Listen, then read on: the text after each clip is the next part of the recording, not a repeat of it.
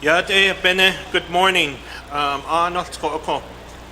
Kodoshi ya Atlanani Glido le. 25th Now Foundation Council Health Education Service Committee. Ajit ya Kwagi.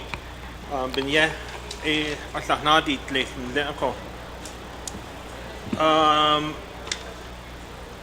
Tuesday, we did go into recess, and a recess was made, and Honorable George Toth made a motion to recess, and it was seconded by Honorable Andy Nez. And we did have 4 members in favor, chair not voting, and we did have 1 unexcused member, and we recessed at 4:46 p.m. So with that, I will go ahead and call the meeting back from recess, but in order for us to move forward, I would need a call for a motion and a second to get out of recess. So with that, committee members, motion made by Honorable Dr. Andy Nez, second by Honorable Helena Nez Begay. Hehsc ya, we'll go ahead and call ourselves back out of recess with the motion and a second.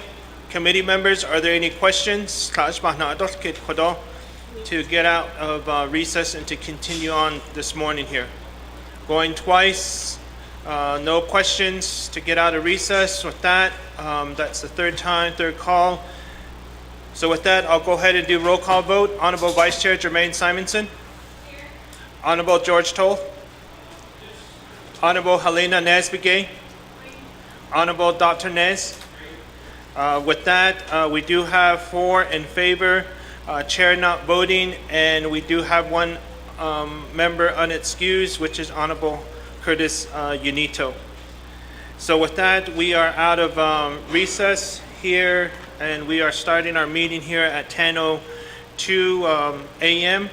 So with that, we will go ahead and move forward and get back to legislation number 0185-23, and that is the Navajo Nation Department of the Education and related matters and their departments in regards to their fiscal year 2024 comprehensive budget. Asian presenters, you can go ahead and come back up here. We did recess due to the fact that there were some missing documents, and we didn't have it readily available. So OMB was here with us on Tuesday, and they cross-referenced their documents, and they did not also have that information. So with that, today, we do have legislation number 0185-23, and we do have our presenters here. Committee members, the presenters did provide us a new packet in regards to the booklet changes and corrections that will need to be added to our black binder that was provided to us as committees of Health, Education, Human Service. And so there are 10 additional changes that will be done to the binder, which is within this packet that we received. So committee members, please review those changes, and that's where we will start off from with the fiscal year 2024 budget booklet changes and corrections that was provided to us this morning, which goes back to your budget summary on Exhibit A. And it will begin after business unit number 119025, after the Phoenix Indian Center. You have all that listing there for OSHA's Navajo Nation Trust Funds. Navajo Traditional Apprenticeship, and then Office of Navajo Nation Scholarships. Le Johnson O'Malley Program. Other than that, all of the other tabs within the big binder that was provided to us. All of the tabs, majority of the tabs until towards the end was read. I believe it was read up to tab 25. Was it 25? So it was read up to tab 25, and this new packet that we received, that's where we will begin this morning here. So, yeah, you'll just finish out your tabs and then plus the new packet that you provided us. So with that, do I need to do the opening? Not if they were already sworn in. Okay. All right, so with that, I do believe the two individuals here that are presenting were sworn in and they did take their oath. You didn't take your oath. So with that, all the other new staff of Department of the Net Education, if you can please stand if you haven't been sworn in. New staff of Department of the Net Education, if you haven't been sworn in, can you please stand? Department of the Net Education staff. So you are going to be providing your oath this morning, and once I do swear you in, then just say yes, I do at the end. So with that, go ahead and raise your right hand, staff. Those that have not been sworn in. Oath, I swear that the evidence that I shall give shall be the truth, the whole truth, and nothing but the truth. So help me God. Okay, thank you, staff. Thank you. So with that, we will go ahead and, committee members, if there's no questions, we will go ahead and proceed, and I will give the time over to Acting Director, Superintendent Edgewater, and staff here to provide their 2024 budget information and the corrections and changes that have been made. So, Kotela, the floor is yours, Superintendent.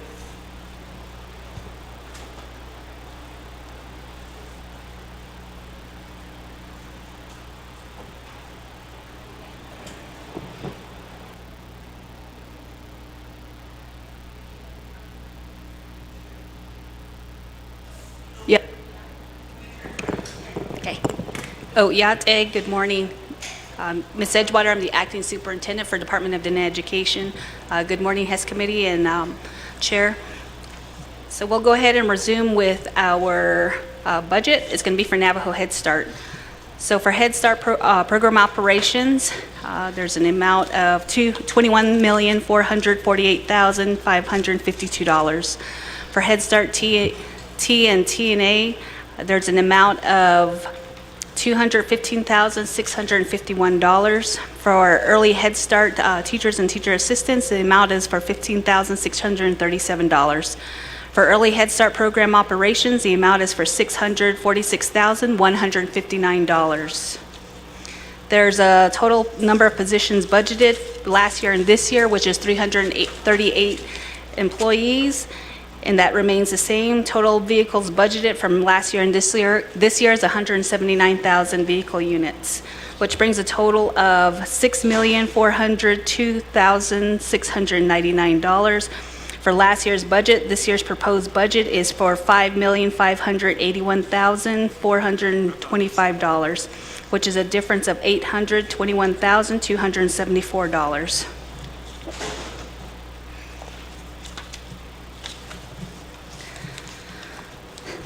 Now with the new amendments with tab 26. Should we go to tab 26 or just go to this? I did. Okay. So we'll go ahead and go into the new amendment.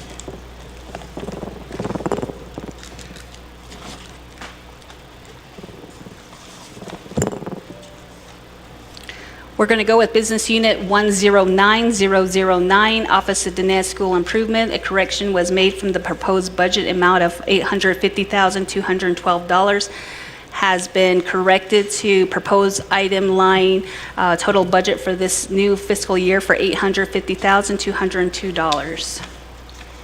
Moving on to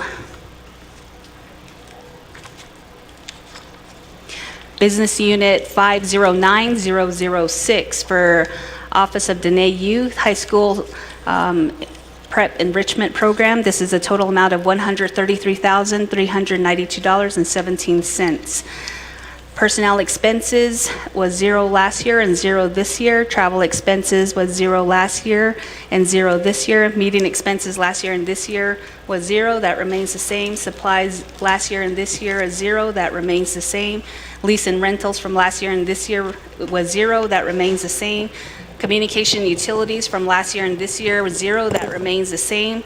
Repairs and maintenance from last year and this year is zero. That remains the same. Contractual services from last year and this year is zero, and that remains the same. Special transaction from last year to this year is $133,392.17. That remains the same. Public assistance last year and this year was zero. That remains the same. Capital outlay from last year and this year is zero, and that remains the same. Matching funds from last year and this year is zero. That remains the same. Indirect costs from last year and this year is zero, and that remains the same, which brings the total budget from last year and this year is $133,392.17, and that remains the same. There's no positions or vehicle budgeted out of this program.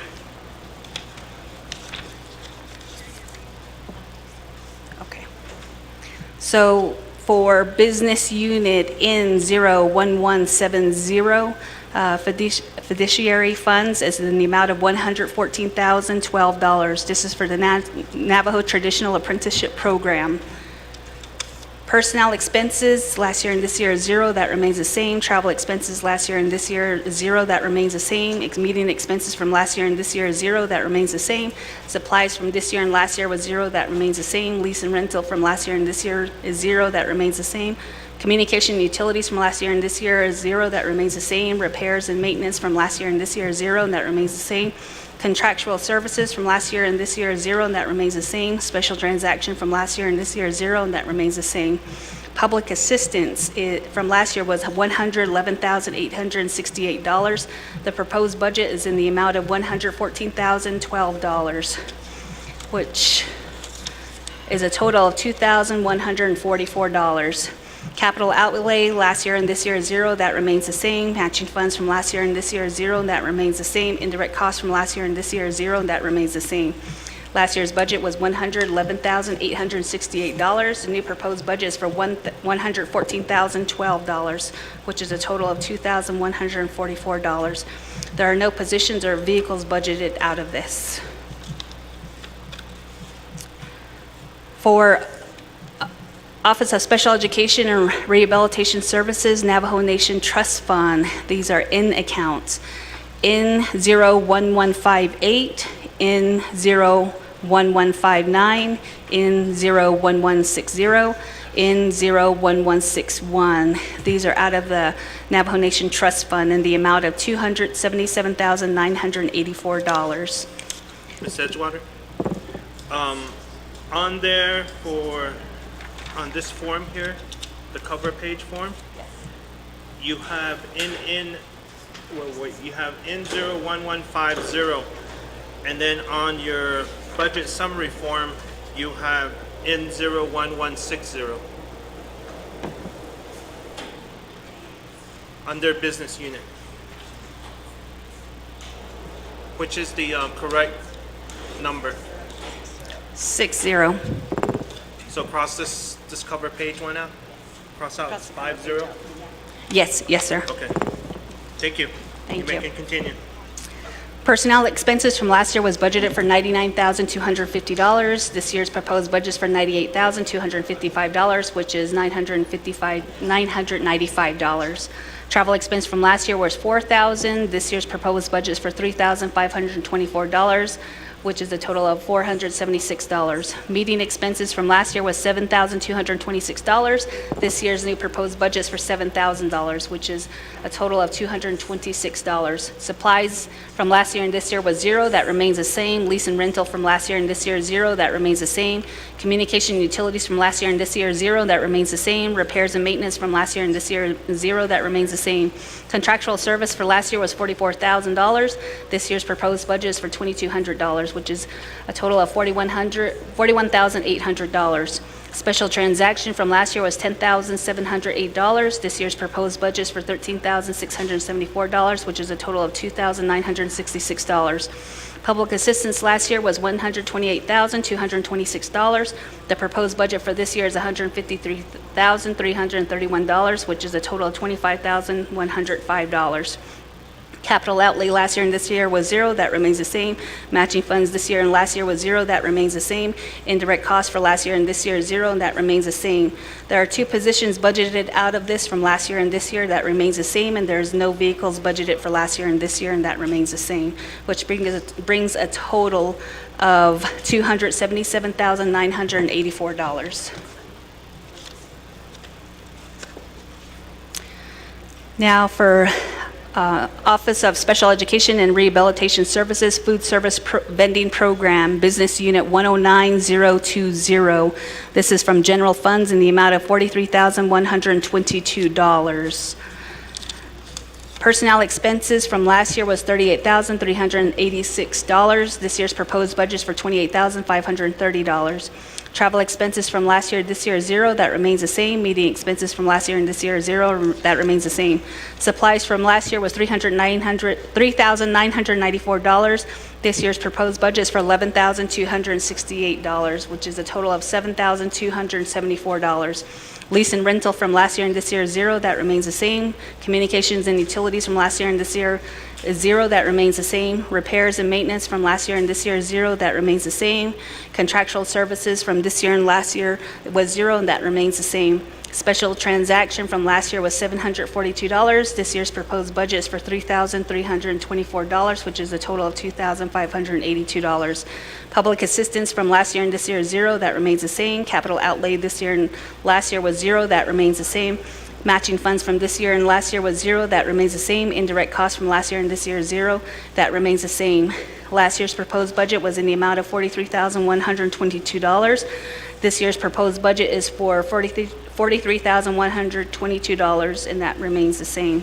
Positions for this budget is one last year and one this year. That remains the same. There are no vehicles from this year and last year budgeted for this program.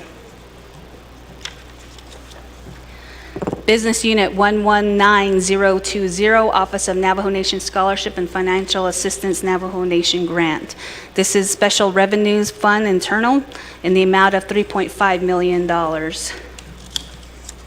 Personnel expenses was zero this year and zero last year, which remains the same. Travel expenses for this year and last year was zero. That remains the same. Meeting expenses from this year and last year is zero. That remains the same. Supplies from this year and last year was zero. That remains the same. Lease and rental from this year and last year is zero. That remains the same. Communication and utilities from this year and last year was zero, and that remains the same.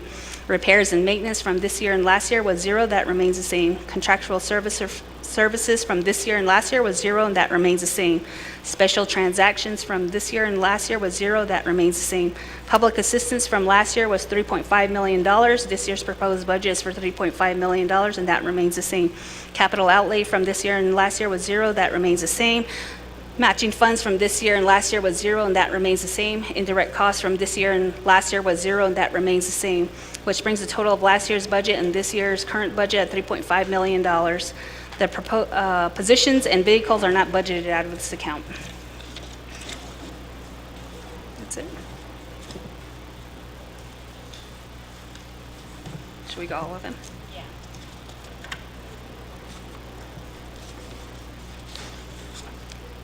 Okay, Business Unit 509002. This is for Office of Navajo Nation Scholarship and Financial Assistance Graduate. This is the funding source, is Special Revenue Fund Internal in the amount of $841,734. Personnel expenses last year and this year is zero. That remains the same. Travel expenses this year and last year was zero. That remains the same. Meeting expenses this year and last year is zero. That remains the same. Supplies this year and last year was zero. That remains the same. Lease and rental from this year and last year is zero. That remains the same. Communications and utilities from last year and this year, zero, that remains the same. Repairs and maintenance from last year and this year, zero, that remains the same. Contractual services from this year and last year was zero, that remains the same. Special transaction from last year and this year is zero, and that remains the same.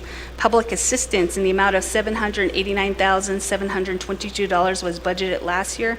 The proposed budget for this year is $841,734, which is a total of $52,012. Capital outlay last year, this year is zero, and that remains the same. Matching funds from last year and this year is zero, and that remains the same. Indirect costs from last year and this year is zero, and that remains the same, which brings the original budget from last year, $789,722, to the new proposed budget of $841,734, which is a total of $52,012. There are no positions or vehicles budgeted out of this program. Business Unit 509004, Office of Navajo Nation Scholarship and Financial Assistance, Tucson. This is a funding source of Special Revenue Fund internal in the amount of $58,445. So personnel expenses, last year and this year was zero, that remains the same. Travel expenses this year and last year is zero, that remains the same. Meeting expenses this year and last year is zero, that remains the same. Supplies last year and this year is zero, that remains the same. Lease and rental from last year and this year is zero, that remains the same. Communications and utilities from last year and this year is zero, and that remains the same. Repairs and maintenance from last year and this year is zero, and that remains the same. Contractual services from this year and last year is zero, that remains the same. Special transaction from this year and last year was zero, that remains the same. Public assistance in the last year's budget was $56,087. This proposed budget is for $58,445, which is a total of $2,358. Capital outlay last year and this year was zero, that remains the same. Matching funds from last year and this year is zero, that remains the same. Indirect costs from last year and this year is zero, and that remains the same. Last year's proposed budget was in the amount of $56,087. The new proposed budget is for $58,445, which is a total of $2,358. There are no vehicles or positions budget out of this fund.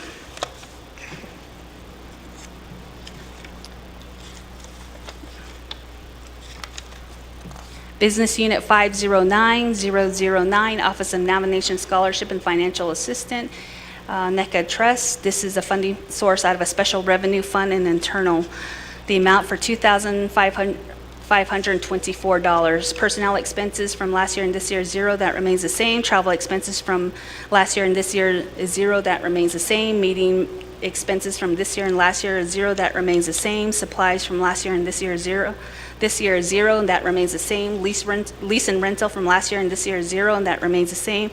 Communications and utilities from last year and this year is zero, and that remains the same. Repairs and maintenance from this year and last year is zero, and that remains the same. Contractual services from this year and last year was zero, and that remains the same. Special transactions from last year and this year is zero, and that remains the same. Public assistance from last year was budgeted for $100,898. The proposed budget for this year is $2,524, which is a difference of $98,374. Capital outlay last year and this year was zero, that remains the same. Matching funds from last year and this year is zero, and that remains the same.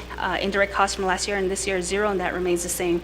Last year's approved budget was for $100,898. This year's proposed budget is for $2,524. There are no positions or vehicle budgeted out of this fund. Business Unit 509010, Office of Navajo Nation Scholarship and Financial Assistance Sales Tax. This is a funding source that's out of Special Revenue Fund internal. The amount for $4,118,434. Personnel expenses last year and this year was zero, that remains the same. Travel expenses from this year and last year was zero, that remains the same. Meeting expenses from last year and this year is zero, that remains the same. Supplies from this year and last year was zero, and that remains the same. Lease and rental from last year and this year was zero, that remains the same. Communication utilities from this year and last year was zero, that remains the same. Repairs and maintenance from this year and last year was zero, that remains the same. Contractual services from this year and last year was zero, that remains the same. Special transaction from this year and last year was zero, that remains the same. Public assistance from last year's budget was $3,884,054. The proposed budget for this year is $4,118,434, which is a total of $234,380. Capital outlay last year and this year is zero, that remains the same. Matching funds this year and last year is zero, that remains the same. Indirect costs this year and last year was zero, that remains the same. Which brings the total budget for last year was $3,884,054. The proposed budget for this year is $4,118,434, which brings there is no positions or vehicles budgeted out of this fund. Business Unit N01171, Office of Navajo Scholarship and Financial Assistance, Vocational. This is funding sources out of fiduciary funds in the amount of $171,017. Personnel expenses from this year and last year was zero, that remains the same. Travel expenses from this year and last year is zero, that remains the same. Meeting expenses from this year and last year was zero, that remains the same. Supplies from this year and last year was zero, that remains the same. Lease and rental from this year and last year was zero, that remains the same. Communication and utilities from last year and this year was zero, that remains the same. Repairs and maintenance from this year and last year was zero, that remains the same.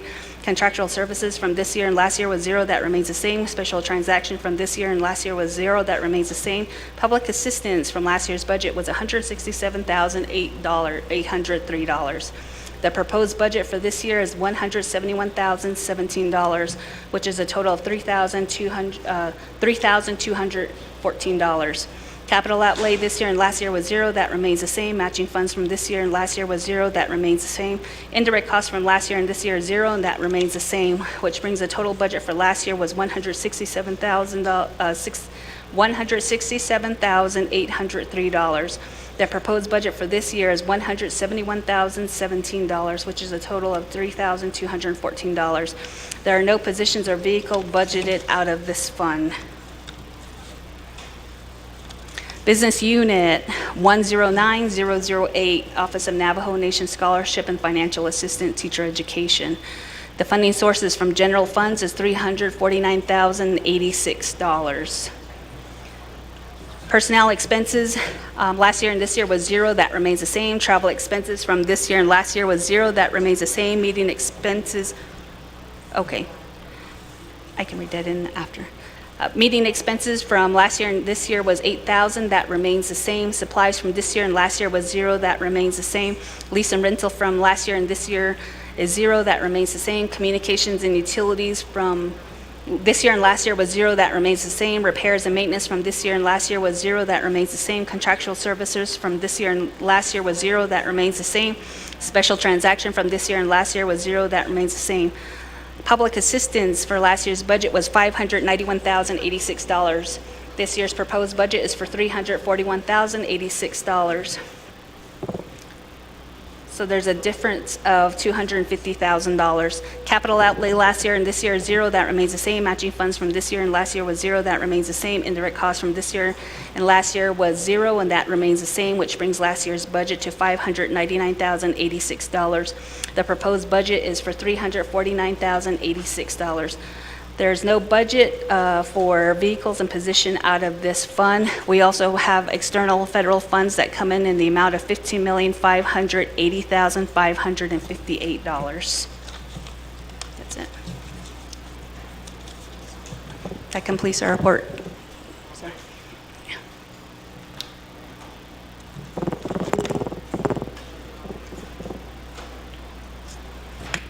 This was the one that they just needed to change form to, so all business unit numbers will match. So they just had to be correct. Okay. Form two. Oh, that's the Form 2. Okay. All right, thank you, Superintendent, for reading that into the record. We do have all the documents here for the changes and correction. The only thing is under tab 11, on the new cover page that you provided us, 109014 is not in the packet, but it is in your binder, so that was just a minor correction that the numbers just needed to change, and that was under tab 11, correct? On your Form 2, because your Form 2 indicated 109013, but you made that correction, but it's not within this packet. Yeah. Oh, okay. So that's the only thing that's not in this packet, committee members. But it is within your binder, and then the correction of the numbers has been changed. Okay, so with that, O and B has issue and is correct. According to it is in the cabinet. all right. Okay, so with that, for legislation number 0185-23, we do have a motion on the floor. The motion was made by Honorable Dr. Andy Nez, and then second was Honorable Vice Chair Jermaine Simonson. On Tuesday. And so binder the corrections again. But before I give the floor over to you guys for questions and comments, I'd like to give some time to OMB before we move on to questions and comments. So with that, OMB, the floor is yours.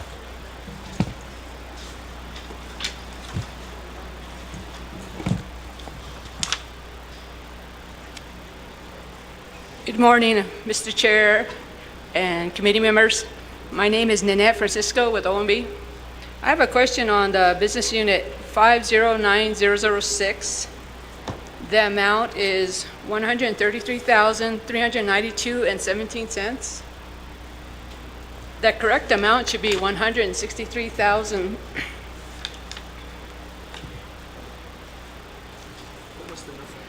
What was the number again? Business unit 509006. Okay.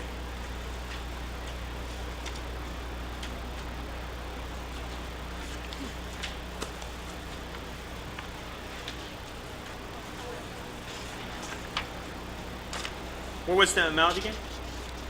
The one on the budget that was submitted is $133,392.17. This is a special revenue budget, and the amount should be $163,000.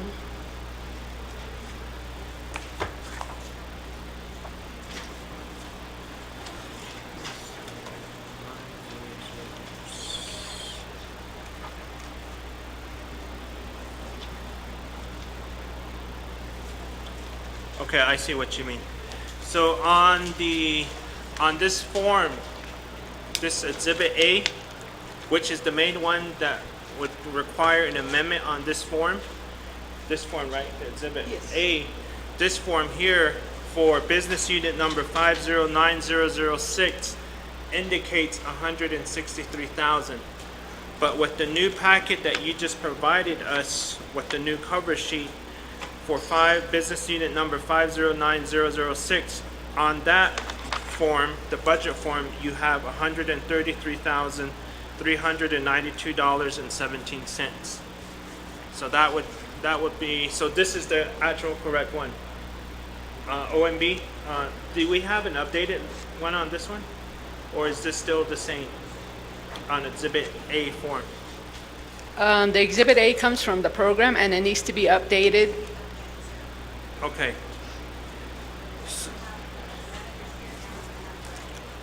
Okay, so, okay.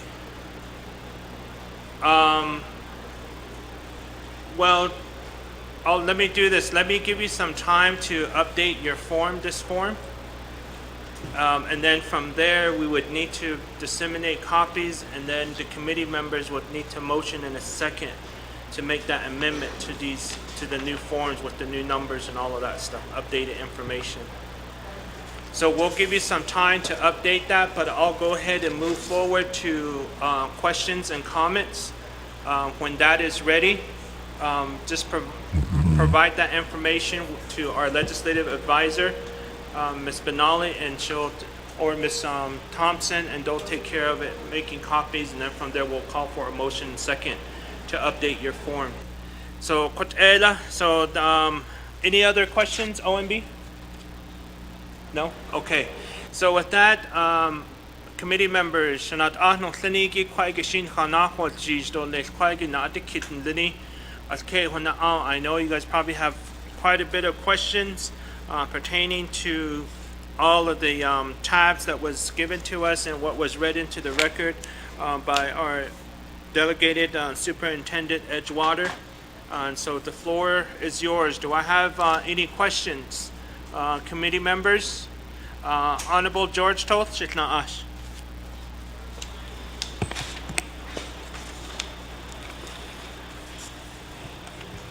Thank you, Chair. Corona risk the questions case on the Hehsc committee on this yesterday or 2 days ago was given a binder here. At the end has no audit.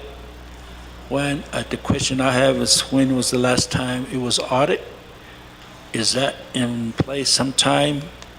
I'd like to know that because that's where a lot of deficiency that comes about. So the program needs to look at that. So Ibn Achaz. The other one, the special transactions. Some areas, some department has more. What's the intention for that? I know some program has a larger number, and some has small numbers. Special transaction. The other one too is who who controls all the staff traveling? Because we always get a call from the workers that the director, not director, but the supervisor up here is taking a lot of training, or not training, but traveling, taking money from other areas. I know it's happening. So your program, youth department, that's one of them complaining that the supervisor in charge, and you got to share all this money for the other staff. So who monitors that? Do you monitor, or is it somebody delegated to monitor all these funds? Some program, they usually take money out of without going through the right channel. They just want to take that advantage. How can you stop that? And I don't want to put the condition of appropriation. I have that I have that confidence in you. You can enforce. So the plan operation though, and Edo we mentioned to update all the plan operation. That needs to be in place, and any program should have updated plan operation and audit, so you know where you stand. So those are some of the questions I have. And some area too, and then you have some areas vacants too. How are you handling that? Are you advertising? Because when you look into Navajo Nation website personnel, there's a whole bunch of position open. How long it's going to take to at least fulfill that position? So appreciate for reading all that, and I appreciate thank you. Honorable George Toth for that. In regards to similar question from Honorable George Toth, committee members, I know that Mr. Manuel Rico emailed the program performance assessment scores yesterday, and so we're now having our legislative advisor re-email that information back to you. And so within that program performance assessment scores compiled by the Navajo Nation OMB for first quarter, second quarter, and third quarter, Department of the Net Education Administration has been below, and I guess at this point it's considered as failing, as first quarter as 1.0 and then second quarter as 1.8. 2.0, and then third quarter as 1.6. And so, and then you have other Department of the Net Education, Office of Special Education Rehabilitation Service, the OSHERS. For the past 3 quarters, it's been 2.0 for each quarter. Adonana, I guess Office of Educational Research and Statistics are at the borderline, because all 3 of them are at 3.0 for each quarter, besides the third quarter is 3.20. And then you move on to the Office of Standards, Curriculum, and Assessment Development. Again, for first quarter it was 2.80, and the second quarter was 2.80, and then the third quarter was 3.0. So you can see the progress in Office of Standards, Curriculum, and Assessment Development. And then you also see a small little progress for Office of Navajo Nation Library, 2.4 for first quarter, and second quarter was 3.0, and then the third quarter was 3.2. So that's the Office of Navajo Nation Library. Now, for the Net Language Immersion Program, Navajo Head Start, first quarter was 1.0, second quarter was 3.0, and third quarter was 3.0. So as you can see, that there's a trend there that they've increased and they've made their improvement there from the first quarter. But if you go down the listing of Department of the Net Education regarding their program performance assessment scores, you can see on some programs that have improved themselves since first quarter, and some that have not improved themselves. And so as the delegated superintendent of the Department of the Net Education, can you explain to us on how your plan is to move forward with these program performance assessment scores, on how it will make an impact related to your fiscal year 2024 budgets, and reviewing some of your budget form 4 detailed budget. One department is not, it seems like when you look at their budget form 2, it's not corresponding to the program performance assessment scores that is needed to improve themselves as a program for the fourth quarter or even within the next fiscal year. So if you can provide that information to the 25th Navajo Nation Health, Education, Human Service Committee, I'll greatly appreciate that. But that would be my question on what is the plan from here on out. Delegated Superintendent Edgewater. Committee members, are there any other questions? If there is no other questions, I will go ahead and give the time back over to the presenter to respond to the 2 comments and 2 questions that were done by myself and then Honorable George Toth. Shimasana, the floor is yours.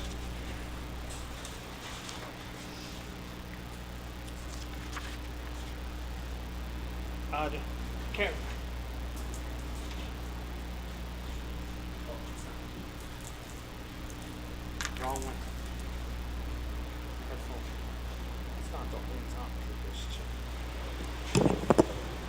Okay, thank you, Chair.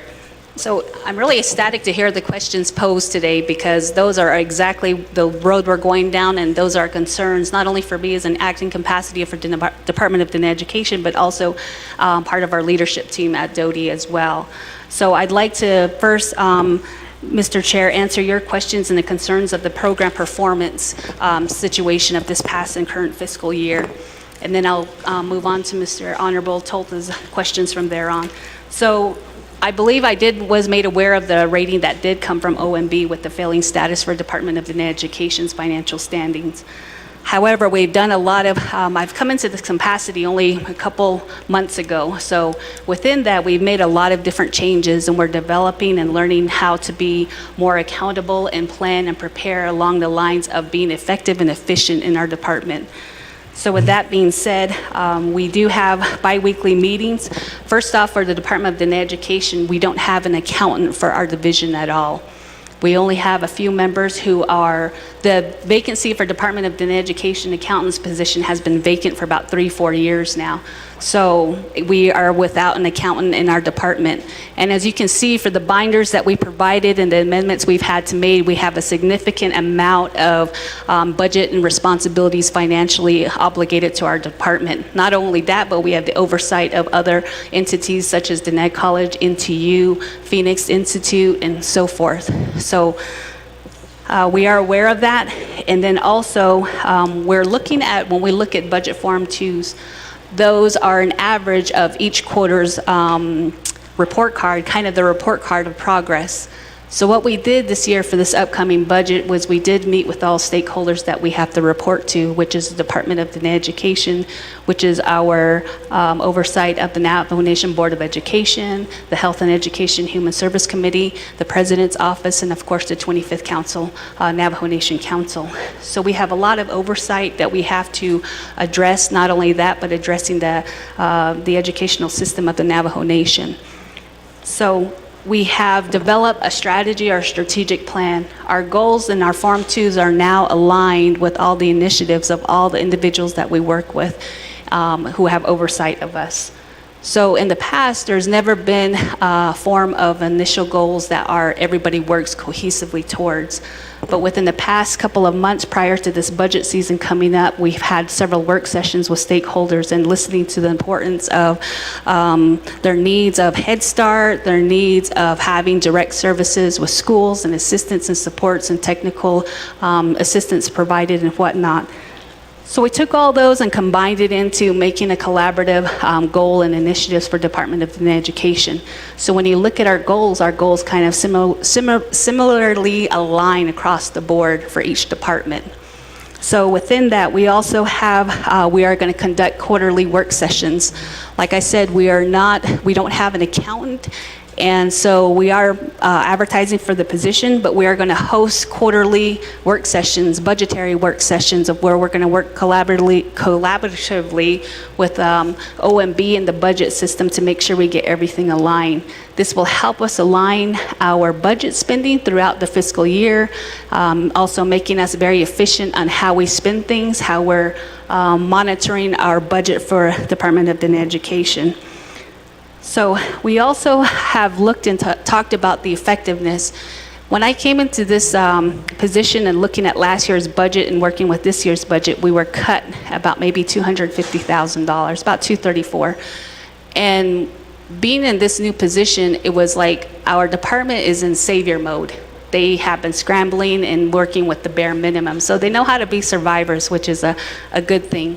So when we were hit with the budget cut for this upcoming fiscal year, I let all the budgets remain the same. So they are the ones who work in their department, who are well entailed of what the needs are in their department, and that's how they generated their budget. So as I read through our binder for the proposed budget this year, a lot of things didn't really change.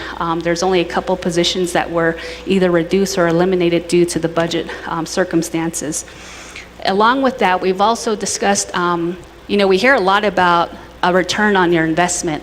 So we have funds that come into the Navajo Nation, but for the first division in our department, we want to look and build a formula that really evaluates our persistency and our effectiveness and efficientness. So each quarter when we submit our reports, we get them back and we're able to tell which department is effective and efficient and which ones aren't. So if you get a big budget that goes to your department, we expect you to make sure you're doing your due diligence to give the best services to our Navajo educational stakeholders. So with that being said, we're building that, and that's what we're going to monitor this year. Not only that, but we're very limited, and we're going to make sure that we have every individual in our department FMIS certified. So they're all FMIS certified. We're going to see if we can get 6B rollouts on them as well. So with that being said, these are corrective actions that we've already discussed and put in the plans and the works. And now that we know we have a solidified budget to work with, now we can align everything to make sure that we provide efficiency, accountability, and effectiveness for monies that are going out to support our Navajo education on behalf of the Department of Education. So in answering your question, Mr. Chair, is that, like I said, our corrective action is to make sure we get and advertise for a position to be filled with an accountant. We need to make sure we hold quarterly work sessions each quarter. We also will build a formula that measures the effectiveness of each of our departments or each of our programs within our department. And then also, we will conduct an internal audit as well. So those are some of the things that we are looking at as corrective actions for addressing the financial responsibilities on behalf of Department of Diné Education. So moving on to Mr. Honorable Tolth's question, the last audit was done. I would say, I've been there only a few years and none has been done. And like I said, we don't have an accountant, but that's one thing we want to fulfill as the position, and then also getting an internal audit done as well.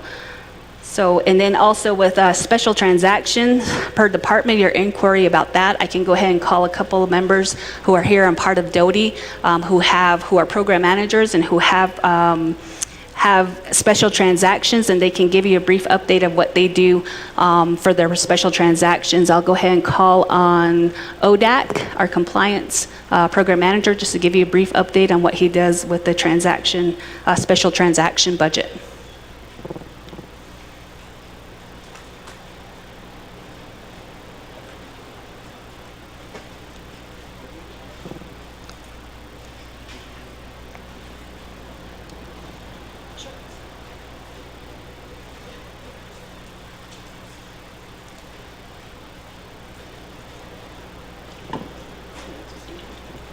Just share with them what you do on the special transaction budget, what you use that for.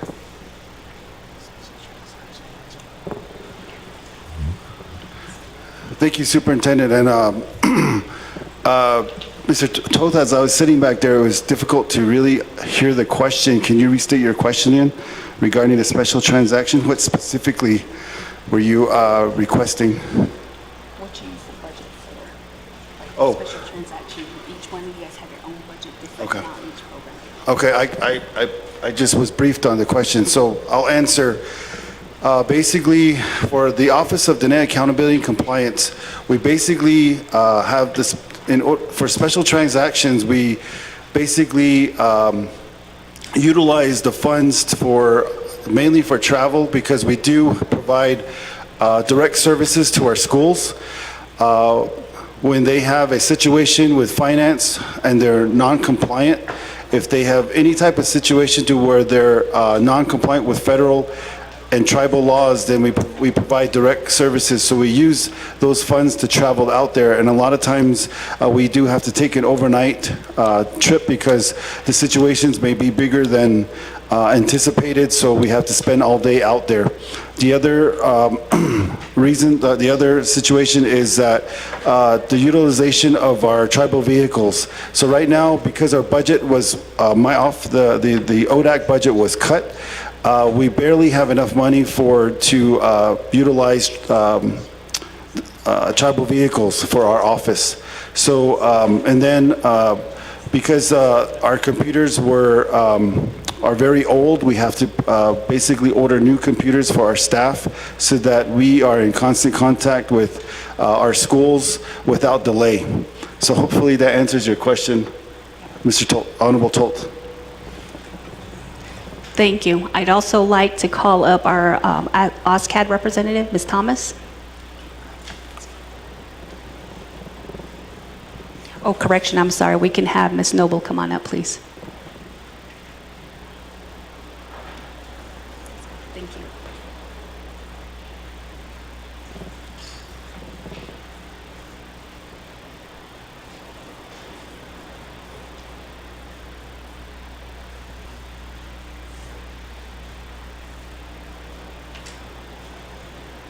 If you can share with him what you do with your special transaction budget for your department, or for your program. Yat Shastwi Shazani Silkent Jakent Di Quainidikit Beso Chon Ege Hide Aya Beso Chadal Endan Hido Ningiben Didol Kidgi He Aro Di Talt Aya Nakandal Special Education Specialist Abadet Nigo Dia yan le dan tsago hako dapat no ko chan data ko peso de asa di personal.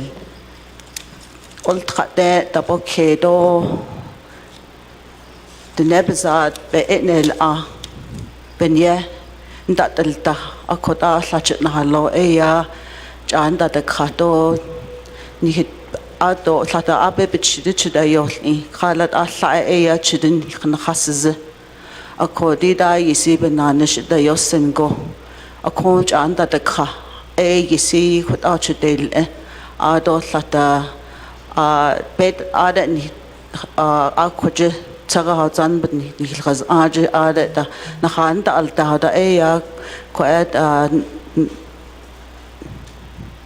ni khilta hat le do na kha da wind o ya ko ada sho thoda nebt khandet a khota ya yikin bal khai dan lengi do etahol a dan lengi ko hot a chedel shanant I don't know lengi he.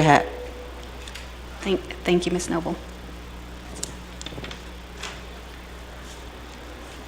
So those are a couple of examples how the programs use the special transaction funding per department.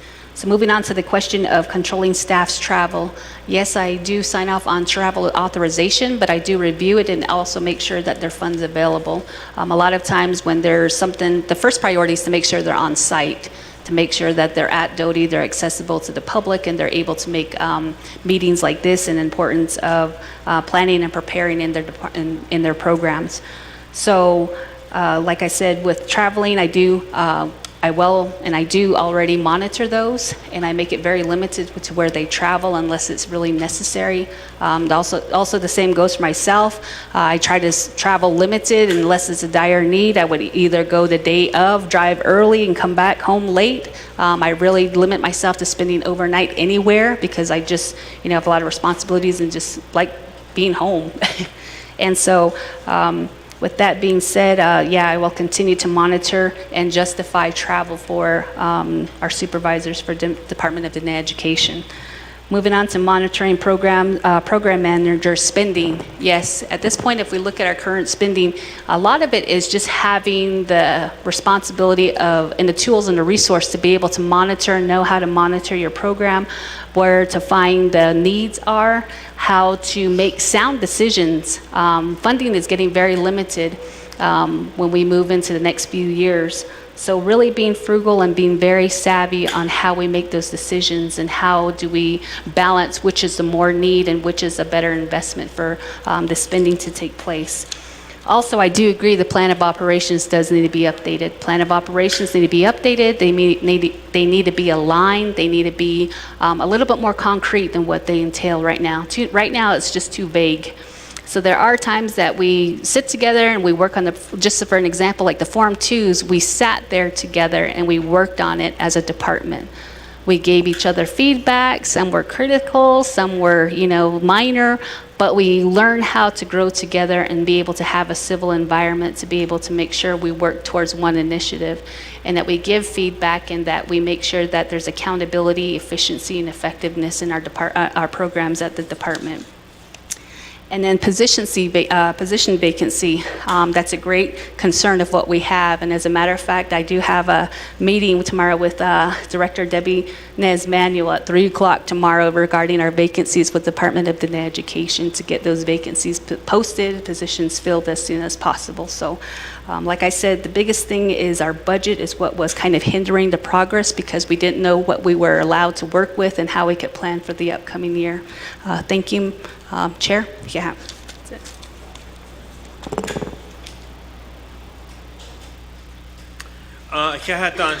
Thank you for that, Superintendent Edgewater, and then also Mr. Franklin, and then Shanalit, Ms. Noble. Thank you for that clarification and answering the questions and the comments. Committee members, are there any other questions?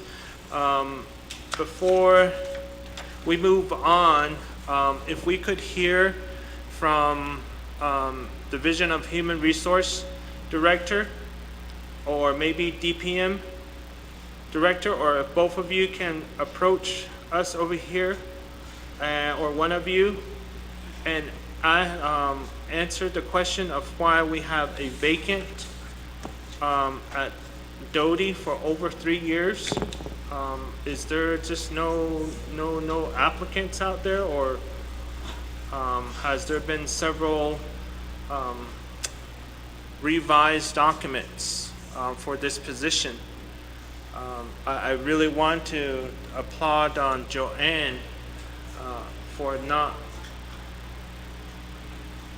being adamant about doing the budget forms. I guess that's not even her title or in her job description, and she's doing her best to get budget documents to us. So I don't know. She might qualify for the position. I'm not sure. Right. So with that, did any? So with that,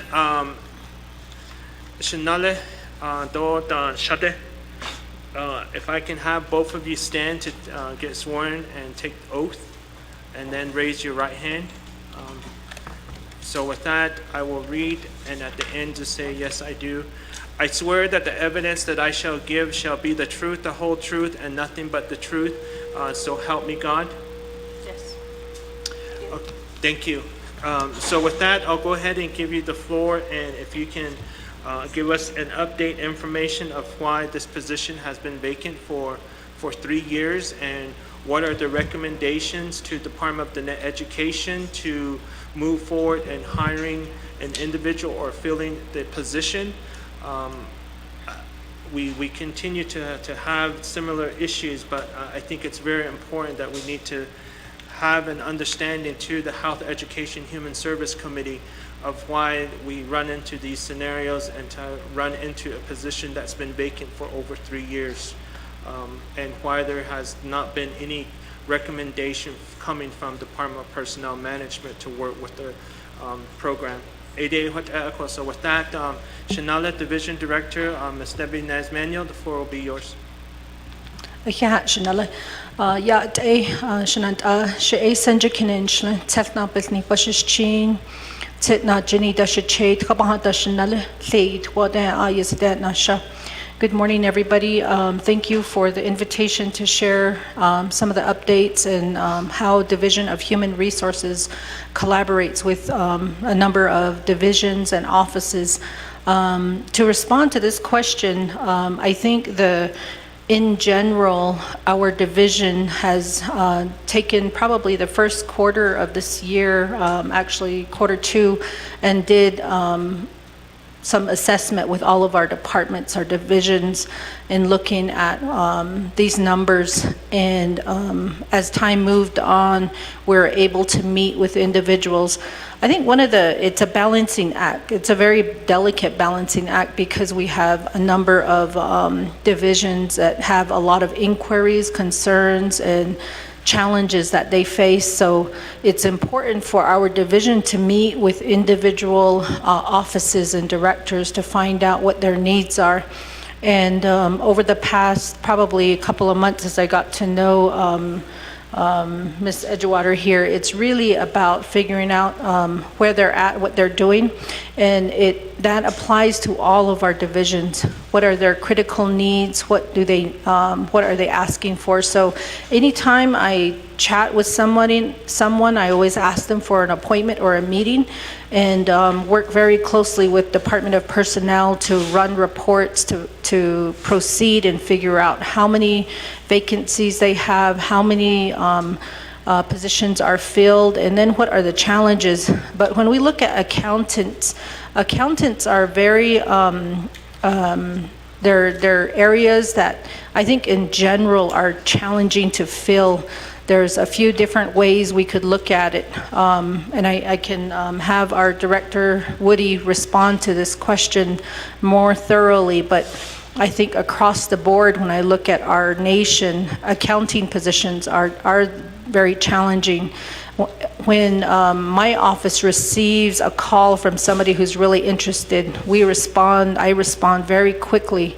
We just had another call from an individual who came in on Friday, they were servicing the website here on the nation, and someone called, and I jumped on that right away. We made connections. We helped them get to where they're at, just so we don't lose that inquiry if somebody submits an application. So that's a real basic example, but I think working with the divisions and the departments are really important. It's something that we have to do, and balancing all of our inquiries that come from PAFs, transfers, departures, demotions, any kind of movement that happens. Those are some of the things that we balance that out with every day. But I want to turn this over to Director Woody to respond more specifically about positions that are specific to accounting. Thank you.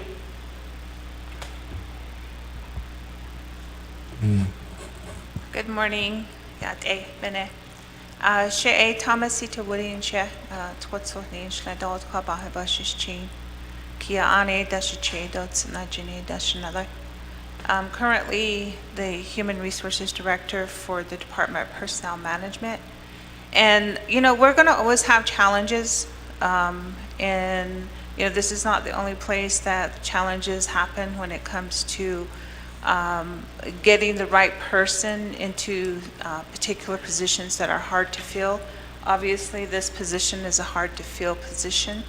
There could be a number of situations in relation to why that's happening, and I think Honorable James is asking a specific question. Why is this a position that has been vacant for 3 years? I can't give you the answer right now, but I will review it and provide some, reviews with the superintendent, and at the same time provide some understanding as to why that position has been vacant.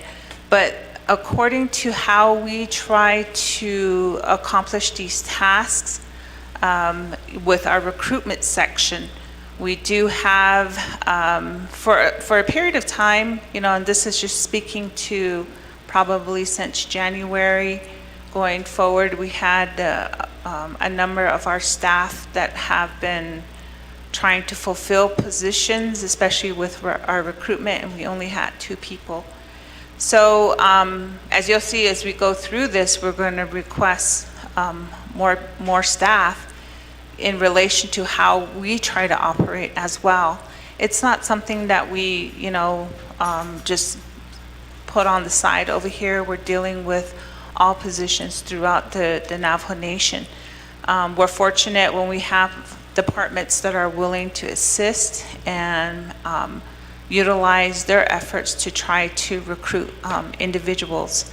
But there's the challenges. We went from 2,000 positions to 1,500. We could have a number of people leaving depending on the circumstances. So to provide you those specific information and numbers, we will probably have to do a review on it. Just like yesterday, we were basically asked a question about why positions are open. We're going to always come to that. And the only thing we can do at this moment right now is make an assessment and then try to provide necessary responses. But I hope that answers your question. Thank you in regards to that question. And so can you tell us, let's say one of the other division, let's say Division of Natural Resource, they have accountant position that has been vacant, and the advertisement closing date happens. They receive 6 applicants, and 2 of them don't qualify. So now we're down to 4 applicants, and 4 of them that qualify for the position. And those 4 are referred over to Division of Natural Resource. Out of those 4, 1 is selected. What happens to the other 3? Do you guys go outside the box to refer those other 3 that qualify to, like, maybe Department of the Net Education, refer those 3 other individuals that were not selected over to Department of the Net Education, to Division of Health, or any other divisions that are in need of or that are advertising an accountant positions, why are those 3 applicants that qualify are not referred to those division? Is there something that we need to amend in the personnel policy manual to give you guys that authority to do that? Because the way it is set up now is that these 3 that were not selected at Division of Natural Resource now has to go back and reapply and submit another application because the position number is different, because the record, whatever other numbers are different, needs to be updated on their application. So they end up submitting another application, and then they end up going through the assessment to see if they qualify again. And then they have to wait again for an interview to be until those applications are referred to the program, and then they have to sit there and wait for another interview again. But they've already gone through the assessment process and they already qualified. So why do these 3 others that were not selected application are not referred to the other departments? Where can we make some changes to give you that authorization to do that under Department of Personnel Management? Before I move on back to the 2 individuals from Division of Human Resource, I'll give some time over to Honorable George Toth. Shifna Ash, the floor is yours. Thank you, Chair. Kodob Sabi Heinzi. I kind of disagree with the process. Why it's taking so long? All we hear is excuses. There's a way around to get all this using the common sense. There's some areas that's not supposed to be in there, the job description, they're too high. The qualification, the best way to solve this, we've been asking the personnel, we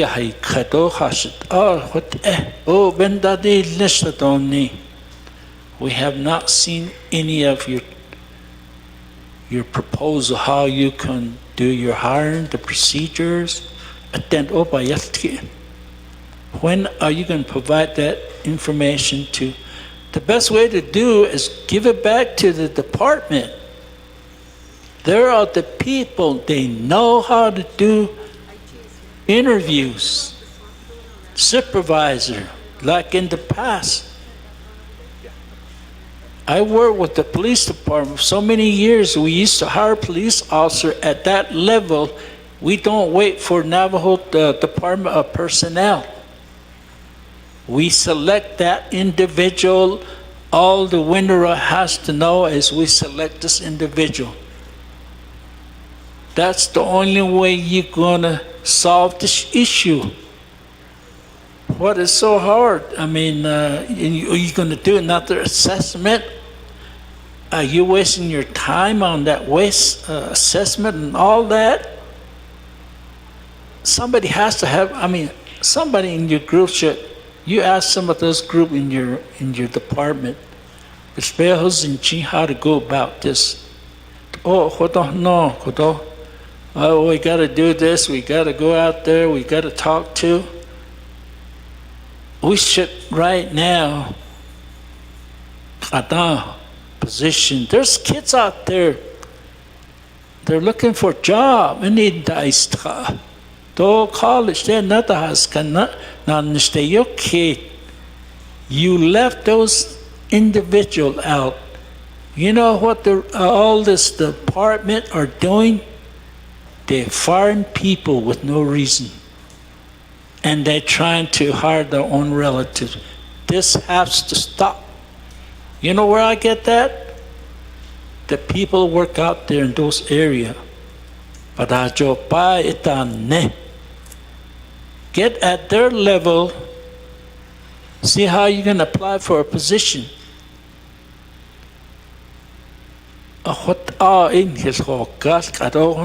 If you give it back to the education during the hara, I guarantee you, half of them is going to be working. If you just say it's my Windera beshohli that has anita esketo no it odonista. My recommendation is go back to the agency, let them do hiring. They know their people. Kare ada har ito will recommend this ni could had I don't know. Document will be lost. We need this another document, and all you have to set a rules for those agencies so they can follow those rules. All you have to do is monitor. That's the fastest way. You don't have to have a contractor to do this work for you. You people have a degree that utilized it. I hate to say this. I'm very disappointed. All we hear is, yeah, we're thinking, we're on the band today, case over Hineka. It's not happening. So, the other thing I wanted to mention is all division directors or that comes before us. What is are your plan in the future when the money goes down? I guarantee you're going to have to let some people go. General fund. What is your plan? You should already have that in place. And not at the last minute. So, this is chair. I don't. I'm sorry. I'm disappointed. It can be done. Can be done. Have that hope. If you want some rules to be changed, let us know. Chair, thank you. Honorable George Toth for those comments and then questions.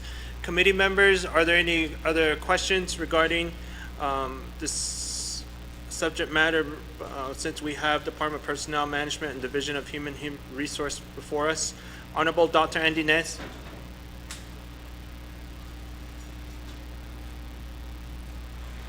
Okay, thank you, Chair James. Being that it's on the subject matter, I'll just give a few extra areas of comments here, and then I do have a question related to the budget, being that we're in budget hearings this morning. So the question I have is currently the accountant position is advertised at 41, which according to the classification is minimum or lower by 2,000 according to the classification plan when you look at an accountant position. Perhaps that's one way to look at it, is increasing the step. I know that Navajo Nation does not really necessarily do a lot of step increases, but I think in this situation perhaps that's something that can be considered, or even as well as the budget that's been given here before Health, Education, Human Service Committee from the department on those step increases, and also looking at some of the positions that you have, because I know some departments have multiple office specialists or administrative assistants, and I often question whether those extra positions are necessary. So perhaps that's something that can be looked into. And just a comment, giving it back, I think something that can be strengthened at the Department of Personnel Management is the way that applicants are assessed. I think giving it the discretion back to departments or back to agencies only increases nepotism, which I am fully against as well. So just kind of having that type of enforcement too at the division or program level also needs to be looked into, if that's the case and wish of council. But I just wanted to add those comments. Thank you, Chair. Thank you, Honorable Dr. Andy Nez. With that, committee members, if you can look in your binder on tab 1, there is a listing of position and assignments by business unit number. And so in there, which is a document that's coming from Department of Personnel Management.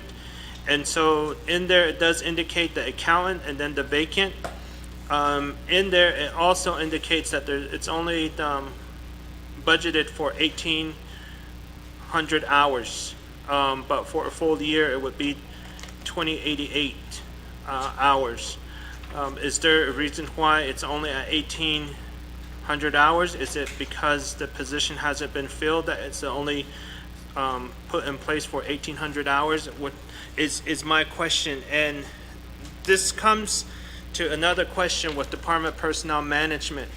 So with the recommendation that was made by Honorable Dr. Andy Nez to increase the salary, which I know through your Department of Personnel Policy Manual, it requires a PCQ to make those justification.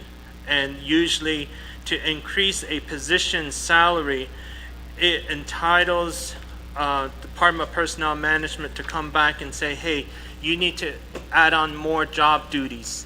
You need to add on more description of the positions to increase the salary. And I guarantee you, many of the departments and the division have gone through this process. And so they start that PCQ process, and then it just staggers slowly along the way again. And then the divisions and the departments come back and say, hey, we submitted our PCQ, but it hasn't been evaluated. And by the time it gets to whoever evaluates the documents, 2-3 months have already gone by again, and then they finally, the department or division gets an answer that can't be used, or we can't use this, or we can't increase it, and then you're back to square one. So in that sense as well, that would be my number 2 request, is what is it that we need to make an amendment to or changes to allow you to immediately respond to a small concern and issue in this such case that Honorable Dr. Nez has indicated, to increase the salary amount. How can we just do that immediately instead of going through the whole PCQ process and adding on additional job duties? That way it's fluctuating with the funding salary. So how can we make those changes as well? So that would be my number 2 question. So committee members, are there any other questions? If there's no other questions, I will go ahead and give the floor back to Division of Human Resource, Honorable Division Director Debbie Nez Manuel, and Honorable Woody from Department of Personnel Management. So the floor is yours. Thank you. Oh, yeah, thank you so much for that question. I'm going to just briefly respond to the first question about accountant to apply for a position and say there's 4 of them and 1 of them are selected, or there's 5 of them and 1 are selected.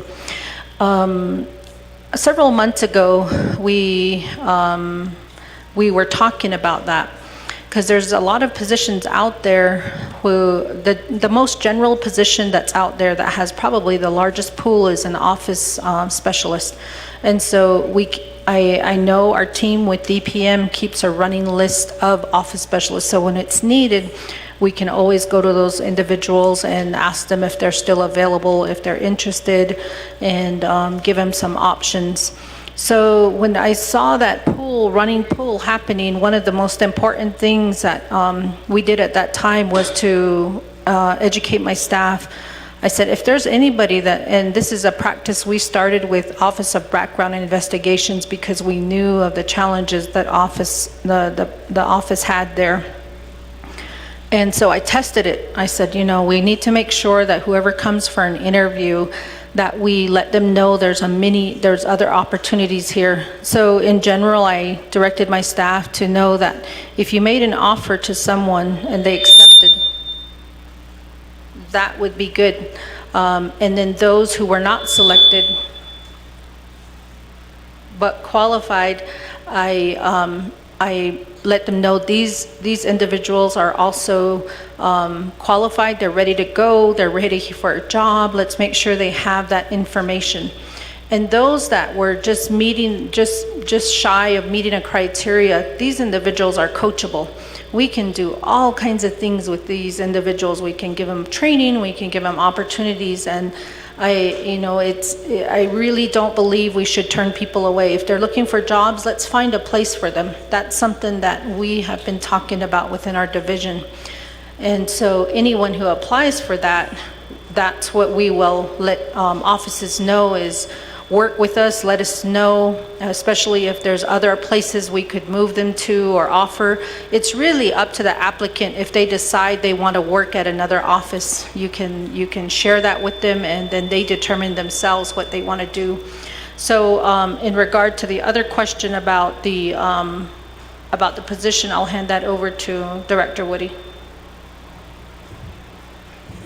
Okay, let me just address, thank you for the question, by the way.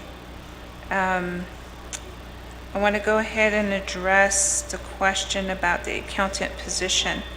According to our information, it's been open since 2021, and it's been open until filled. We've had 3 qualified applicants who were referred back to the program. So those are just an update. The question from Honorable James, it's not the PCQ that we would generally look at, it's the salary assessment.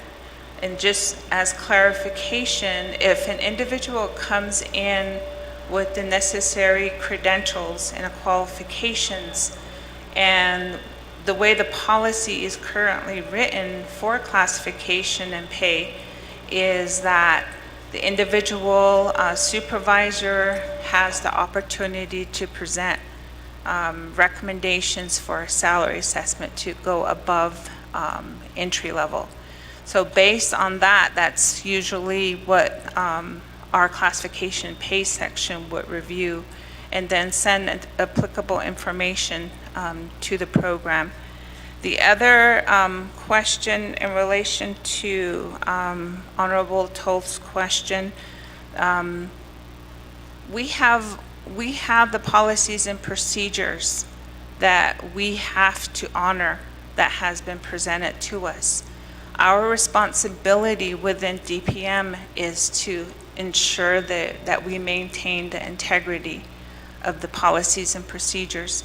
Now, if they want to be changed and if that's something that needs to be reviewed, that's forthcoming. And I think right now the way, this is just an explanation as how everybody is frustrated with the way the system is. The system has been this way for a long time, and we need to make those changes. But we don't have an applicant tracking system that is very useful for us. Everything that we do in DPM is, manual. Applications are manual. They're sent to us. I wish we would have this applicant tracking system so it provides us the means to hire people quickly and review people quickly and then get those positions filled. But until we have that system, it makes it better for us. And it's not an excuse, it's just the way currently the system operates now. And as soon as we can try to make those necessary changes, I'm looking forward to it. I really do look forward to the time that we are able to help departments better than we do right now. So thank you.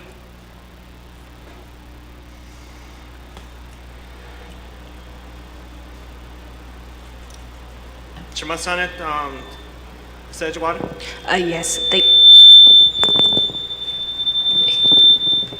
okay. Yes, thank you, Honorable Chair.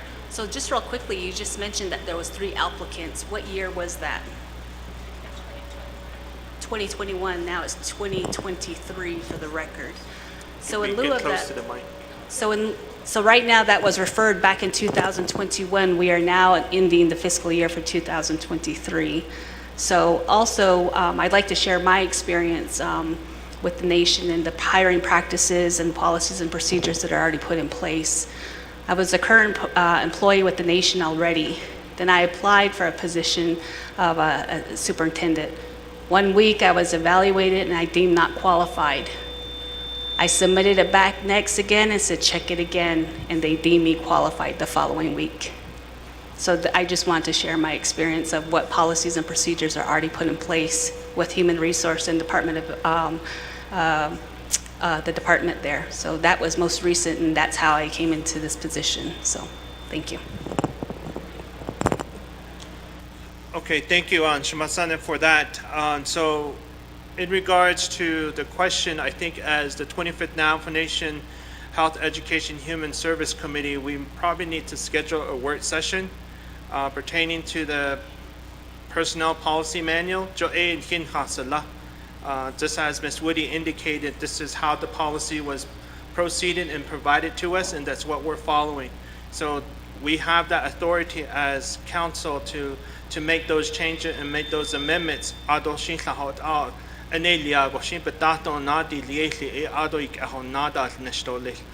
the process and that's how it works. So other than that, we're just going to always be told that this is the policy that was set forth. This is the policy that as council, as Hehsc committee, you guys put this policy in place, so that's what we're following. And so I think we need to really sit down as the Health, Education, Human Service Committee and revamp a lot of that personnel policy manual to make changes happen. So that's how DPM and Division of Human Resource can operate and provide their services to the Navajo people. So now we have an answer, and hopefully we'll get additional applicants situated for the accountant position under Department of the Net Education. If there's no other questions, committee members pertaining to Division of Human Resource and Department of Personnel Management, I will excuse them. If not, Vice Chair, Jermaine Simonson, question, comments? Oh, yeah, Chair Vince James, and thank you. We have to remember we're on Doty. But a lot of the issues, are related to personnel. So thank you for taking the time to answer the questions. But this really just kind of goes back to, I think, earlier conversations we had about really either contracting out, that part in terms of hiring some kind of software system. And maybe you'll address that, Ms. Debbie Manuel, in your budget, in how you might be seeking some innovative ways to address these issues. And everywhere else in the world, people are hired through some kind of platform. There's never, ever any real interactions with other human beings besides the interview process, like when you actually come in and get interviewed. And that might be the only time that you actually come face to face with an actual, person. But otherwise, it's all platforms, so you submit documents, you fill, forms, you electronically sign documents, you see your pay stubs on a platform, everything, your leave, everything. And so we really need to get there. And I'm done with this paperwork process. And so I really think that, I hope that in your budget, that when you come before, that you have some of those solutions in your budget. So I'm looking forward to that. Thank you. Thank you, Vice Chair Jermaine Simonson. With that, moving on to another question, comments. Honorable George Toth. Thank you, Chair, members. It gives me idea when you go on the internet, there's always Indeed in there. You submit your application, your resume, in no time you get called and get an interview. I think that's the right we should go, so we don't have to pick on the personnel. That's another, I don't know if it works. It works out there. People are getting hired and in no time. So, thank you, Chair. Thank you, Honorable Don Toth. Are there any other questions, committee members, follow-up questions? If there is none, I'll give some time back to the Division of Human Resource and DPM to respond to the question comments. Thank you so much for all of those questions. I just want to, in general, just respond because this is Dodi's presentation. I don't want to hijack her presentation, but I do agree wholeheartedly, and our team is working very, very diligently on a platform, just a software program, and then after that would be the platform and other opportunities. But everyone is absolutely right. We have paper, so much paper that we follow, we move, and that's human. Those are humans that are doing that, and they process things, and so therefore the error for things happening or going awry are going to be much higher. So we are looking forward to the purchase of our software. We're working very closely with Office of the Controller and Department of DPM and OMB, where we've been working on this for actually quite some time. And even before I came on board, it was in place. So it's a very, it shouldn't be a very complex process, but we don't, one of the bigger challenges is we don't have an IT department here on the Navajo Nation. We have some personnel who tend to this, but we don't have a department, a division that focuses on how we proceed with automation or electronics. Even our programs, our hardware between Apple and non-Apple products, you know, how they speak to each other and when they don't. So there's a lot of errors that can happen because we're still using a paper system. And just want to say thank you for all of those questions. And I'll leave this over to, okay. So we'll wrap up there. Thank you. Hehsc. Okay, Hehsc, anything from DPM? No response from DPM. So with that, if there's no other questions pertaining to human resource for Department of Diné Education, and I believe Superintendent Edgewater did indicate they're going to have a meeting tomorrow with Division of Human Resource and DPM as well. So they'll probably elaborate more about it tomorrow as well. So to resolve these vacant positions within Department of Diné Education. There's no other questions for Division of Human Resource or DPM.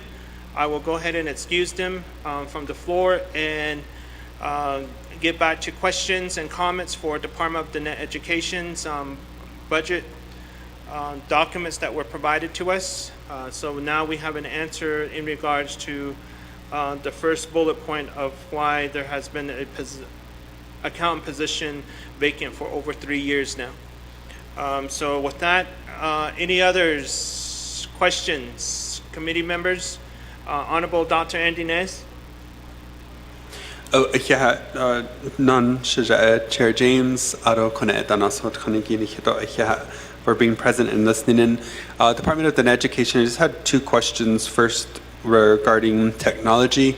There's no IT technology or department, and I know the Department of Diné Education over the past several years has been working to create a repository system, to create a database management system so that we're able to track students, their mobility, and all other variables. Because I know as a department, the department itself works with different agencies across the Navajo Nation. And that budget and those figures, how were they included, or how did the department also just kind of plan actively to be able to ensure that there is some sort of system moving forward for our students? Because right now it's not in there. And to me, that's an indication that it's a delay again for a whole nother year when our students are being active in their academic and social settings.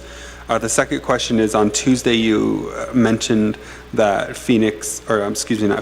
Navajo Prep denied their funding. So I was just kind of curious about that conversation and why they had that position. Thank you, Chair.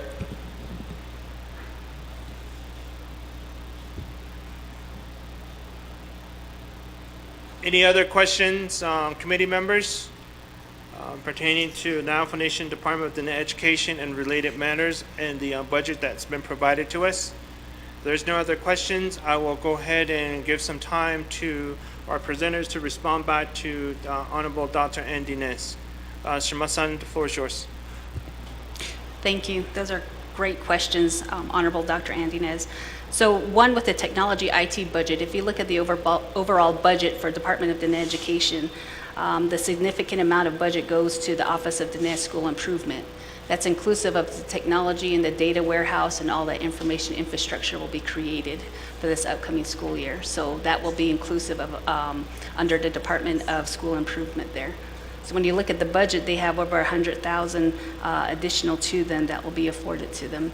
So that's going to be in partnership in the technology infrastructure of what we need for DOTI to be able to have a data warehouse for student information, to develop data for, and along with the Department of Research and Statistics as well. So those will be things that are inclusive in the plan of operations. Then also moving on to the second question of that was posed or presented on Tuesday, was Navajo Prep had to decline the amount of, was it $94, I believe?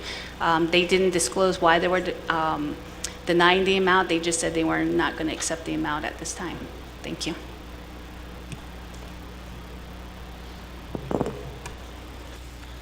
Yeah, thank you for that response. Committee members, are there any other questions? I just want to remind you that we did receive an updated Exhibit A listing that was disseminated to us. So if that is correct, is that okay with OMB? OMB says, gives the thumbs up, and if there is no question, I will ask committee members for a motion and a second to do an amendment with this Exhibit A, the updated version. And then from there, I'll call for a second, and then we'll read it into the record. We'll vote on that amendment, and then we'll go back to the main motion and second.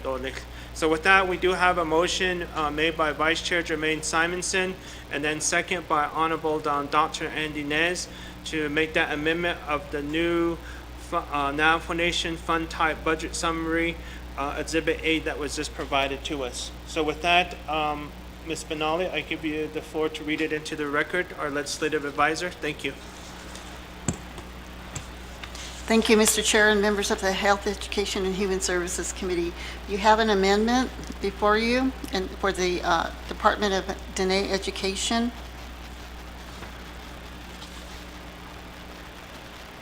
What's their business unit number?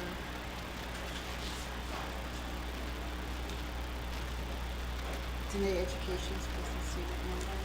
Administration. They're all good. Okay. Mr. Chair, you have the amendment is to replace the revised new Exhibit A into the budget. And here you have it's for the Navajo Nation Fund Type Budget Summary. Division is the Department of Education, Exhibit A. And you have your listing of business unit numbers and program titles. Do I read all of it? Okay. And the third column is the FY 2023 general fund budget. The fourth is the proposed general fund budget. Thereafter, indirect cost fund, personal lapse fund, external fund cash match, higher education set aside, fiduciary fund, special revenue fund, internal, special revenue fund, external. And then your last column is a total.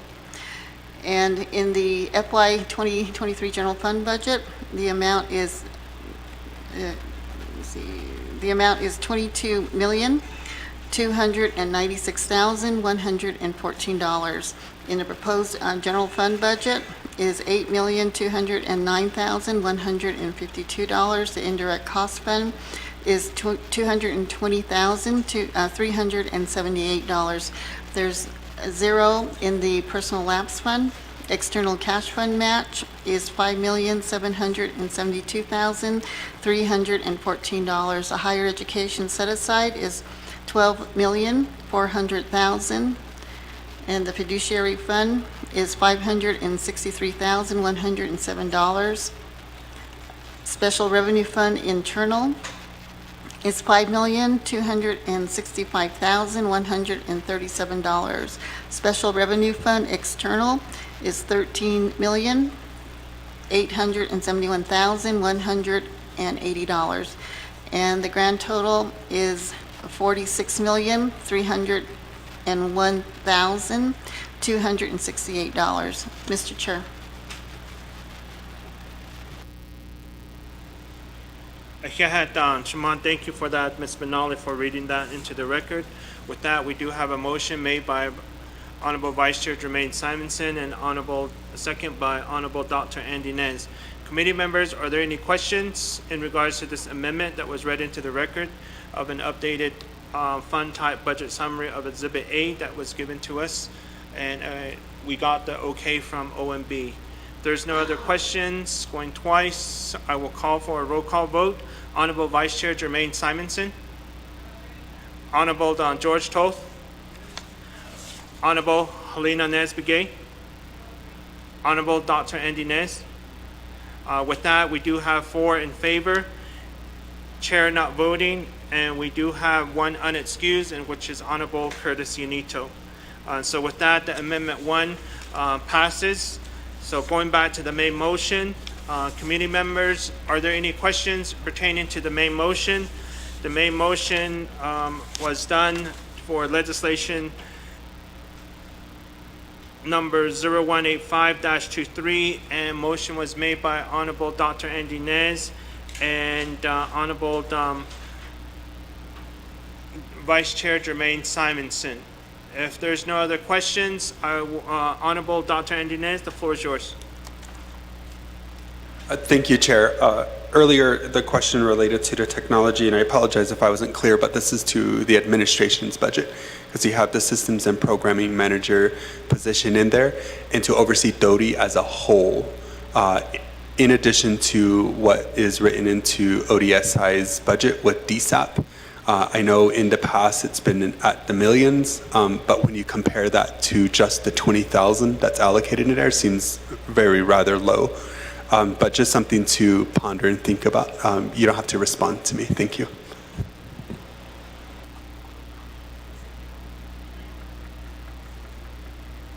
Okay, with that, thank you, Honorable Dr. Andy Nez. With that, I'll give the floor back to the presenters. So I can go ahead and elaborate to the inquiry on Honorable Dr. Andy Nez. So when we look at the budget, we were given, and we had to make a cut. We had to make a cut of 228,569 dollars from last year. Our IDC recovery was reduced from the amount of last year, which was $285,535 to this year's upcoming budget was $220,378. And then last year, we also got personnel lapse fund, which was in the amount of $187,819. So when I was looking at this budget, it was either giving direct instructions or direct services to schools or to have a technology budget. So there's such a need as far as coming back from the pandemic, the assistance that the schools need in person with our staff and our programs. So therefore, it was weighing and making a decision do we embark on providing services or a budget strictly for technology, or do we give the man and save jobs? And that was the biggest thing in our first development of this new budget, was anybody who was employed with Department of Education, we wanted to make sure we saved their jobs. The next thing was also, after that, was the vacancies, keeping those ones that were needed based on providing services, direct services for schools as well. So that's the reason why there wasn't a significant push or need of the severity of giving a separate budget for technology, because we were already listed on a low-income budget coming in. And like I said, the critical need was giving direct services to schools. Yes. Oh, I'll go ahead and have Ms. Mitchell elaborate. Yant A she Julia Mitchell Yinshia, Ado na Lana National Toy He Lini Bashish Chin, Tkapah Dasha Che, Ado bit Atni A Dashan Nulle, Ado Shamaha in Le Nash Chidi Dant Naganda, Ado Shaja A Past Lata Naga, Ada A Shiaho a ko what Al Aya a Sananishla. Dr. Nez, thank you to Leisure for your question. Ado, just to give a little history on the Navajo Education Information System. Back when President Shirley was the president, he allocated reoccurring funds in the amount of $300,000 to support the establishment and function of the Navajo Education Information System. And that was years ago. And every year we receive that on top of our budget, our allocations. And one of those positions, some of those monies were devoted to a position for data, and that's what's happening right now. We have a principal education specialist focused on data, so you have salary and fringe for that position. And as every year went by, that budget decreased, but there still remained funds. And if you look at our balances, they remain unexpended. So we do put money into technology as much as we can and offer some support. And also, Dodie admin, right now, like Ms. Edgewater noted, that her focus was to save positions and also to not interrupt or decrease direct services to the agencies throughout the Navajo Nation. That was a priority. And unfortunately, we didn't have additional funds to support the technology. We have a lead in our technology, and his title is Systems Programming Manager. It's not technically a manager of a program, but it's a title of an applications manager. And he's created a plan, a wonderful plan, but it's very costly, and we don't have the financial support for it. But we have some of our external programs that have graciously come forth. For instance, recently, we have one of our external programs who devoted $100,000 to this program. So it's not an ignored initiative. There is help. It's sad that we can't put 100% support into it, but like Ms. Edgewater had stated previously, she wanted to save jobs and also not interrupt or decrease the direct services to our agency, our Navajo people that are out there already. And so right now our budgets are low on general funds, but thank goodness for our external accounts, and thank goodness for our systems and programming manager. During the pandemic, he really hustled, and he was able to get, in the state of New Mexico, they were wonderful. And they worked with him from New Mexico PED and got laptops and broadband. I don't know nothing about technology, but some kind of a device to allow them to have Wi-Fi. But he's very active in advocating for technology. And in Arizona, I believe he's doing the same thing on those initiatives. So he's doing a lot of work out there. But as far as the education general funds, it's very scarce. And I hope that answers a little bit. Yeah. Thank you very much for the response. Committee members, on the main motion, are there any questions, comments, any others? Committee members? If there is none, I will go ahead and call for a second reading, and then we'll go ahead and vote on the main motion for Department of the Net Education's fiscal year 2024 budget. So if there's no other questions, I'll go ahead and call for a second reading on Shema. Ms. Benali? Thank you, Mr. Chair and members of the Health, Education, and Human Services Committee. You have before you the legislation for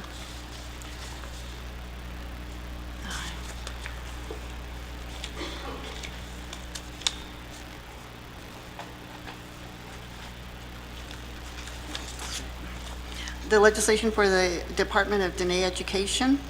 It's legislation number 0185-23. And you have one amendment that was made, and the main motion was by Delegate Jermaine Simonson, second by Delegate Dr. Andy Nez, with a vote of 4-0. And it's to accept the new revised Exhibit A, and the grand total of the amount that was previously read into record is $46,301,268. Mr. Chair. Yeah, thank you, Ms. Benali, for that. So with that, we do have a motion on the floor for legislation number 0185-23, and that's for the Navajo Nation Department of the Net Education and Related Matters fiscal year 2024 budget. And so with that, I will go ahead and call for the questions to vote.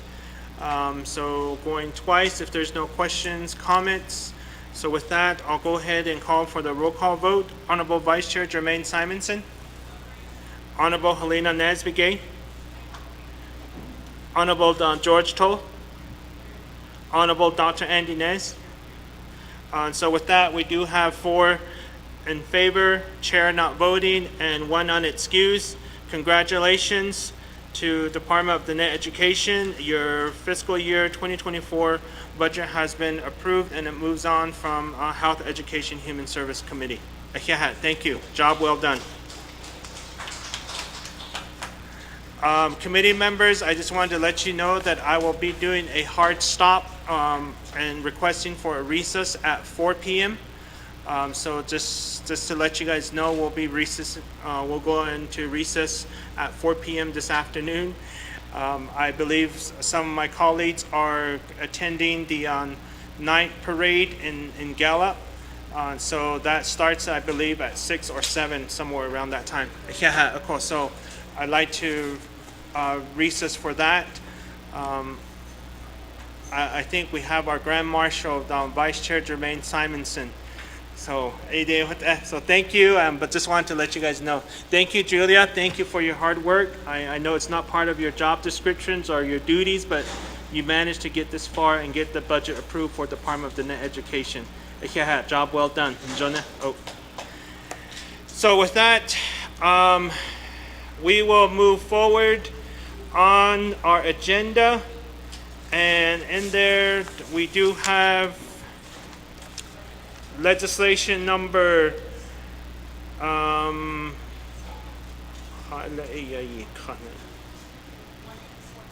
legislation number 0186-23. And that is for Navajo Nation Division of Human Resources. Do we have the presenters here?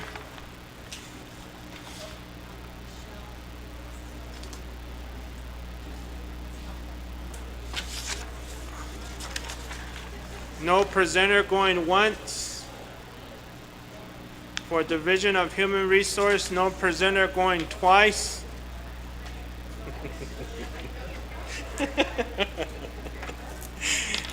Shema Simon, Nale, good to see you on the snack. I know you guys had a busy schedule out, and Twin Arrows too as well, so you guys are here again. Thank you. So with that, we will go ahead and read legislation numbers 0186-23 into record.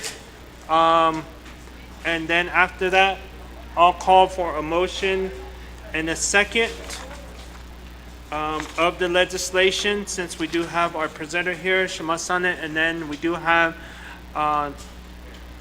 Division of Human Resources staff and departments here with us as well. So they are here to provide their budget for fiscal year 2024. So with that, Ms. Benali, can you read legislation number 0186-23 into record? Yes, Mr. Chair and members of the Health, Education, and Human Services Committee, you have before you legislation. Tracking number is 0186-23.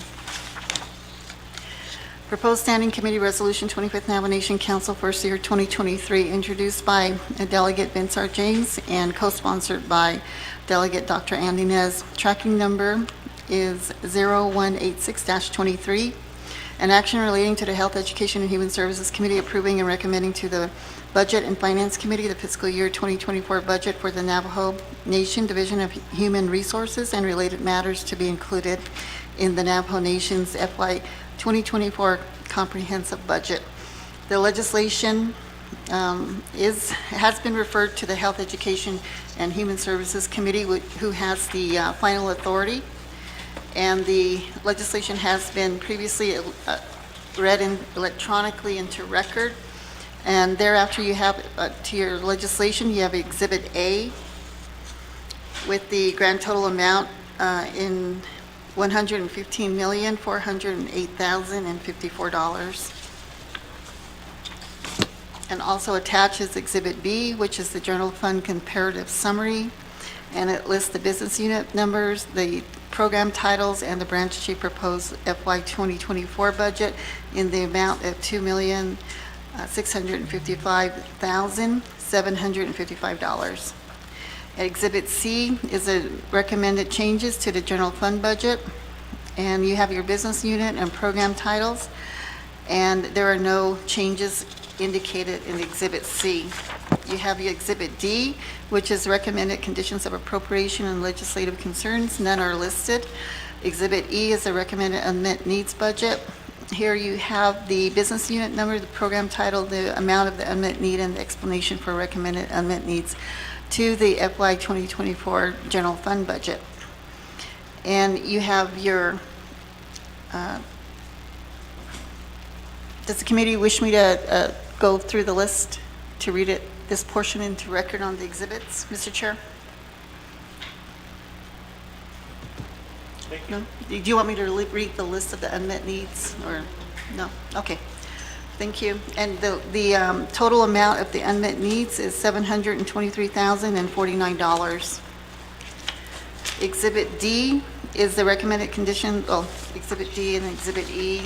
And thereafter, you have your transmittal letter from the Office of Legislative Counsel to the sponsors. And thereafter, you have your, the document was posted for public comments on August 3rd, 2023. Through August 8, 2023, and none were received. Mr. Chair.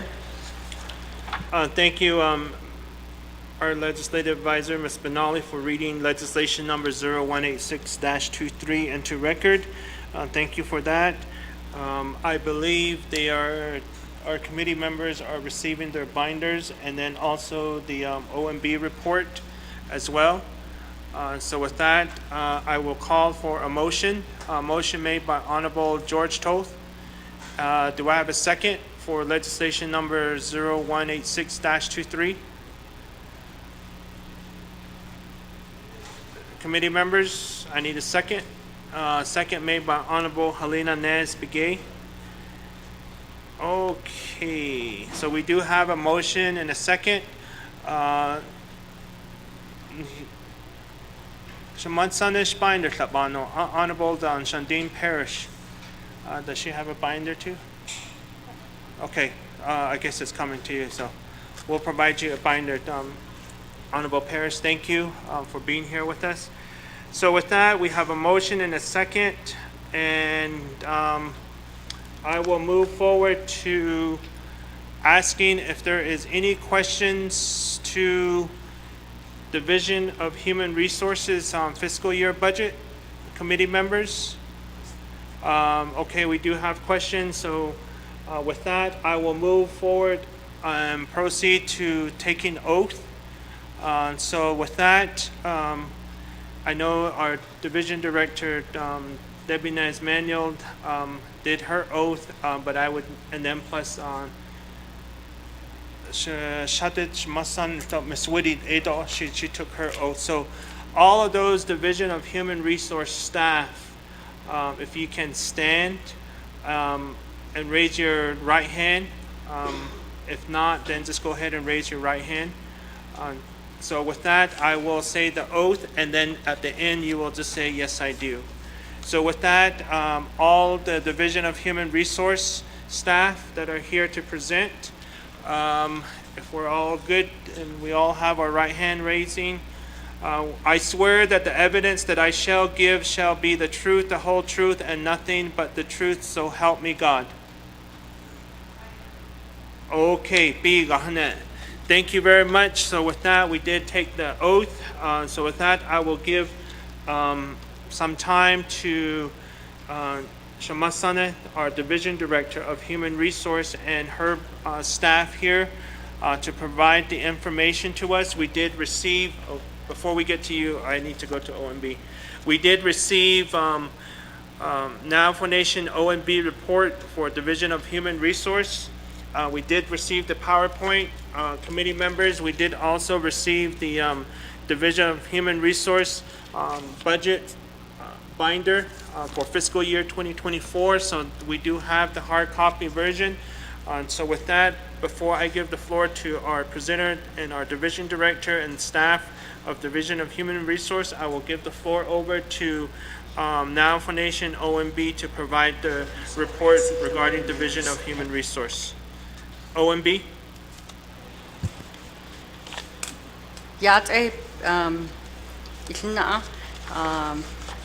Chairperson, Chiajdo, board members of Hehsc.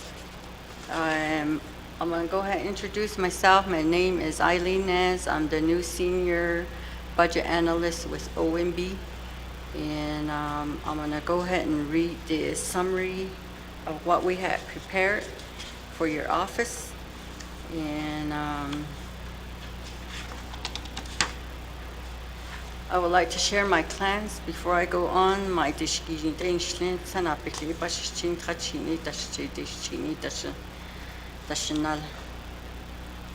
okay, the summary will begin with a table of content.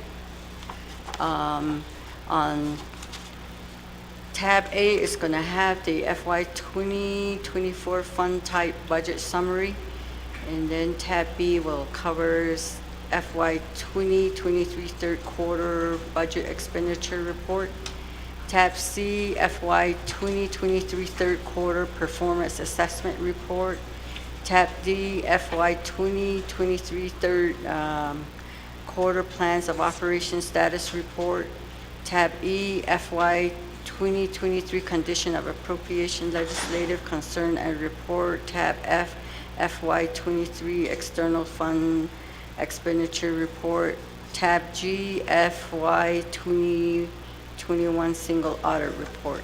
So under the tab A, the budget summary report will show the business unit, listing of the programs, and then the FY 23 budget allocation, the amount of $2,774,530, and the proposed general fund budgets for FY 24 is $2,756,387, and indirect costs funds is marked for $1,574,726, and then the external fund cash match, the total is $2,938,220. Proprietary funds is $95,000. Fiduciary funds is $75,844,600. And then the special revenue funds external is 32,299,753. So the grand total is 115,508,686. Tab B will cover the budget status report. This is the, it lists the budget balances as of 8/7/23. In the highlighted at the bottom, this is the original budget, revised budget, the actual that was spent, and what's encumbered, and budget balances, and the percentage to date that's spent. And then,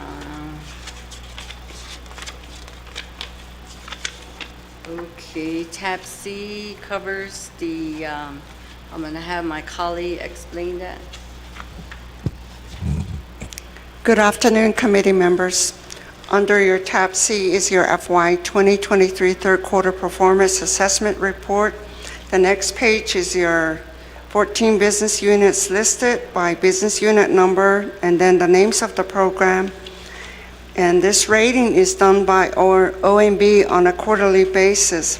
You all know at the bottom that the full copies of this report are updated and disseminated each quarter to the program for their own information.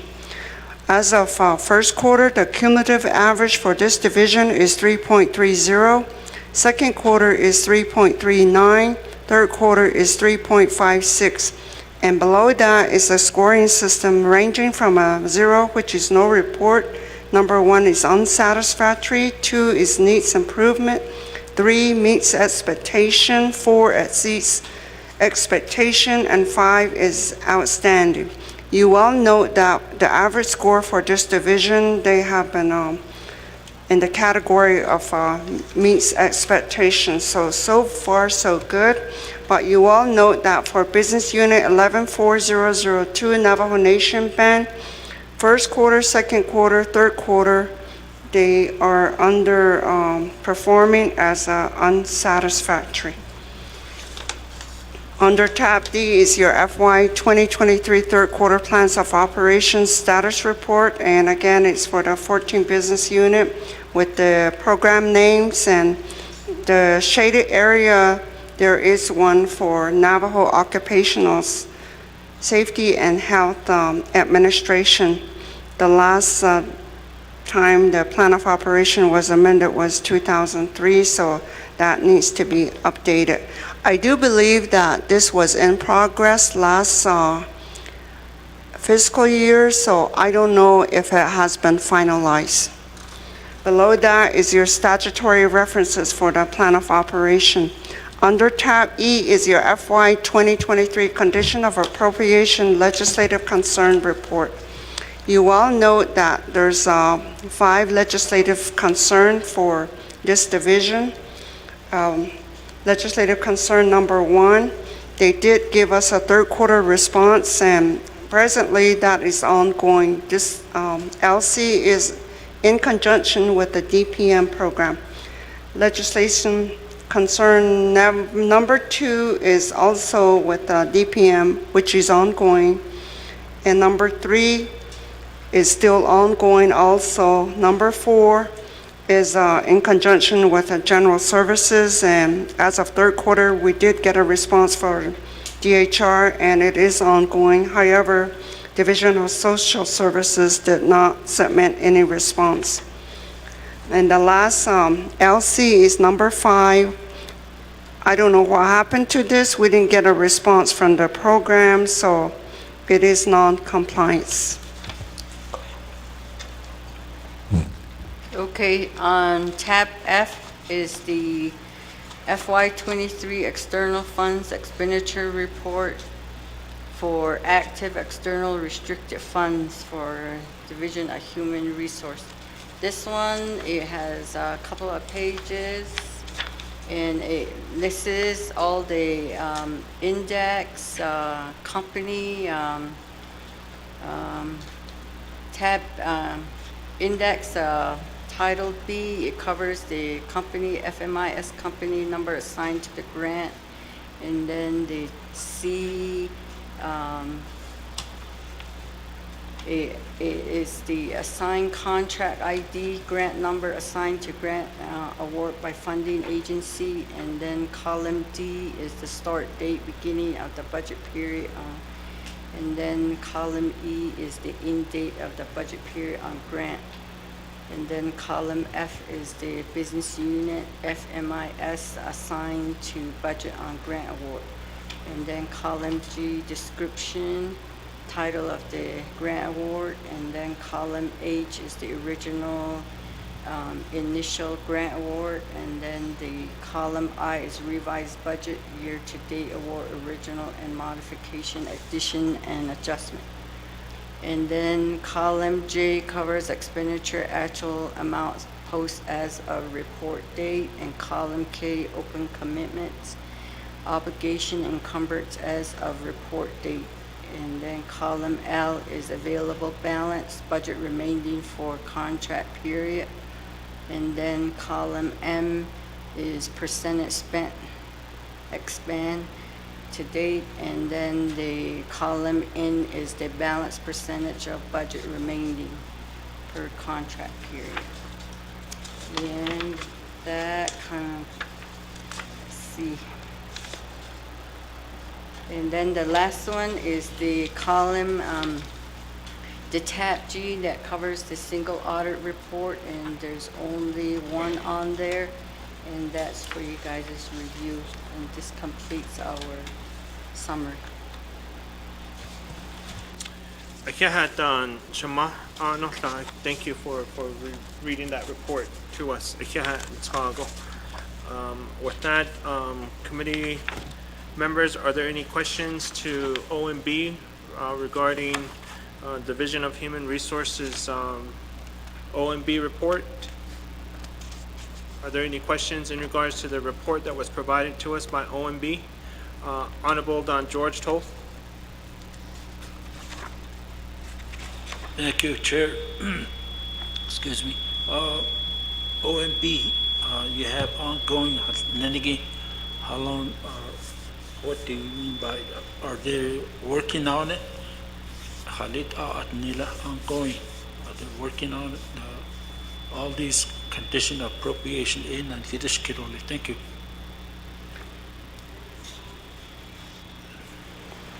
In response to your question, where it says the status is ongoing, when we got the responses from the Division of Human Resources, according to the report that they submitted, it's a continuation of the progress of the legislative concern that was imposed upon them. So they indicated that they are still working on it.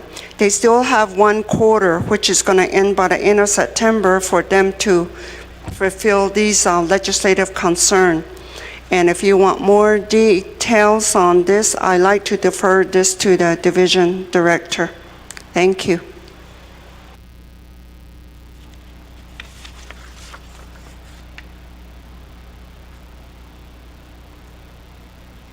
Thank you very much, Honorable Don George Toth, for that question, and then also OMB for responding. Thank you for that. In regards to the OMB report that was presented to us, I'd also like to mention that on the program performance assessment scores, we do have 5 departments. Office of NAFO Labor Relations for third quarter improving to 4.0. NAFO Staff Development and Training Department moving up and improving themselves to 4.6, and NAFO Department of Workforce Development 4.6, Retirement Service 4.8, NAFO Office of Vital Record and Identification 4.20. So which exceeds expectations, a program exceeding their goal statement. So with that, the 5 department is most likely going to require a bonus payment. Division Director Masana Debbie Manuel. So But in the real world, that would be nice to do something like that for those divisions, departments that do improve themselves and achieve their goals. And I think that would be helpful to do, but it's been really tough to try to even do that. My question in regards to plans of operation reports. You do have several of the Division of Human Resource Departments that that go back to 2012, and then we also even have one that goes back to 2003. Are there any plans in regards to updating these plan of operation for these two departments? Well, actually, there's a couple of them. One goes back to 2013, 2014, 2012, 2003, and then 2014.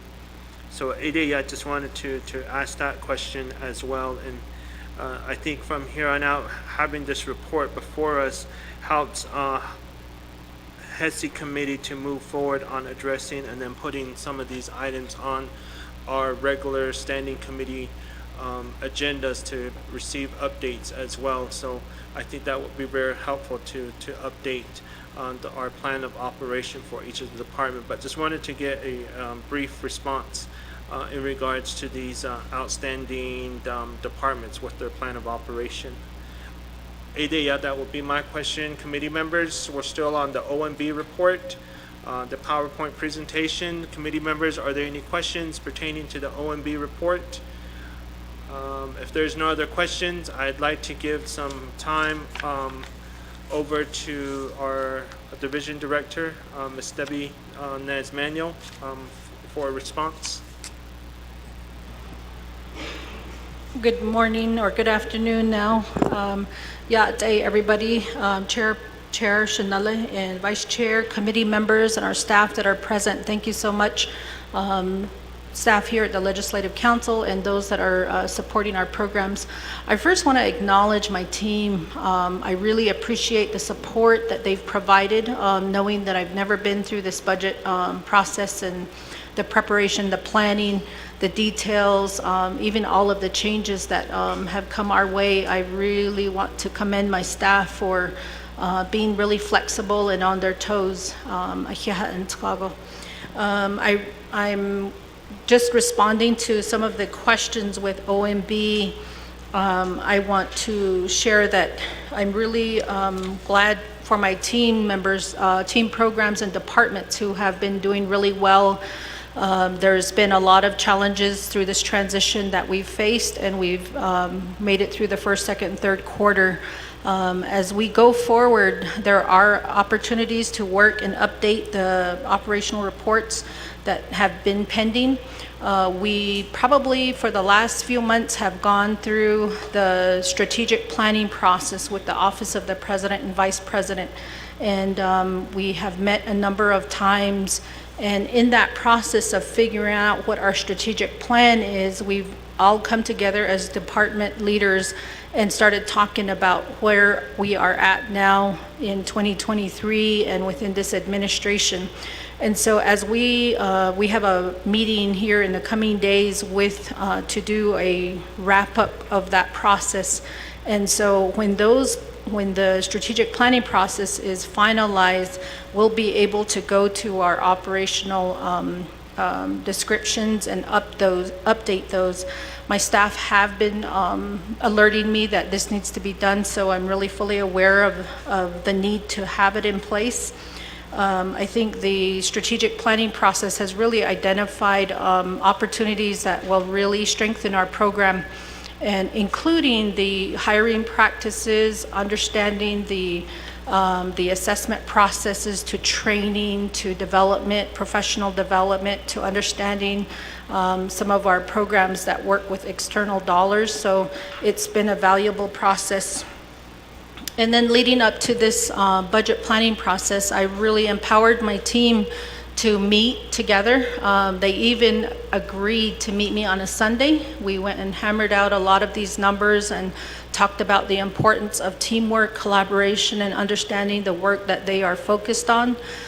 We probably had about 3 meetings internally talking about each program. Each team member had a chance to ask questions of each other, help and support one another through the process, all the way up until we've submitted our budgets to the executive review board with Office of the President, and then working really closely with OMB to provide some of the supporting documents that they needed. So I'm grateful for this, learning this, and even today, your guidance will be helpful as we go through this, as I read. I've watched a number of divisions proceed, but all the way up until this morning, we had some changes we had to make. So I do have some documents here that I need to pass out to make sure you have the most updated version. Who do I give that to? Do you need one? No, I have one.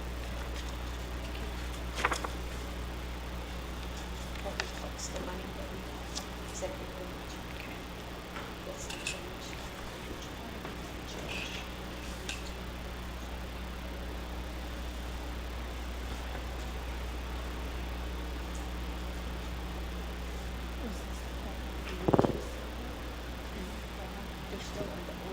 Okay. Okay. So that'll be my response to the OMB questions. Thank you, Chair.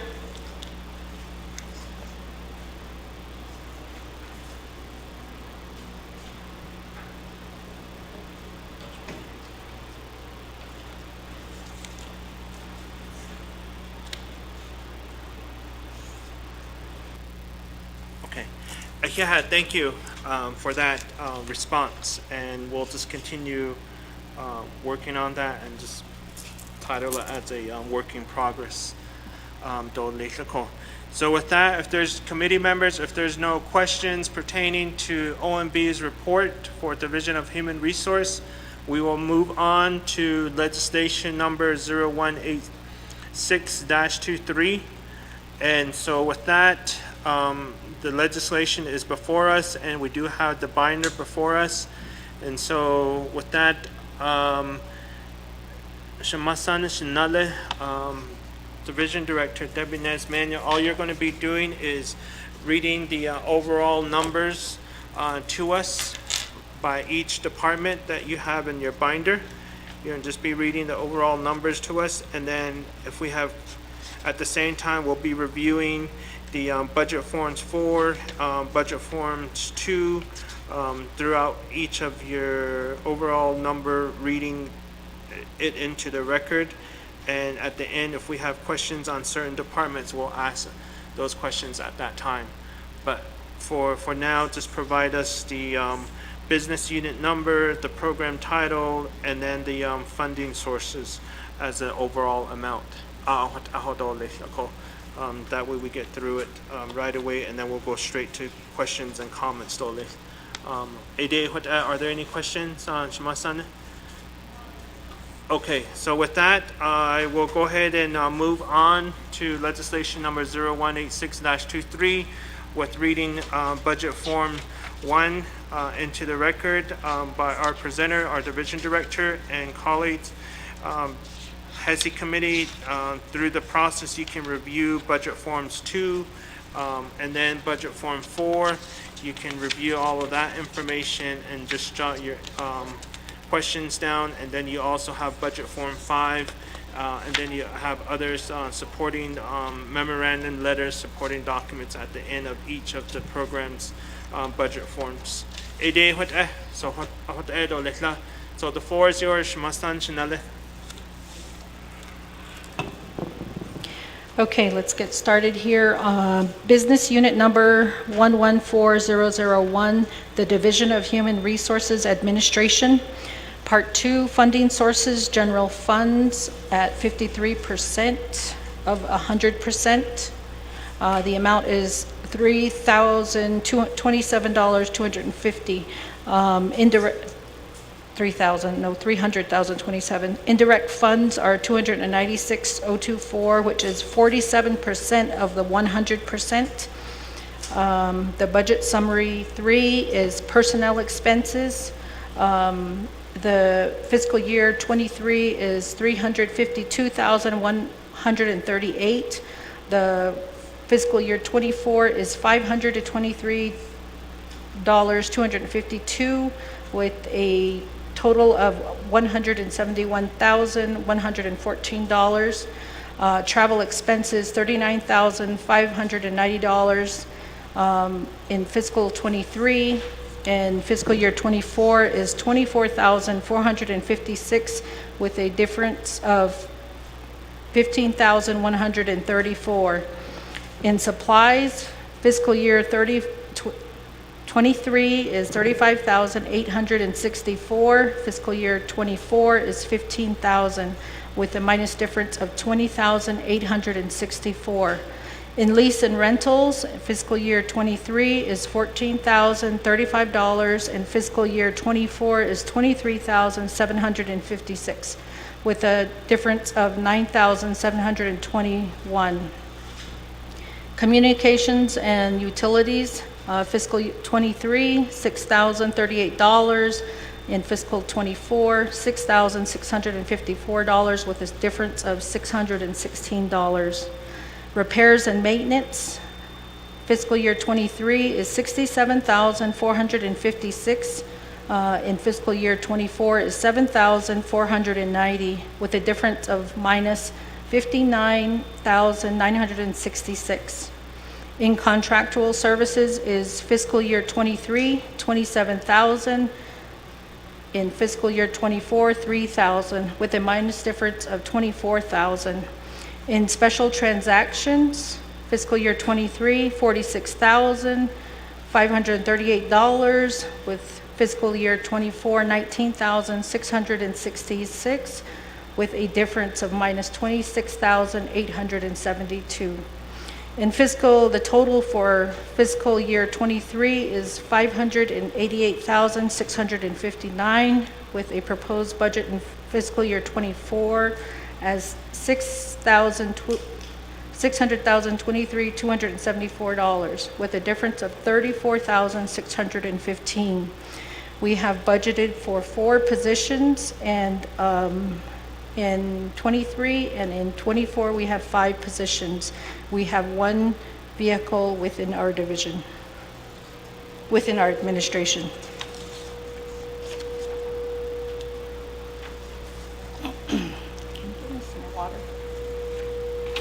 Business Unit 114002, Navajo Nation Band. Our Part 2, the general sources, is $50,632, which is 100% of the total, 100%. Part 3, budget summary, personnel expenses is 0. Moving down to meeting expenses, the fiscal year '23 budget is $53,400. A proposed budget in '24 is $48,400, with a minus difference of $5,000. Thank you. Thank you. Supplies, fiscal year '23 is $900, and the proposed budget is $934, with a difference of $37. Lease and rental, the fiscal year '23 budget. It's my phone. Lease and rental is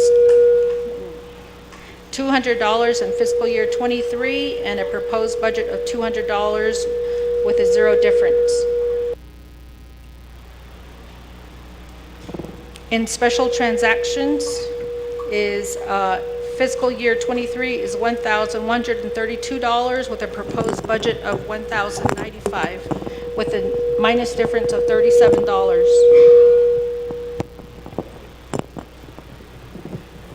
Fiscal year '23 total budget's $55,632. Fiscal year '24 is $50,632, with a minus difference of $5,000. Total number of positions for the budget are 0, and proposed budget is 0. The total vehicles for this Navajo Nation Band is 0, and there are no new vehicles, 0.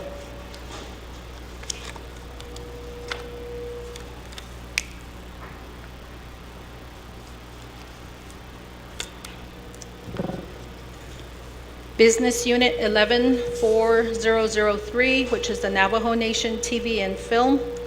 Part 2 is the funding sources, general funds at $342,704, which is 76% of the total 100%. Indirect costs are $66,094, which is 15% of the 100%. Proprietary funds are $45,000, which is 10% of the 100%. Moving over to Part 3, budget summary, personal expenses. Fiscal year 23 is $446,694. Fiscal year 24 is $415,897 with a minus difference of $30,797. Travel expenses. Fiscal year 23 was $25,672 with a proposed budget of $24,225, which is a minus difference of $1,447. Supplies. Fiscal year 23 budget is $717 with a proposed budget of $4,632 with a difference of $33,915. Communications and utilities is fiscal year 23 is $1,200 with a proposed budget of $1,600, making it a difference of $400. Repairs and maintenance in 23 were $0. The proposed budget is $1,375 with a difference of $1,375. Special transactions, fiscal year 23 was $5,504 with a proposed budget of $6,069 with a difference of $565. The total for fiscal year 23 is $479,787 with a proposed budget of $453,798 with a minus difference of $25,989. The total positions budgeted for fiscal year 23 is 7 with a proposed budget of remaining the same of 7. The total number of vehicles budgeted are 3 and the total proposed remains at 3.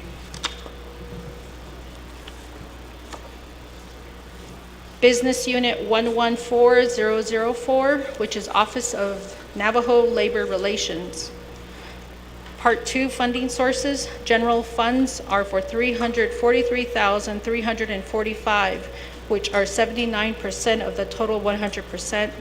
Indirect costs include $93,383, which is 21% of the 100%. Part 3 budget summary. Personnel expenses. Fiscal year 23 is $422,364 with a proposed budget of $411,825 with a minus balance of $10,539. Travel expenses. Fiscal year 23 is $22,325 with a proposed budget of $16,815 with a minus difference of $5,510. Supplies in fiscal year 23 are at $2,000, a proposed budget of $1,750 with a minus difference of $250. Communications and utilities, $850 in fiscal year 23 and a proposed budget of $850 with no difference. It remains the same. Repairs and maintenance, $250 in fiscal year 23 and in the new proposed budget is $250, remaining the same with a zero difference. Special transactions, $5,306 in fiscal year 23 and in the proposed budget $5,238 with a minus difference of $68. Capital outlay fiscal year 23 is $3,633 with a zero amount proposed budget, making that a minus difference of $3,633. The total in fiscal year 23 is $400,056, $728 with a proposed budget of $436,728, with a minus difference of $20,000. The number of positions budgeted for fiscal year '23 was at 6, and the new proposed budget remains at 6. The total number of vehicles budgeted for fiscal year '23 is at 2 and remains the same in the proposed budget.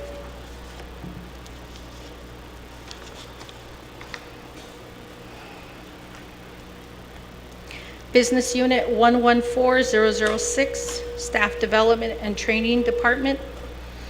Part 2, Funding Sources, General Fund, $159,556, which is 47% of the 100% total. Indirect costs include $151,909, which is 44% of the 100% total. Proprietary funds, $30,000, which is 9% of the 100% total. Part 3, Budget Summary. Personnel expenses is fiscal year '23 is $347,854, with a proposed budget of $333,983, which is a minus difference of $13,871. Travel expenses. Fiscal year '23 is at $17,303, and the proposed budget is $4,029, a minus difference of $13,274. Supplies in fiscal year '23, $7,979, and the proposed budget is $0, making it a minus difference of $7,979. Communications and utilities, $237 in fiscal year '23, and the proposed budget is $245, with a difference of $8. Special transactions, $8,092 in fiscal year '23, and the new proposed budget is $3,208, with a minus difference of $4,884. Total for the fiscal year '23, $381,465, and the proposed budget is $341,465, with a minus difference of $40,000. The total number of positions budgeted in '23 was 5 and remains the same in the proposed budget. Total number of vehicles budgeted for fiscal year '1 remains the same in the proposed budget '1.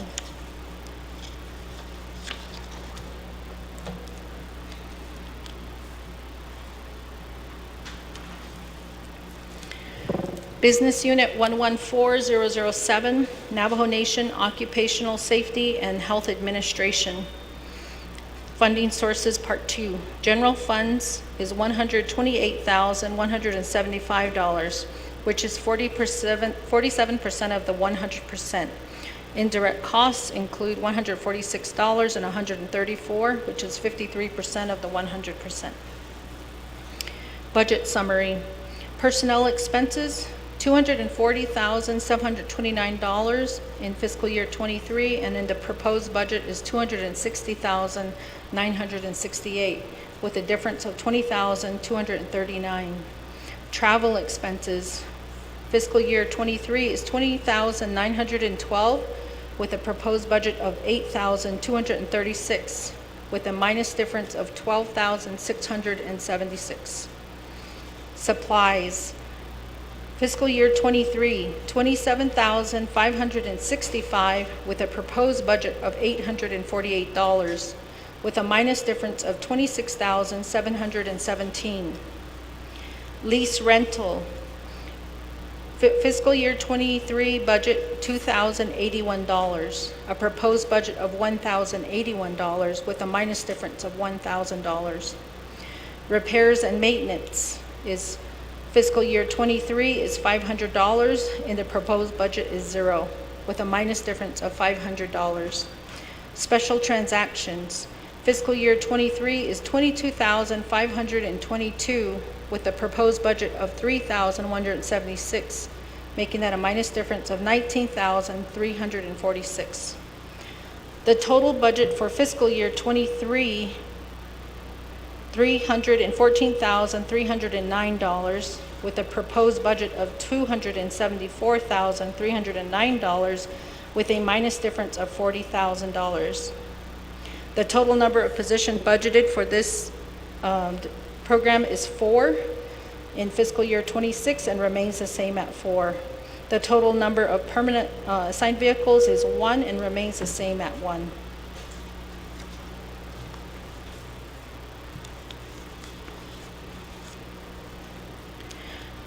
Business Unit 114009, Department of Personnel Management.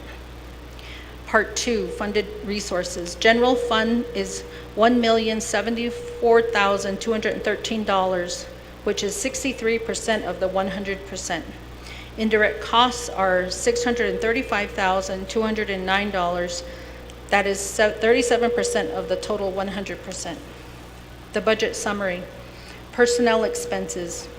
Fiscal year '23, $1,742,608. $1,742,608.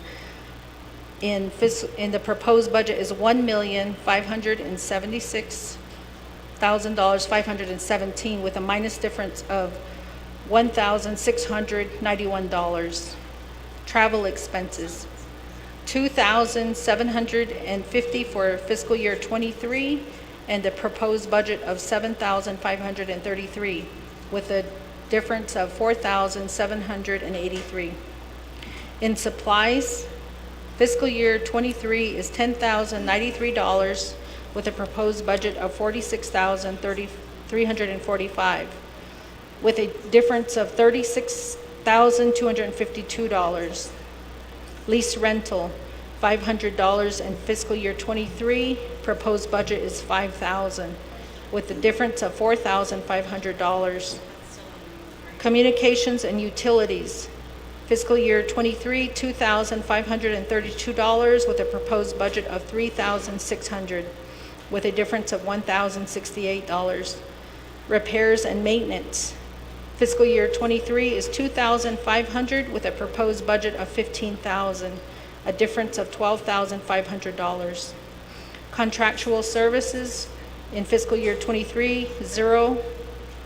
Proposed budget $21,000, with an amount of $21,000. Ms. Debbie Nesmanuel, can I put the brakes on there for a bit?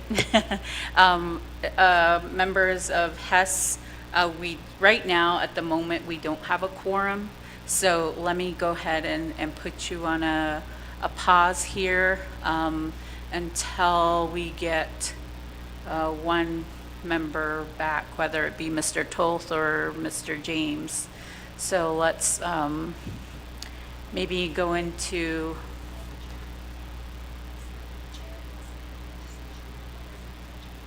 no, okay. And how about Mr. Toth? Okay. Should we go into 10-minute recess? 10?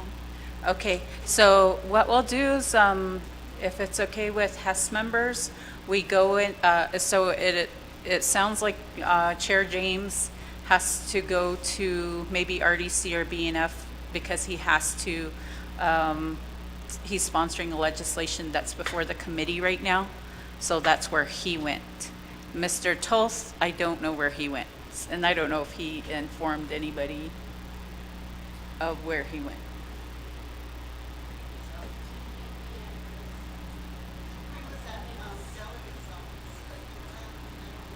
Okay.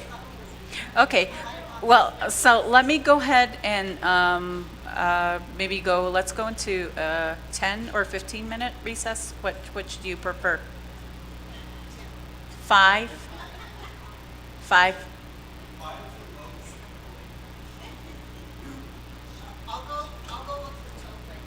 Okay, let's go into a 5-minute recess.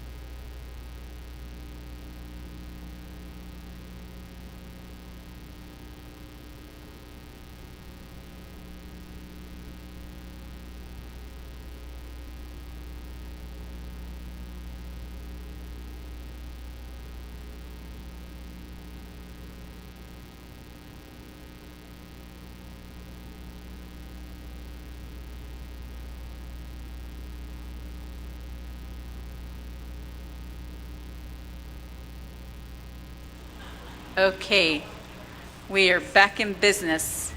Thank you, Honorable George Toth, for returning to the meeting. Should say, Mr. Toth, we had to go into a brief recess because we lost quorum.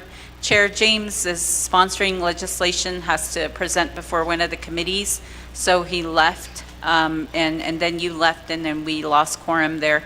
So we asked Ms. Debbie Nez-Manuel to stop the reading for a bit, and I think it said that you should go back 2 budget units and start there, and then we'll go ahead and continue. But before that, I have Honorable Andy Nez with a question or comment.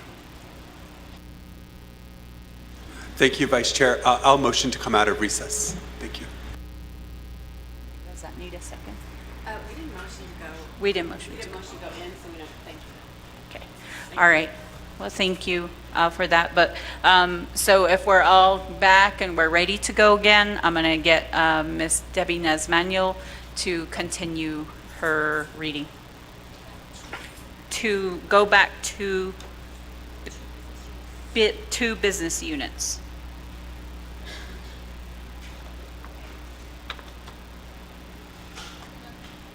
Do you know which one? Oh, there you go. Okay, Business Unit 114006, Staff Development and Training Department.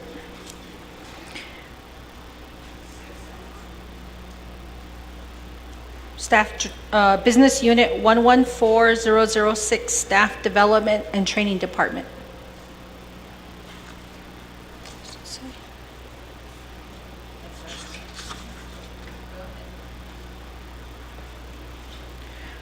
Oh, give me 1 second here. So this says 114006, and then this says 114007. Okay, I got to go back to staff training and development.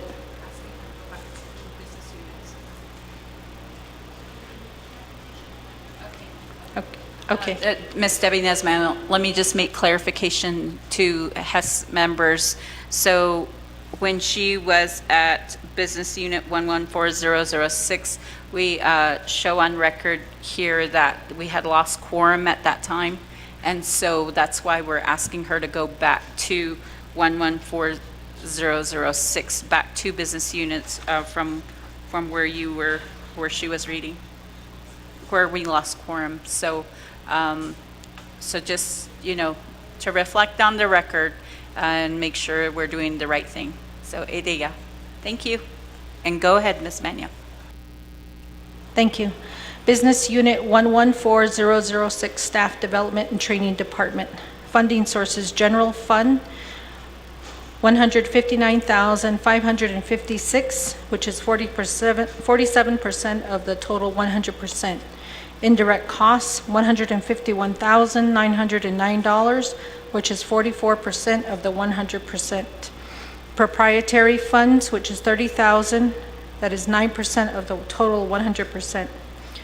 Budget summary, personnel expenses, $347,854 in fiscal year '23. The new proposed budget is $333,985, which is a minus difference of $13,869. Travel expenses, fiscal year '23 is $17,303 with a proposed budget of $4,272 with a minus difference of $13,031. Supplies, fiscal year '23 is $7,979 with a proposed budget of $0 with a minus difference of $7,979. Communication and utilities, fiscal year '23 is $237 and $0 in the proposed budget, with a minus difference of $237,000. Special transactions, fiscal year '23 is $8,092. In the proposed budget is $3,208, with a minus difference of $4,884. The total fiscal year '23 budget is $381,465,000, with a proposed budget of $341,465, with a minus difference of $40,000. The total number of positions in fiscal year '23 is 5, with the total remaining the same at 5 in the proposed budget. The total number of vehicles budgeted is 1 in fiscal year '23 and remains the same in the proposed budget, 1. Moving to Department of Personnel Management, which is Business Unit 114009. Funding sources, General Fund, $1,074,000.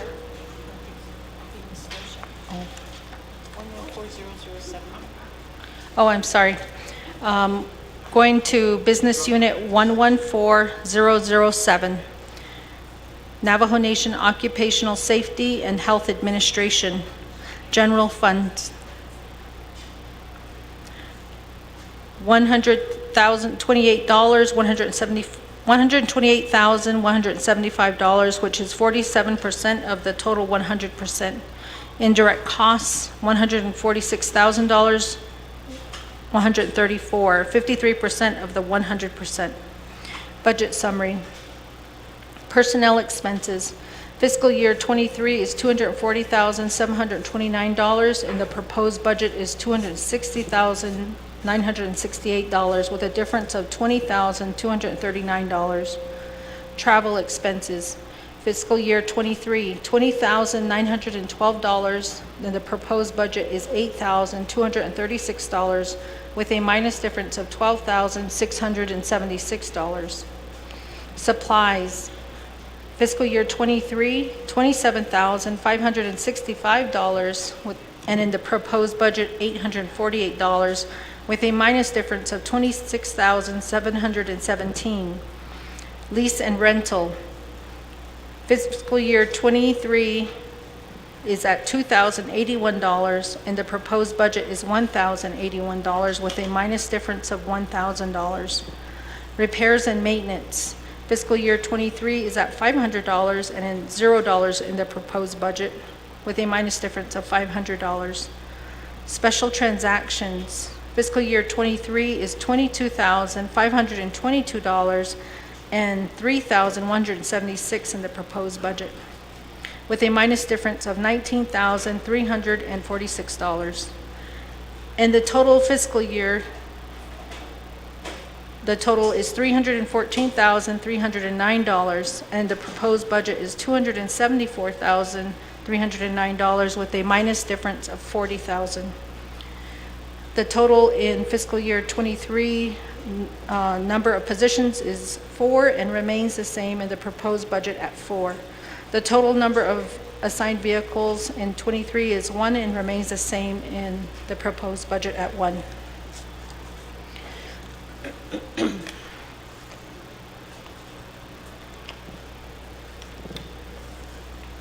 Business Unit 114009, Department of Personnel Management.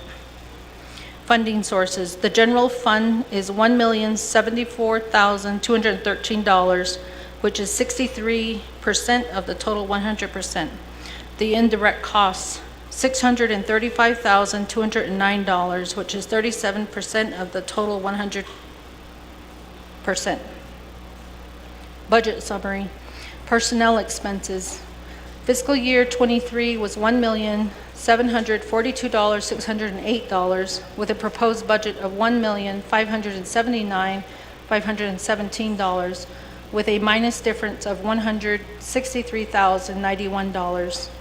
Travel expenses, $2,750 in fiscal year '23, and in the proposed budget is $7,533, with a difference of $4,783.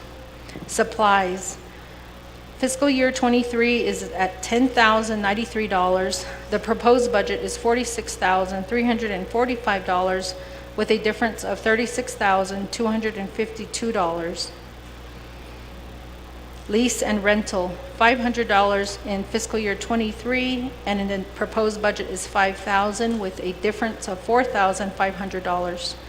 Communications and utilities, fiscal year '23 is $2,532, and then the proposed budget is $3,600 with a difference of $1,068. Repairs and maintenance, fiscal year '23, $2,500, and in the proposed budget, $15,000, with a difference of $12,500. Contractual services, $0 in fiscal year '23, and in the proposed budget, $21,000, with a difference of $21,000. Special transactions, fiscal year '23 was $12,592, and in the proposed budget is $31,427, with a difference of $18,835.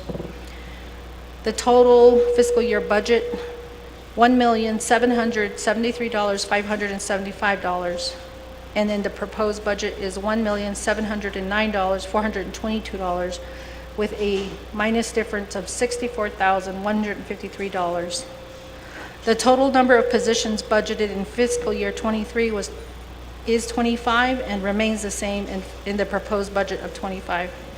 The total number of vehicles budgeted is 0 and remains the same at 0 in the proposed budget.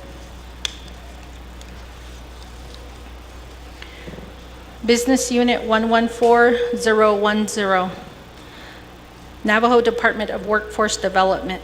Funding sources, general funds is $127,752, which is 0.47% of the 100% total.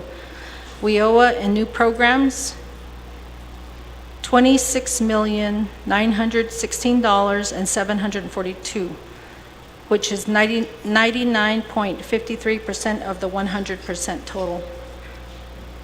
Personnel expenses, fiscal year '23 budget is $118,188, with a proposed budget of $113,614, with a minus difference of $4,574.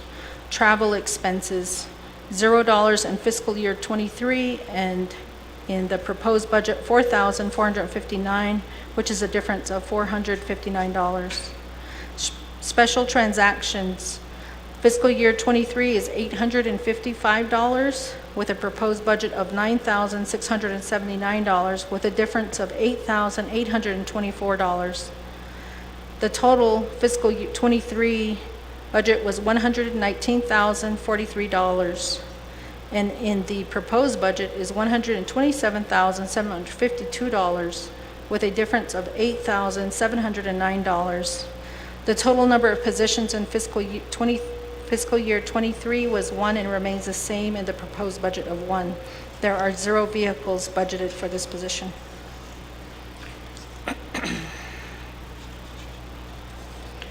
Business Unit 114018, Office of Background Investigations. Funding sources, general funds, $202,760, which is 50% of the total 100%. Indirect costs, $185,973, which is 45% of the 100% costs. Proprietary, which is $20,000, which is 5% of the total 100%. Budgeted summary, personnel expenses, fiscal year '23 is $420,212, with a proposed budget of $369,476, which is a minus difference of $50,735. Total expenses, fiscal year '23, travel expenses, $11,919, with a proposed budget of $10,490, a minus difference of $1,429. Supplies, fiscal year '23 approved budget $23,076, a proposed budget of $13,819, with a minus difference of $9,257. Lease and rental, the approved budget is $1,500. The proposed budget is zero, a minus difference of $1,500. Communications and utilities, fiscal year '23 budget $0. Proposed budget is $1,560 with a difference of $1,560. Repairs and maintenance, fiscal year '23 budget, approved budget is $2,400 with a proposed budget of $2,700 with a difference of $300. Special transactions, fiscal year '23 budget, approved budget was $9,626 with a proposed budget of $10,688, a difference of $1,062. The total approved budget for fiscal year '23 is $468,733 with a proposed budget of $408,733 with a minus difference of $60,000. The total number of positions budgeted in fiscal year '23 was 7 and remains the same at 7. The total number of vehicles budgeted for fiscal year '23 is 0, and the proposed budget is 0.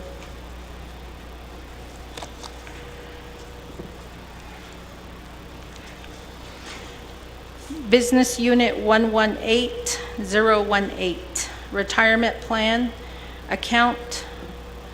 The funding sources, general funds, which is fixed cost, $1,938,220, $1,938,220, which is 100% of the 100% total. Budgeted summary, Part 3, special transactions, fiscal year '23, $7,500,000.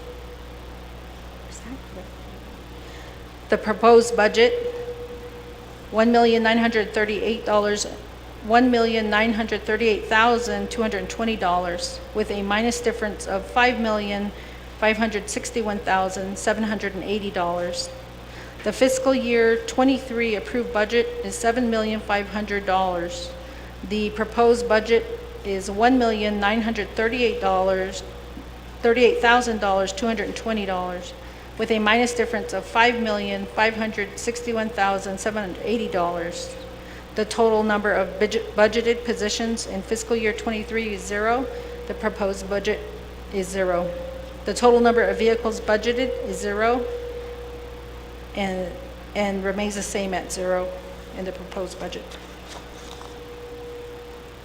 The next three are for informational purposes only. Their oversight is Okay. after child support. Business Unit 118024 is informational only? Oh, okay. The funding sources of the U.S. Department of Health and Human Services at $4 million, which is 80% of the total 100%. Navajo Nation General Funds match is $1 million, which is 20% of the 100%. Part 3 budget summary. Matching funds, fiscal year '23 budget is $900,000. The proposed budget is $1 million. Fiscal year '23, the total approved budget is $900,000, and the proposed budget is $1 million. The total number of positions budgeted in fiscal year '23 is 0, and the 0 in the proposed budget. The total number of vehicles budgeted is 0 in fiscal year '23 and 0 in the proposed budget. Oh my gosh, this thing is making noise. The next three budgets are fiduciary and provided for information purposes only. BNF is the oversight. Business unit. Where? Use this one. Okay. We'll try this one to sit on Lorraine's lap. Okay, business unit 714001, Navajo Nation Retirement Funds, this is for information only. Funding sources are fiduciary funds at $74 million, which is 100% of the total 100%. Part 3 budget summary, special transactions. The fiscal year 23 budget is 69 million, and the proposed budget is 74 million, with a difference of 5 million. The total fiscal year 23 budget is 69 million. The proposed budget is 74 million, with a difference of 5 million. The total number of positions budgeted is 0 in fiscal year 23, and in the proposed budget remains 0. The total number of vehicles budgeted in fiscal year 23 is 0 and remains the same in the proposed budget at 0. Business Unit 714002, Department of Retirement Services. This is for information only. Part 2, the funding sources are fiduciary funds at $1,771,600, which is the total 100% of the total 100%. Budget summary. Personnel expenses. Fiscal year 23, $744,682 with a proposed budget of $721,300 with a minus difference of $23,679. Travel expenses.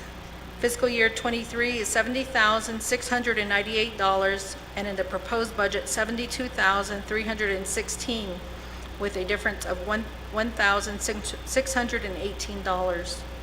Supplies. Fiscal year 23 is $63,224 and $74,176 in the proposed budget, with a difference of $10,952. Lease and rental, $182,042 in the fiscal year, in the approved fiscal year 23 budget, and $190,393 in the approved proposed budget, which is a difference of $8,351. Communications and utilities. Fiscal year 23 approved budget, $16,245 and $19,220 in the proposed budget, with a difference of $2,975. Repairs and maintenance. Fiscal year 23 approved budget is $36,577, a proposed budget of $39,427, with a difference of $2,850. Contractual services. Fiscal year 23 approved budget is $468,000 and $535 in the proposed budget, with a difference of $67,000. Special transactions. Fiscal year 23 approved budget is $109,132. In the proposed budget is $120,065, with a difference of $10,933. The total fiscal year 23 approved budget is $1,690,600. The proposed budget is $1,771,600, with a difference of $81,000. The total number of positions budgeted are 11 in fiscal year 23 and remains the same in the proposed budget, 11. The total number of vehicles budgeted in fiscal year 23 is 0 and remains 0 in the proposed budget.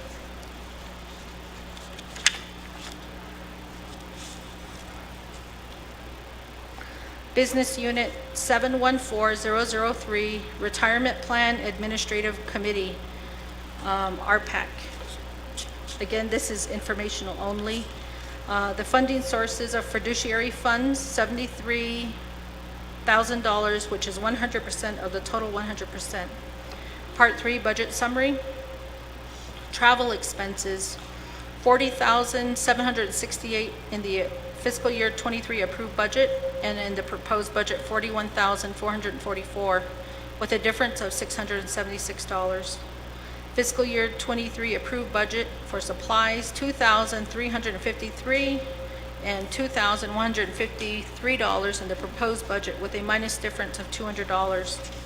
Lease and rental, fiscal year approved budget, fiscal year 23 approved budget is $4,311 and $5,635 in the proposed budget, a difference of $1,324. Special transactions, fiscal year 23 approved budget is $22,568 and $23,768 in the proposed budget, with a difference of $1,200. The total fiscal year 23 approved budget is $70,000. The proposed budget is $73,000 with a difference of $3,000.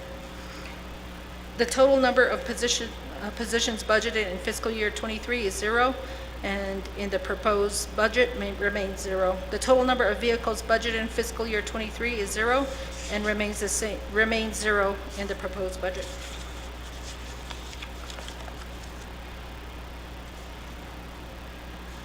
Business unit, which is new, is Navajo Office of Vital Records and Identification. The Part 2 funding sources is the Department of Interior BIA with a total of $1,383,010 with 95 cents, which is 100% of the total 100%. The budgeted summary. Personnel expenses. The fiscal year 23 budget is $186,497.19. The proposed budget is $1,170,223 with a difference of $987,725.81. The travel expenses for fiscal year 23 is 0, and in the proposed budget is $18,580 with a difference of $18,580. Supplies. Fiscal year 23 approved budget is $22,908.03, and the proposed budget is 0 with a minus difference of $22,908.03. Lease and rental. The fiscal year approved budget is 0, and the proposed budget is $147,256.37 with a difference of $147,256.37.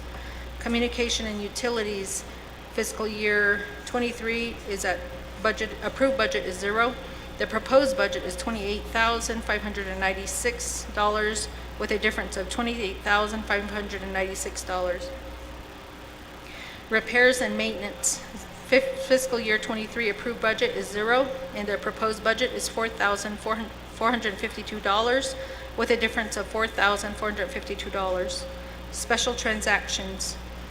Fiscal year 23 approved budget is $1,404.78 and a proposed budget of $9,903.58 with a difference of $8,498.80.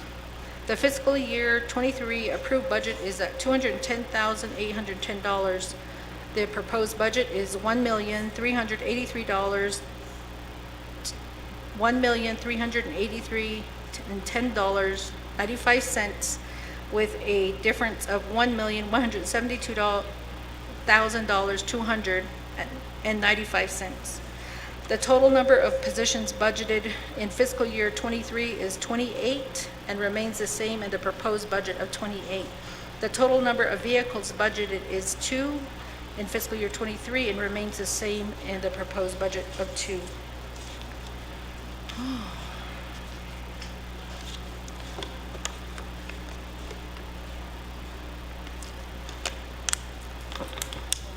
That's the whole budget. Now, the rest of the pack is on. Okay. Okay. How many do we have? Okay. So we have have reached the end of our departments, but we're going to transition here into our unmet needs. We have 5 packets. Business Unit 114003, which is Navajo Nation TV and Film. The funding sources are unmet needs, $20,859, which is 100% of the total 100%. Part 3, the budgeted summary, personnel expenses, $415,897. proposed unmet needs are $20,717.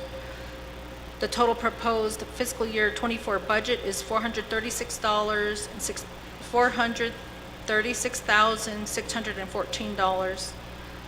Travel expenses, the proposed budget is $24,225. The proposed unmet needs are 0. The total proposed '24 budget is $24,225.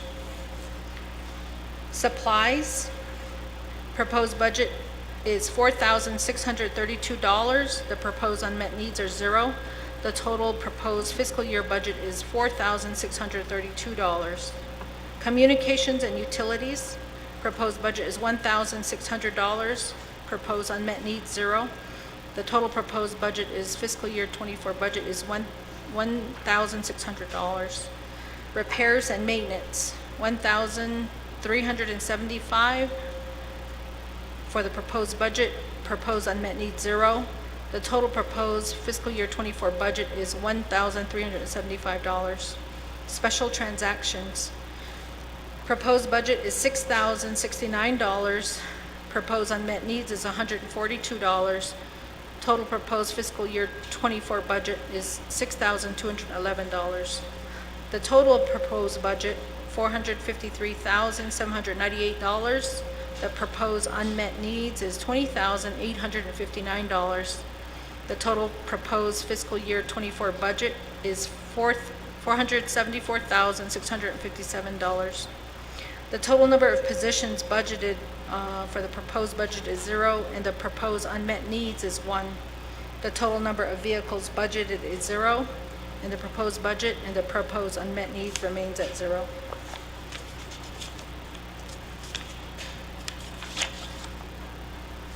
Business Unit Number 114006, Staff Development and Training Department. Unmet needs, $15,518, which is 100% of the total 100%. Personnel expenses. Is this correct?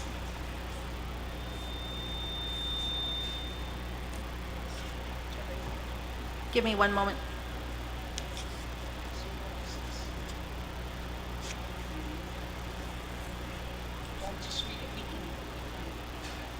Okay.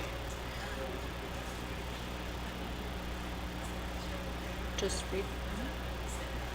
Okay, the personnel expenses, approved original budget,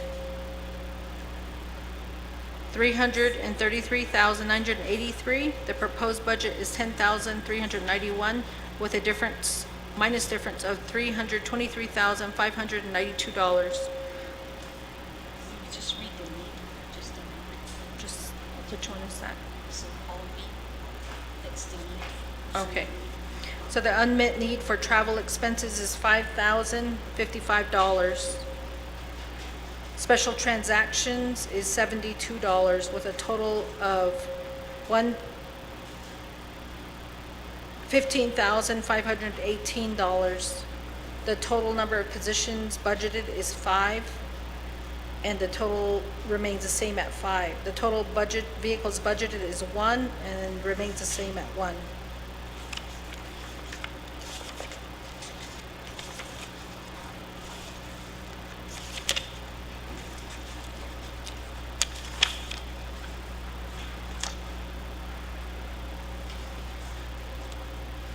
Business Unit 114007, which is Navajo Nation Occupational Safety and Health Administration.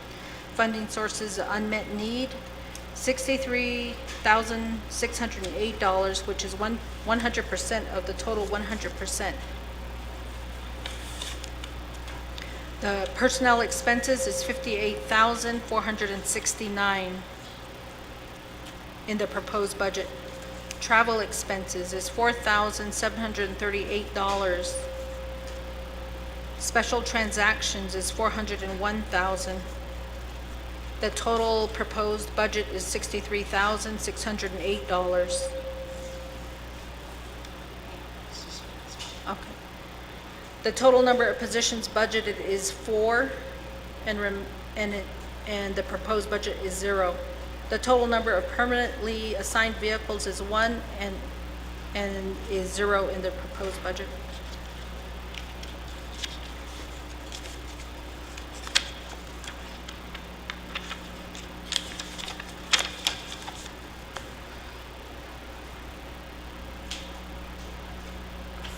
Business Unit 114009, Department of Personnel Management. The unmet need is $479,768, which is 100% of the 100% total. Personnel expenses and the proposed budget is $406,886. Special transactions is $72,882, with a total proposed budget of $479,768. The total number of positions budgeted is 25, and then in the proposed budget is 25.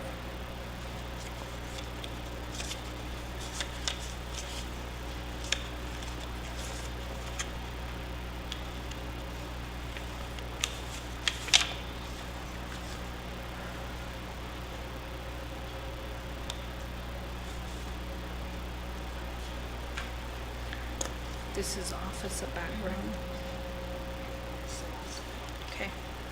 Business Unit 114018, the general funding sources, general funds is $52,177, which is 100% of the total 100%.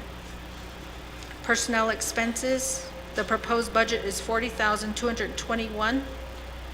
Lease and rental is $1,180. The contractual service is $10,500. Special transactions is $276, with a total proposed budget of $52,177. The total number of positions approved positions budgeted for fiscal year 23 is 7, and the proposed budget includes 1 additional. Total number of vehicles budgeted is 0 and remains at 0.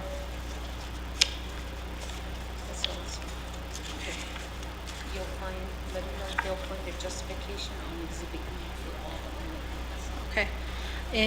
On your Exhibit E, you'll find a explanation of all of the unmet needs, which includes Navajo Nation television and film, staff development and training, Navajo occupational safety, Department of Personnel Management, and Office of Background Investigation, with a total of $631,930. Those are shortfalls and less hours for personnel and staff development. These descriptions include the shortfalls and fewer hours. Some of those hours are less than the 2,088 hours, and the unmet needs.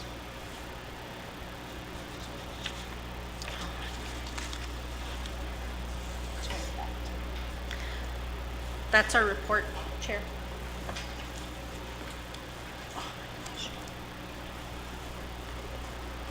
Yeah, thank you, Don Shumasan Shinalet, for that reading of the human resource portion of Exhibit A, Exhibit B, Exhibit C, D, and E. And you provided the summary for each of the exhibits that are listed there. With that, OMB, are all the numbers correct on each of the exhibit forms? Are they all corresponding, correlating? Are they all good? So is a question that I have for you. For OMB, This is the one that's are they not right. all correct and are they all corresponding, your exhibit forms? Okay. On the business unit 7140001 for Navajo Nation retirement funds, the investment fees that we have indicated on the document, it has $75,844. No, $75,844,600. But on the budget that they submit, it only has 74 million. So So if they want the additional funds, they probably can re-add it. It's 714,001. One.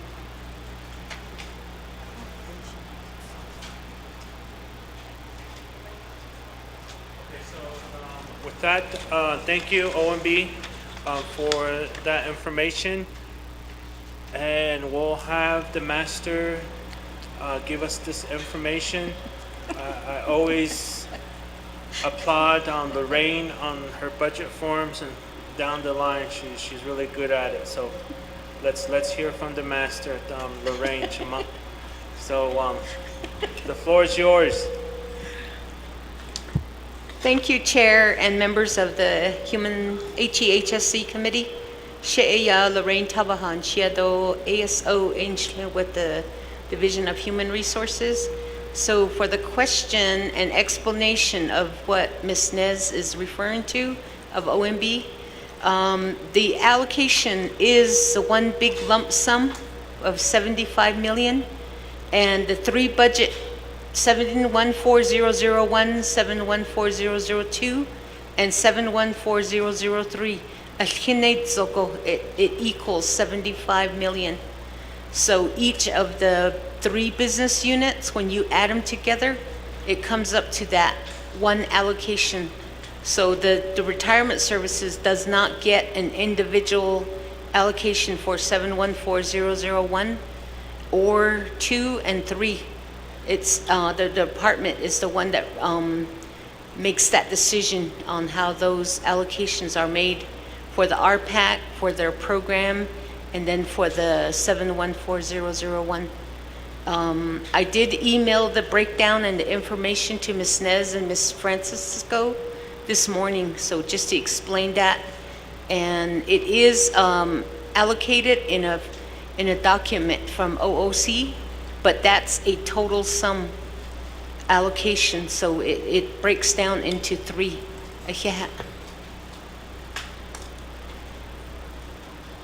Okay, thank you, Shimon Lorraine, for that. So with that, I'll go back to OMB. Mr. Chair, members of the committee, we'll have to look this over, and I think it's correct the way Lorraine explained it. We just didn't check our email this morning. So we're all okay with it now? Yes. So it all equals out to the same amount? Okay, so with that, everything's good. No amendment is needed for Exhibit A of the fund type budget summary for Exhibit A, B, C, D, and E. So I told you, that's the master. So we got clarification. Thank you, Shima.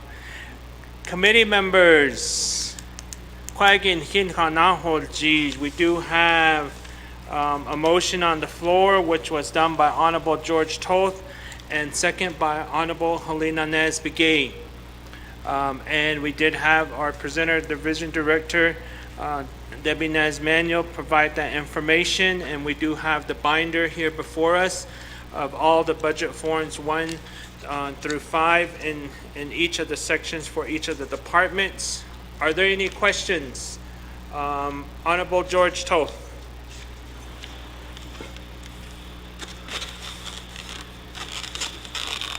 Thank you, Chair. Under your budget,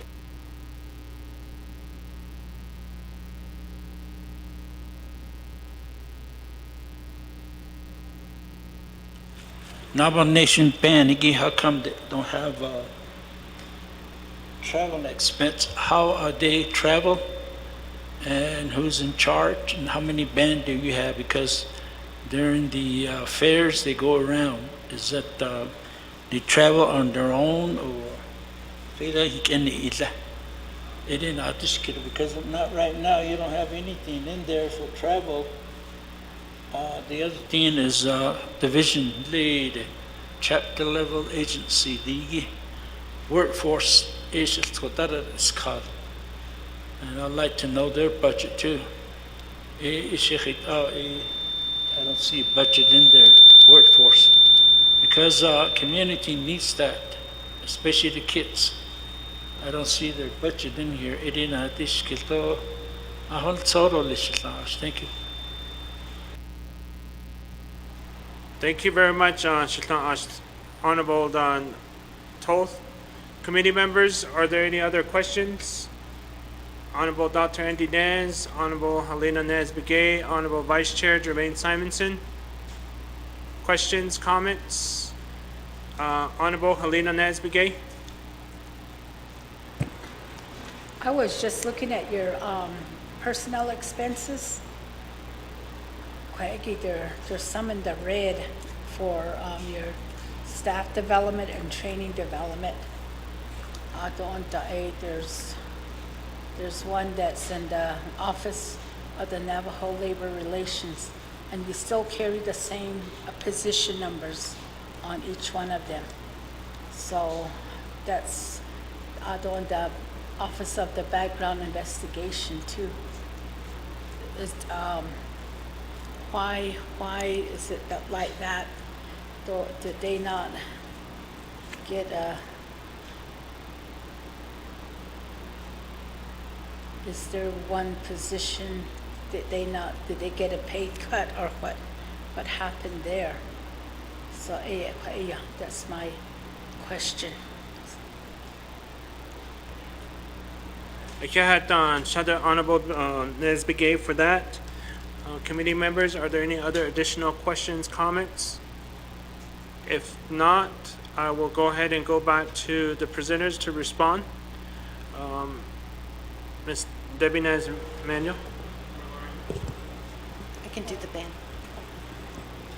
Thank you so much for the questions, Toth. The band is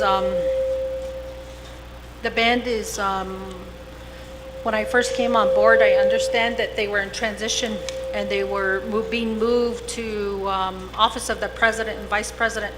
So right now, there are 2 coordinators that work closely that help to organize for the band, and then they are working with Vice President Montoya. So as we were transitioning, going through the process, the process isn't complete. So they are really with OPVP, but technically their budget is still with us. When the process I thought was finalized was not, so they ended up in our unmet need. So we probably within the last month, we put them back under our budget. And we just continue to go through that transition, so they go to the Office of the President and Vice President.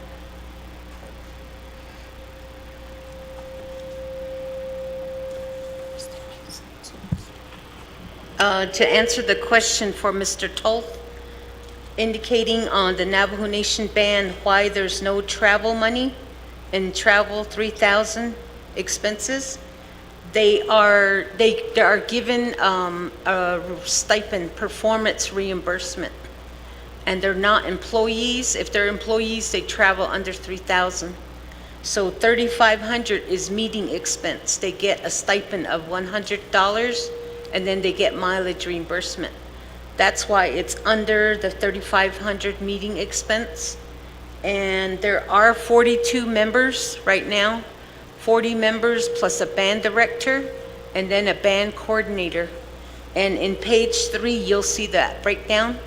Right now, the band director assigned is Russell Goodluck of Chinle, and then Valerie Harrison is the coordinator from Window Rock.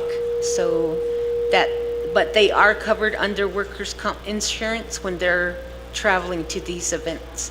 Thank you.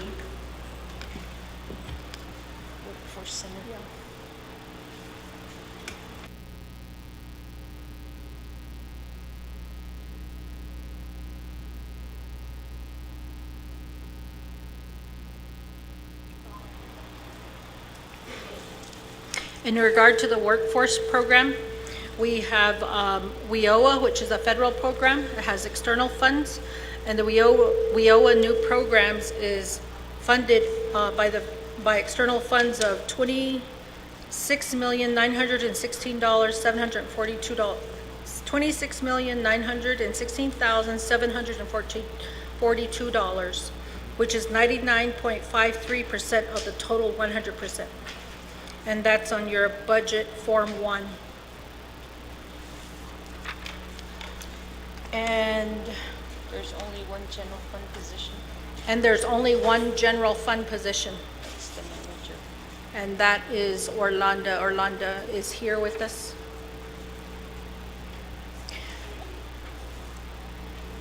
Okay, The rest of the staff are under the external fund. and all of the rest of the staff are under external funds. That includes the satellite offices. We do really work closely with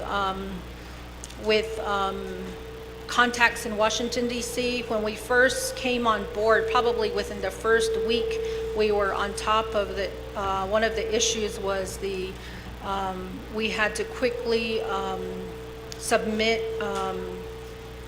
approval to ensure that we saved, I want to say right off the bat was $14 million, which we could have lost, but we worked really hard to regain that, and we got those funds, and so we move on to the next year.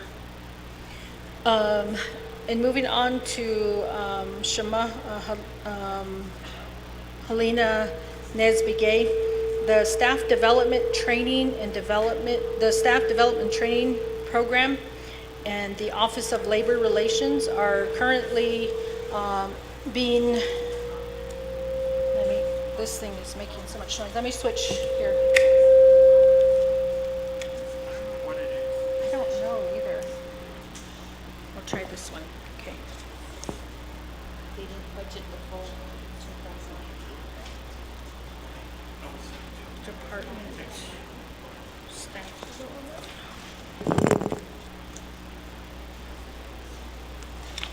So for staff development, in the training department, they didn't budgeted for the full 2,088. So when you see that on their budget, that would be why.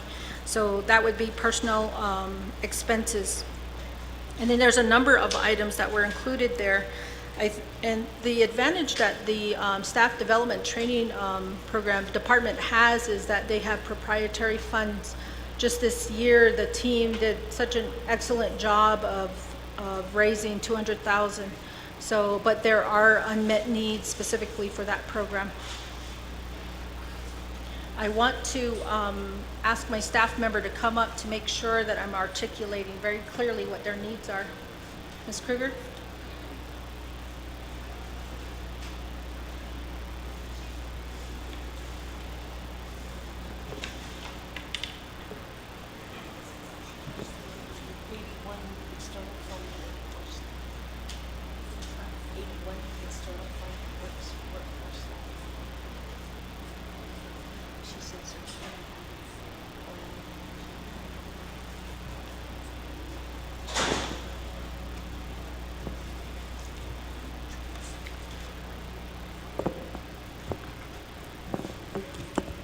Yat A Benedo, Yat A Lin Ado Benin, Yat A Yadin Nida.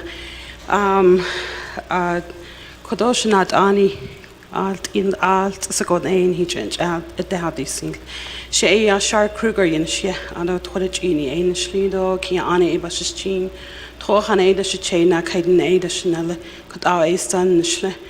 Ado staff development training department, the Nash training manager, Nishla Aj, Aquagi Naiden Kidigi, Halate so here personnel expense, Ishe hate at the no Naiden Kid Adashma, a co Digi Aya Ado Art Ain de cover Eliada, the personnel hours. There's no cut in any of our positions. There was no decrease or increase, no bonuses or step increases. It's just what was allocated to us from the division. However, we were only given enough to cover a certain amount of hours, which is 20 2025, and then we are asking for an unmet to cover the rest of our hours of 63. And to include in that unmet need is to also cover our fringe benefit as well as our vehicle. We are a revenue generating program on Lego Basel through our trainings. So it is a dire need for us to have more funding so that way we can at least travel. But right now we don't have anything in our travel expenses or our supplies if you look at our unmet need. The all khoteko e yang kitchen date a ben ya a unmet need at the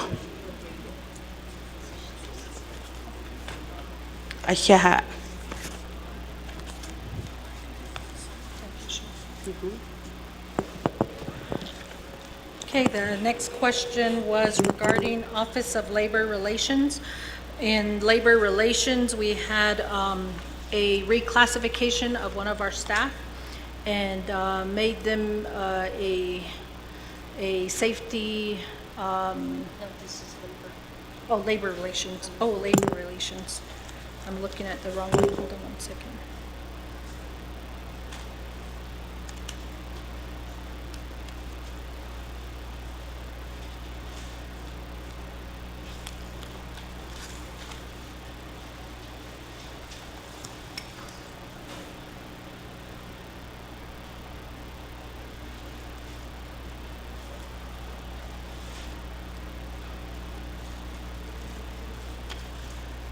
So for labor relations, is that a classification? No, the office specialist promoted to. Oh, that's right.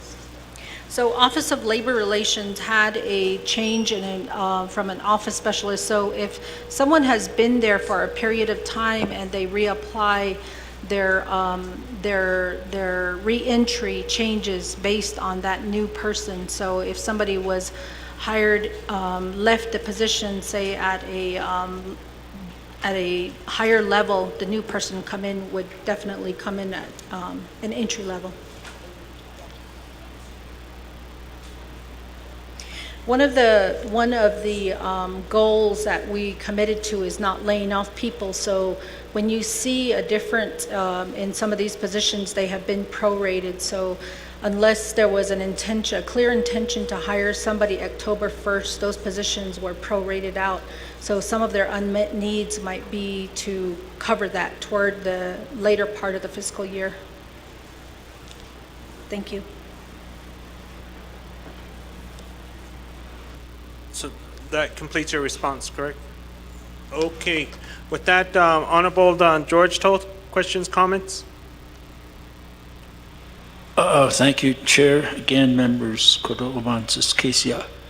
Internal, that department, labor relations should be a separate program, so they don't interfere with the administration because they're advocating for employees instead of being monitored from the top. That's where the problem is. When a person appeals, a lot of decision has to come back to the administration. So because there a lot of times supervisor, they just get rid of their employees because, I don't know, and then they just fire them with no recourse. So that department should be a separate entity. Hopefully that comes about. There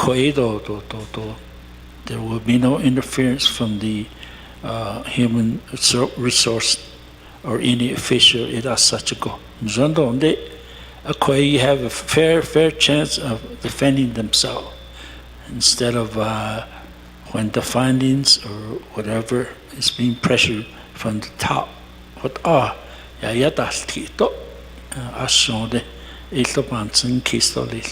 Thank you.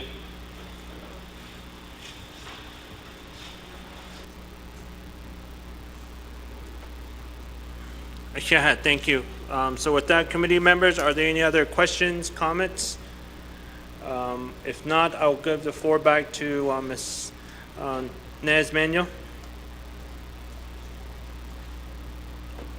Thank you, Shanila. Just to respond to Honorable Toll's question about Office of Labor Relations, one of since 2015, grievances are not filed with them. So this is a change that probably happened before I was here. And we do have our staff here if there are any additional questions, but these grievances, well, we have employee relations who will hear out our employees, and then also we work closely with DOJ. Well, they have a litigation unit there that hears these grievances in their office. Thank you, that's my response. Okay, thank you very much. Committee members, are there any other questions, comments regarding Division of Human Resources budget? We do have the presenters here before us, and there are several questions that have been addressed, and also we received a response back. And so Division of Human Resource has been a very interesting program and a division of how we've been moving forward on certain things and addressing certain concerns and issues, and trying to find out where is it that we can have that improvement, where is it that we need to make that improvement as a nation, as being a division of human resource. And so as you continue to provide us information regarding all the vacant position, I think that's a big piece, that's a big priority of how do we need to make some of those corrections. And I know a lot of times once we do receive new administration, a new president, a new vice president that comes into place, a new administration, things that were being planned and things that were being worked out comes to somewhat a halt or a dead end on certain projects and certain priorities. And so with that, it was very interesting on how the whole software system of the UKG came about and how it was entailed and provided to us by the previous administration. But of course, with the new administration coming in, with the new chief of staff, new division directors, that eventually all has been faded away due to the fact that I guess the new administration has found a new vendor to provide that service. And so as we continue to try and figure out who wants to take credit for whatever job that is initiated, whatever project, whatever software is initiated, we continue to hurt our Navajo families and children throughout the Navajo Nation that are trying to betterment their life, trying to get a career on the Navajo Nation. And as times we do use certain reasons, in this case, it always reflects back to we don't have employee housings. We're lacking employee housing. That's why we have a high number of vacant position. I know that there are some things that need to happen within the division to really start thinking outside the box on how do we address these vacant positions. As executive branch, legislative branch, judicial branch, we intend to invite our children to these branches to provide their internship, to provide their service, to provide their small little time within the program for whatever funding source that they're utilizing to occupy that position. And as we continue to see them strive, once it comes to submitting a Navajo Nation application, a lot of turnaround has been happening. A lot of the morale on the Navajo Nation government, having that faith in the Navajo Nation government human resource to get hired and to start a career has been a burden on the Navajo Nation. And so with that, what is it that we need to do? What are the challenges?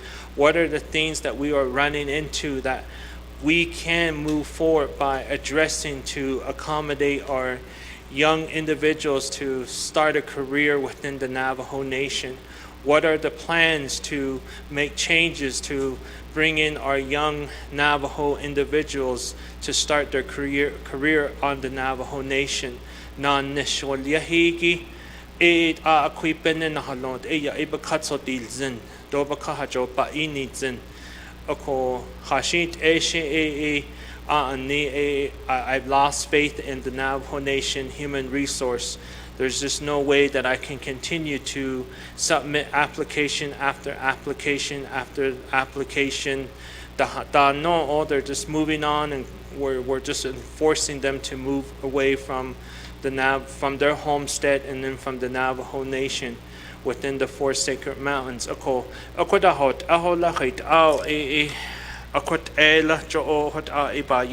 this is not something that's been on the table just recently. It's beyond even me becoming a council delegate. It's been a continued issue, maybe even when I was back in elementary school or during my high school years. It's probably been an issue ever since then. I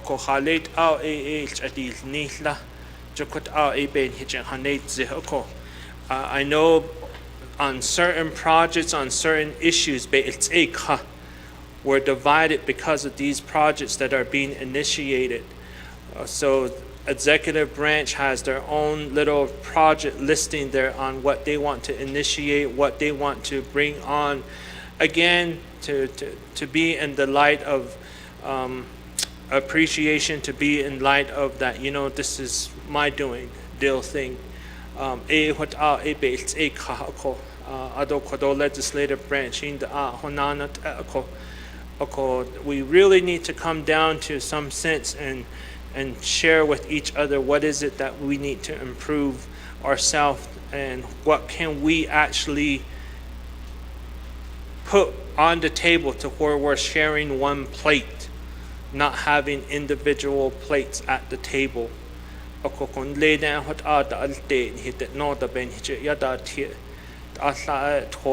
sakang da igi plates chinil on the at bapin date aho nihiyata has linked that the no hot abe yada tiako.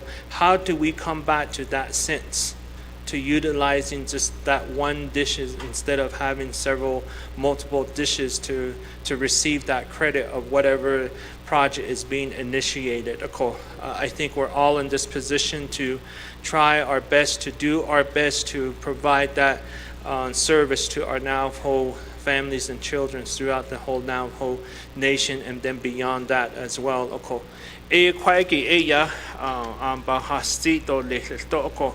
Adonana di retirement when it comes to retirement funding and all of that. Lay that retired and some of us we were not given full credit. Some of the years that we worked for the nation was not given to us, but we had no choice to retire.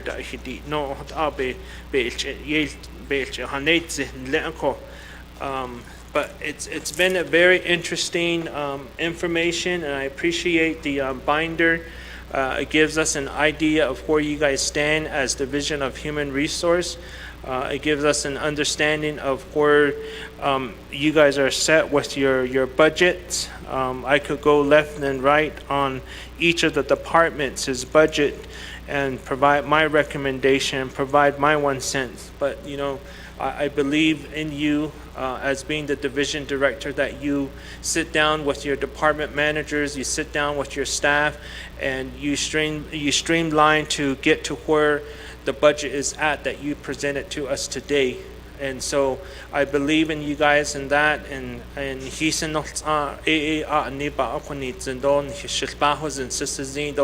you take that into consideration.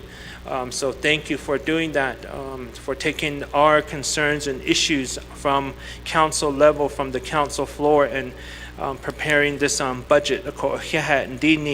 So I believe there's no other questions or comments. So with that, we do have, and there is no amendments. And if there's no other questions, we do have a motion and a second. Motion that was made by Honorable George Toth and a second made by Honorable Helena Naz-Begay for legislation number 0186-23.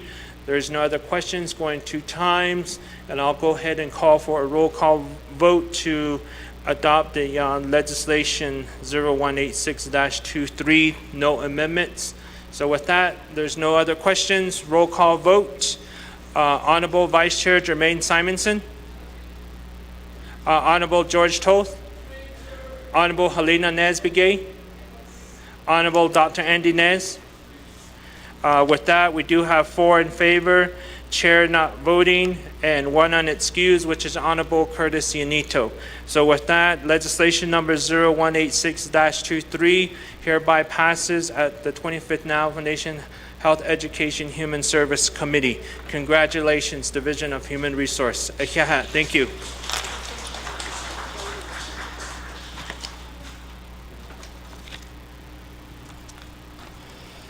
Okay, so again, I just want to make that announcement to all the individuals and other departments that are here with us. Today, we are going to be doing a hard stop right at 4 p.m. We will be recessing at 4 p.m. We do have colleagues, the council that will be participating in the night parade at the Gala Indian Tribal Ceremony. And then we also have staff that will also be participating in that event as well that would need to have extra time to get themselves ready and prepared to go to Gala for the night parade. So that is the reason why we'll be doing a hard stop here at 4 p.m. This afternoon. So just an FYI for you all. Okay, moving on to item E, legislation number 0187-23. Ms. Spinelli, can you read that into the record, and then we'll call for a motion in a second.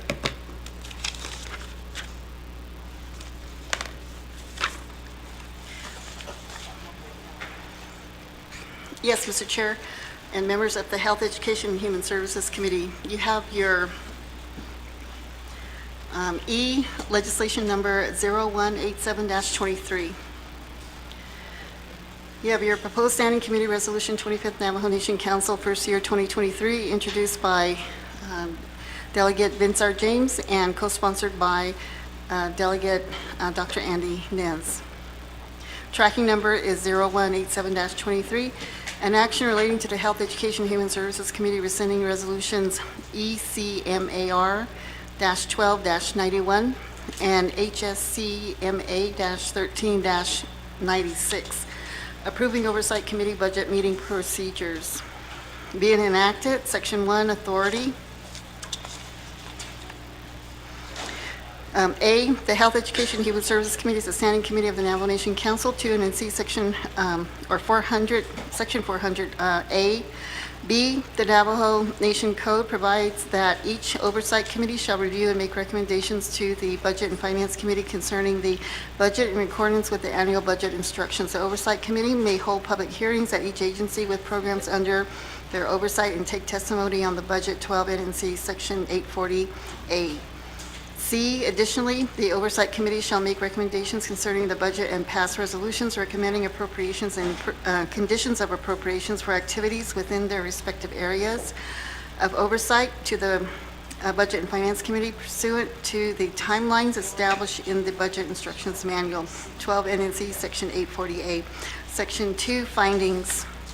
A, the former Education Committee approved Resolution ECMAR-12-91 attached as Exhibit 1, and the former Human Services Committee approved Resolution HSCMA-13-96 attached as Exhibit 2, both resolutions approving rules for conducting budget hearings. B, the Health, Education, and Human Service Committee wishes to adopt the Uniform Standing Committee Procedures for conducting the fiscal year 2024 budget meetings. As such, the procedures for oversight committee meetings, program budgets, and FY 2024 is attached as Exhibit 3.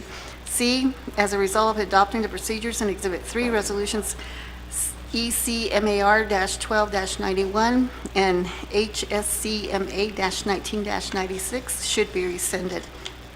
Section 3, rescinding prior resolutions approving rules of procedures for budget hearings. A, the Health, Education, and Human Services Committee rescinds resolutions ECMAR-12-91 and HSCMA-13-96. B, the Health, Education, and Human Services Committee hereby rescinds other budget hearing rules from the Education Committee, Human Services Committee, and any other former committee resolutions which are now under the oversight of the Health, Education, and Human Services Committee, approving budget hearings and budget meeting rules, procedures, or guidelines. Section 4, approving procedures for oversight committee meetings for approving budgets for the fiscal year 2024. The Health, Education, and Human Services Committee hereby approves the procedures for oversight committee meetings by approving budgets for the fiscal year 2024 attached as Exhibit 3.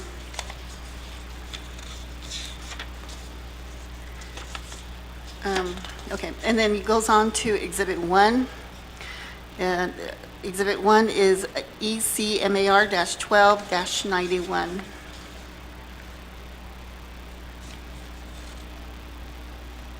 Okay.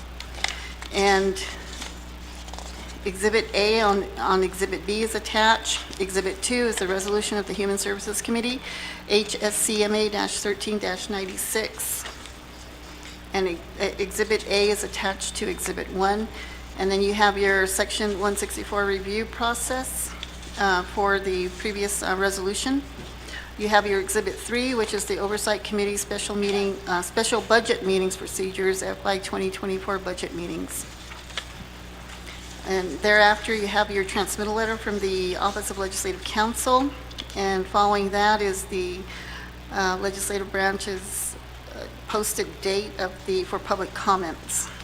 And it was posted on August 3rd, 2023, and it concluded its public hearing on comments, accepting public comments of 8/9/23, at least a 5-day comment period, and no comments were received. Mr. Chair?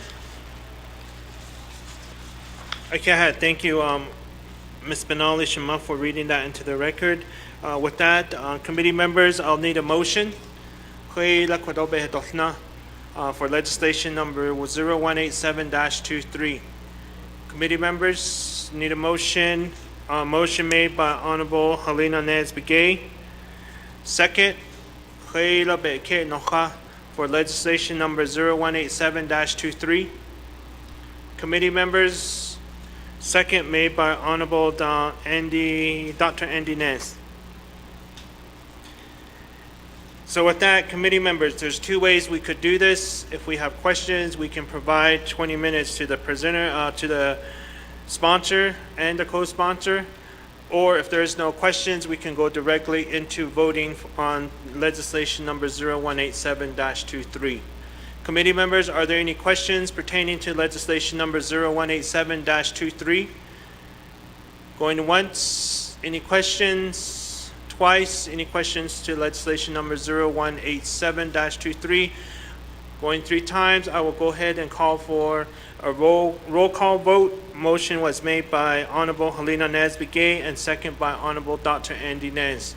With that, roll call vote for legislation number 0187-23. Honorable Vice Chair Jermaine Simonson. Honorable Helena Nez-Begay. Honorable Dr. Andy Nez. Honorable George Toth. With that, we do have 4 in favor, chair not voting, and 1 unexcused absent, which is Honorable Curtis Unito. Thank you again, colleagues, for approving legislation number 0187-23, and it hereby passes the Health, Education, Human Service Committee, and that is the final authority of this legislation as well. So, thank you very much. And so,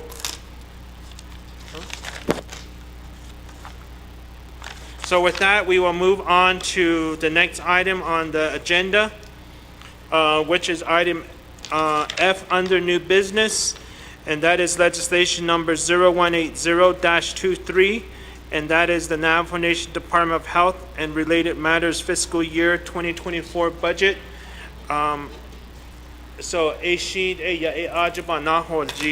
but they sent, Department of Health has sent an email indicating that they are waiting for some additional confirmation from Office of Management Budget.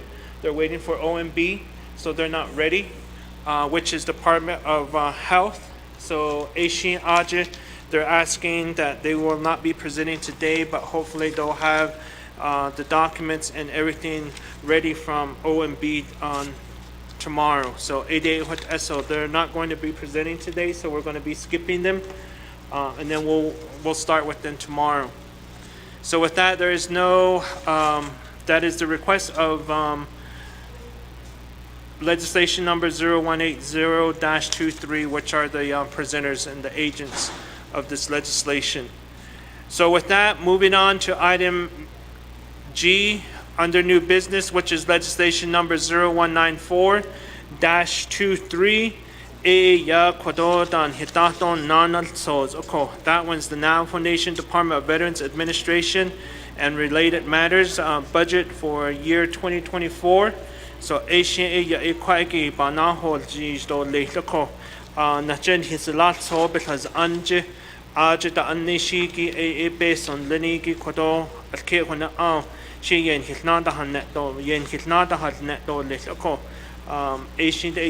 in his lot so because anje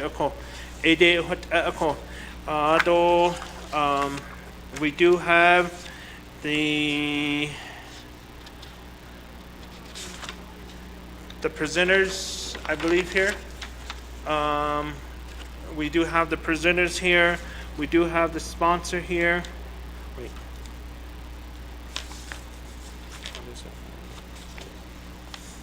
We do this, there is a sponsor with, the primary sponsor is myself, Vince James, and then also the co-sponsor is Honorable Dr. Andy Nez. So with that, committee members, we will go ahead and proceed to reading the legislation into the record, and we'll call for a motion in a second. At this point, we don't have any documentations or any hard copies pertaining to legislation numbers 0194-23, but we do have the legislation before us. So with that, Ms. Benali, can you read that into the record?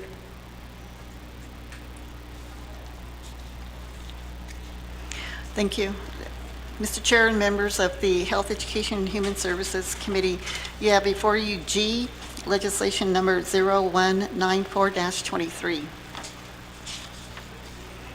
You have your proposed standing committee resolution, 25th Navajo Nation Council, first year 2023, introduced by Delegate Vince R. James and co-sponsor by Delegate Dr. Andy Nez. Tracking number is 0194-23.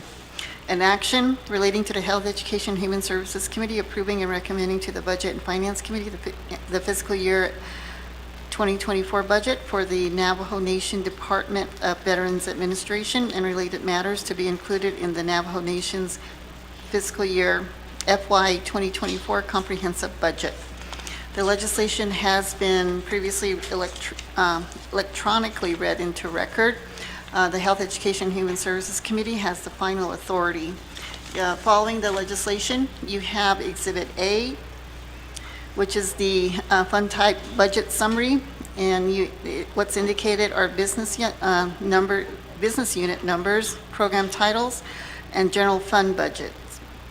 And the total, the proposed general fund budget is $1,798,000, and there's none indicated in the indirect cost fund. The personal lapse fund indicates 0. External fund cash match indicates 0. Proprietary fund is $15,000. Fiduciary Fund, a total of $56,212,360. Special Revenue Fund internal is 0. Special Revenue Fund external is 0. The grand total is $58,025,360. Exhibit B is the General Fund Comparative Summary. And you have your business unit number 103015, Navajo Nation Veterans Administration, in the amount of $1,798,000. That's indicated in the branch chief's proposed FY 2024 general fund budget. And there are none indicated in the preceding or following columns. Exhibit C is the recommended changes to the general fund budget. And what's indicated in the business unit number 103015, Navajo Nation Veterans Administration. And there are no explanation for any oversight concerns listed. Exhibit D is the recommended conditions of appropriations and legislative concerns. For the budget 103015, Navajo Nation Veterans Administration, there are none indicated. Exhibit E is the recommended unmet needs budget. You have the business units, and there are 3 indicated in the business unit numbers of 103015 and referring to the Navajo Nation Veterans Administration.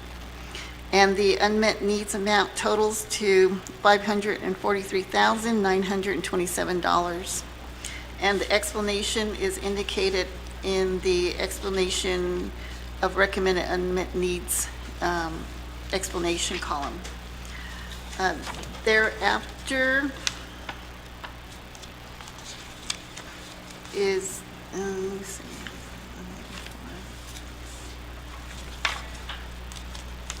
You have your transmittal letter from the Office of Legislative Counsel, along with, and following that is the start of the public 5-day comment period, which started August 4th, 2023, and it ended on August 9th, 2023, and no comments were received. Mr. Chair.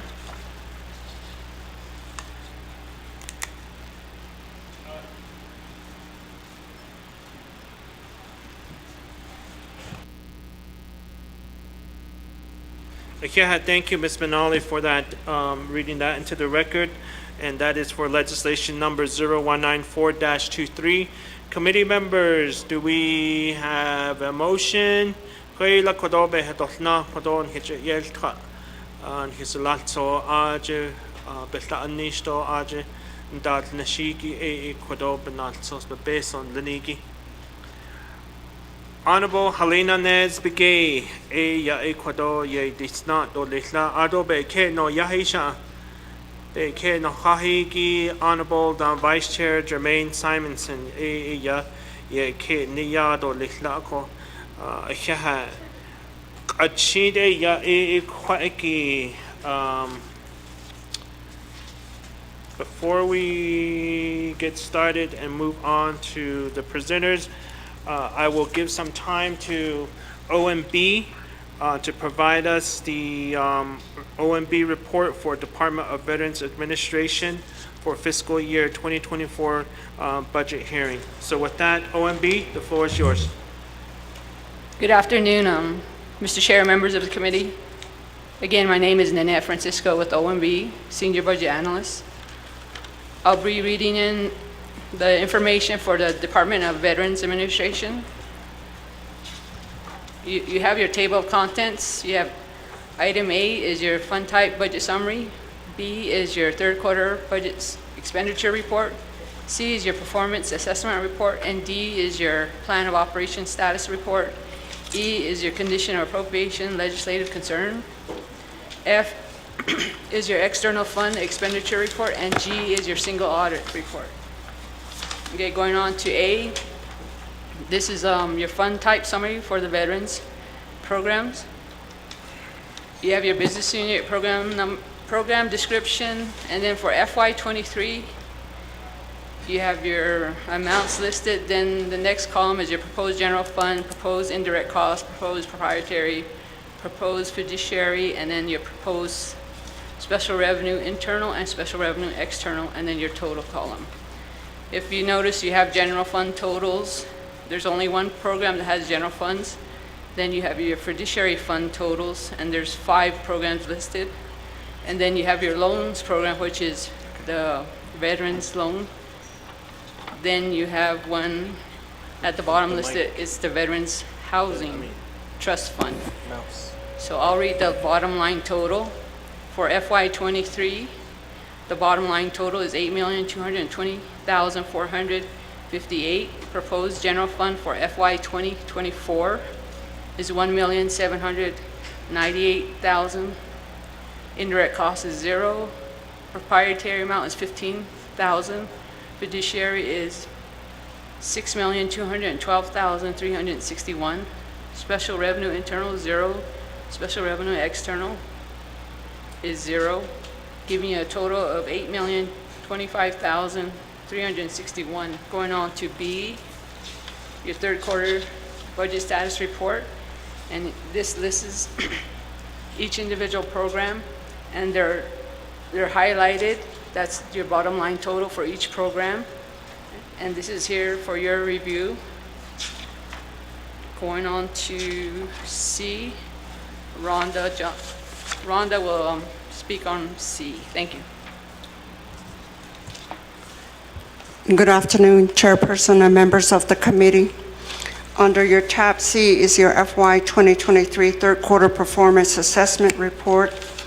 And this is for the 12 business unit under the Veterans Program. The rating scores are listed from a 0, no report, all the way up to 5 as an outstanding. You will note on the document that first quarter, none of the programs submitted their report to OMB, so their average score is 0 for first quarter. Second quarter, it was 2.17, which is indicated as a needs improvement. And third quarter is 2.08, still needs improvement. You will note that there's one business unit, 103016, which is Trinley Office, and also Trinley Agency fiduciary account 703129. For the second and third quarter, they're at meets expectation. Under tab D is your third quarter plan of operation status report for the Veterans Program for the 7 business unit. Notice that the plan of operation was adopted in 1998, so it's recommended that this be updated. Under your tab E is your 2023 conditions of appropriation legislative concern. We did indicate 0, but my apology to everyone. There is one condition of appropriation for the Navajo Nation Veterans Program. We didn't get any response for third quarter, so therefore the status is non-compliance. Okay, going on to tab F is your external expenditure report. And this is, inception date is July 31st, 2023. You have your column A, which is your index. B is your company. C is your contract ID. D is your start date, E is your end date, and F is your business unit number. And then G is your description. H is the original budget. I is the revised budget. And J is expenditures. K is your open commitments, and L is the available balance. M is percentage spent. N is percentage of balance. I'll read the bottom line total.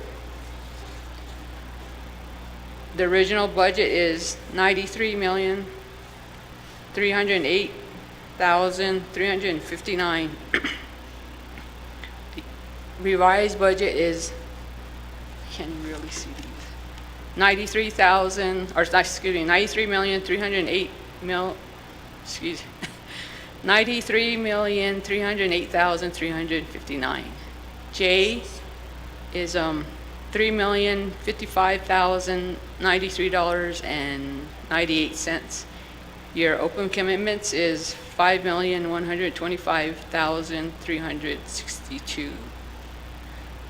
Available balance is, what's that one? I can't see. $85,127,903.02. Percentage is 9%, and our percentage spent is 9%. Balance is 91%. Going on to G, there's no single audit report for the Veterans Administration. Thank you. That concludes our report.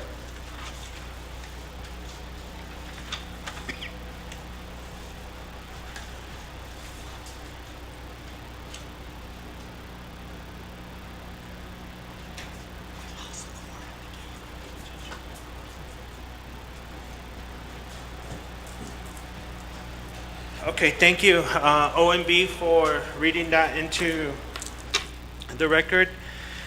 And then, committee members, are there any questions in regards to OMB's report? Honorable George Toth. Thank you, Chair. Excuse me. Members of Hehsc Committee, I have questions in regards to veterans budget. I just wanted to know what formula was used to give veterans funds. I know this one we're talking about general funds. Why does the plan operation hasn't been worked on? And also the grade from the auditor, what happened? Your grade is way below, and I guess 2.08 is the average of third quarter. What happened between the first quarter? I know you were there, Madam Director. Second quarter, you were there. You barely made it to 2.0. And then third quarter, you finally hit 208, all into except Chinle. Why is Chinle way up there? So those are the questions. Outstanding, 2. There's outstanding, indicate the program and debt expectation and meeting goals that was outstanding. Auto indication program exceeded their goal statement, or auto meeting expectation indicates the program met their goal statement, which is okay. Auto that you have need improvement indicates the program needs to improve on the goal statement. I believe there was a goal statement already in place by the former veterans directors. I don't see what you did with it. Auto unsatisfactory indicate the program and did not meet the golden statement and must improve. The program itself, what needs to be done. Although in the last one in there is your no report to OMB. What happened? Are you communicating with the auditor, OMB, or are you just by yourself in your office? So those are some of the questions. And then Veterans Internal Trust Fund, what's the balance and how did you distribute that to your veterans? For instance, how much is Eastern Navajo, Northern, the total amount? Home, so the home construction, why did you discontinue the Sparrow contractor, and now you're trying to find another contractor to do the Veterans Fund? I approached Mr. President, our president, why is this happening? The other last one, I'm going to bring this out when you were doing your budget. I got a call from majority of the veterans with Eastern and then also Western. And they said you were stingy with the budget. It was confidential. Then that shouldn't be happening. This is public information, man. You should say that. Is that attorney helping you to make that decision? I don't think so. It's your job to give this information to your veterans. You always talk about transparency. What happened? Ako area nandidishki. Auto condition appropriation though. Auto audit though. Have you thought of having your, when you go to a new job, you always wonder, hey, I need to audit my program before I get in trouble so I don't get the blame. Was that in your mind when you took over? Because that's very important, audit. You can't avoid that. This tells you how you're doing with your department, how you're working with your department, how you manage your personnel, even the housing. And my understanding, majority of the staff that you have, they all left. And all calm. So those are some of the areas you already replaced some people. Did they qualify? Did they went through Navajo Nation personnel, human resource? Your position is appointed, yes. But after that, in Cato and Hehsc, they had to follow through Navajo Nation. You just can't make a decision yourself. Is this individual qualified to assist you? It don't seem like, because you got a lot of deficiency. That's why right now all the veterans are disappointed. You're not being transparency. I don't mean you just take off and you don't answer some of those questions. That needs to stop. So I can do condition appropriation. I'm not threatening you, and these are procedures that we follow. We do conditional appropriation. There was none. I don't know what happened last year. So I have another question on your budget for each department. I don't know this kid later on, Mr. Mr. James Arnold. Thank you. Yeah, thank you, Honorable George Toll. So there is a question in regards to the plan of operation report. And one of the recommendation is you can move forward as a committee member to move forward with doing a legislative concern with the condition of appropriation, and then put a timeline on there that the report be provided within the first and second quarter of the fiscal year 2024. So that would probably be my recommendation to you and the committees, because the plans of operations go back to 1998, and it seems like there's just nothing that has happened ever since then. And I think that action needs to happen with us here as Hehsc to get this updated as quick as possible. And so that's something that you could put in at this point in time on this legislation to make that motion. That way we immediately address that issue, and then it will go with the budget with this legislation onto budget and finance. That's the only way it's going to work. Other than that, it's just going to drag along just like how it's been dragging along since 1998. I think that condition of appropriation needs to kick in right away as of today or something like that. But I leave that up to you guys. as the Hehsc oversight of veterans. Ishin hin kasalado lit, but just wanted to mention that to you, Shechna Ash, regarding the condition of appropriation. With that, I will go ahead and give some time back. I know there wasn't any questions in particular to OMB, but OMB, I will give you some time for a response. If there is no response, then just indicate you have no response, and I will go ahead and refer to our division director, Ms. Bobby Baldwin, to provide a response as well to the questions, concerns that were brought up by my colleague, Honorable George Toll. Before I move on to you, OMB, I'd like to move back to questions and comments. I see my sister raise her hand, Honorable Helena Nesbigay.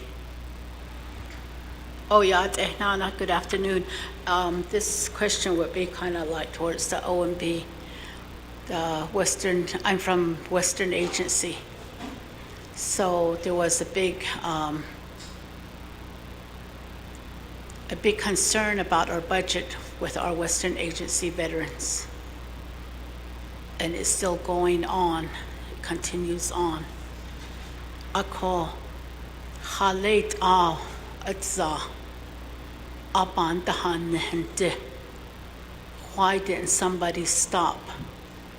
Or why couldn't the hashit out on hilchi kai for them to go into a minus with the Western Agency veterans' budget? To this day, when I approach my veterans at these chapters, it's still brought up to me. A lot of our veterans, I'm just only speaking for Western Agency.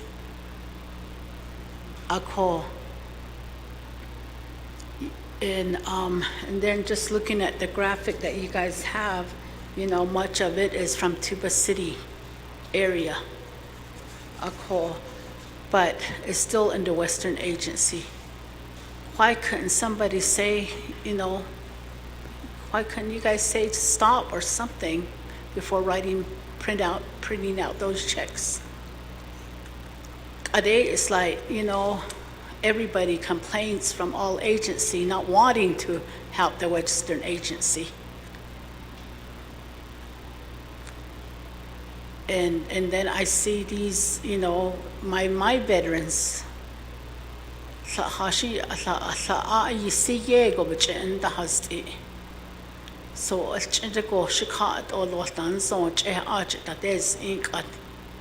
but there's no funding for them to help them out. So maybe,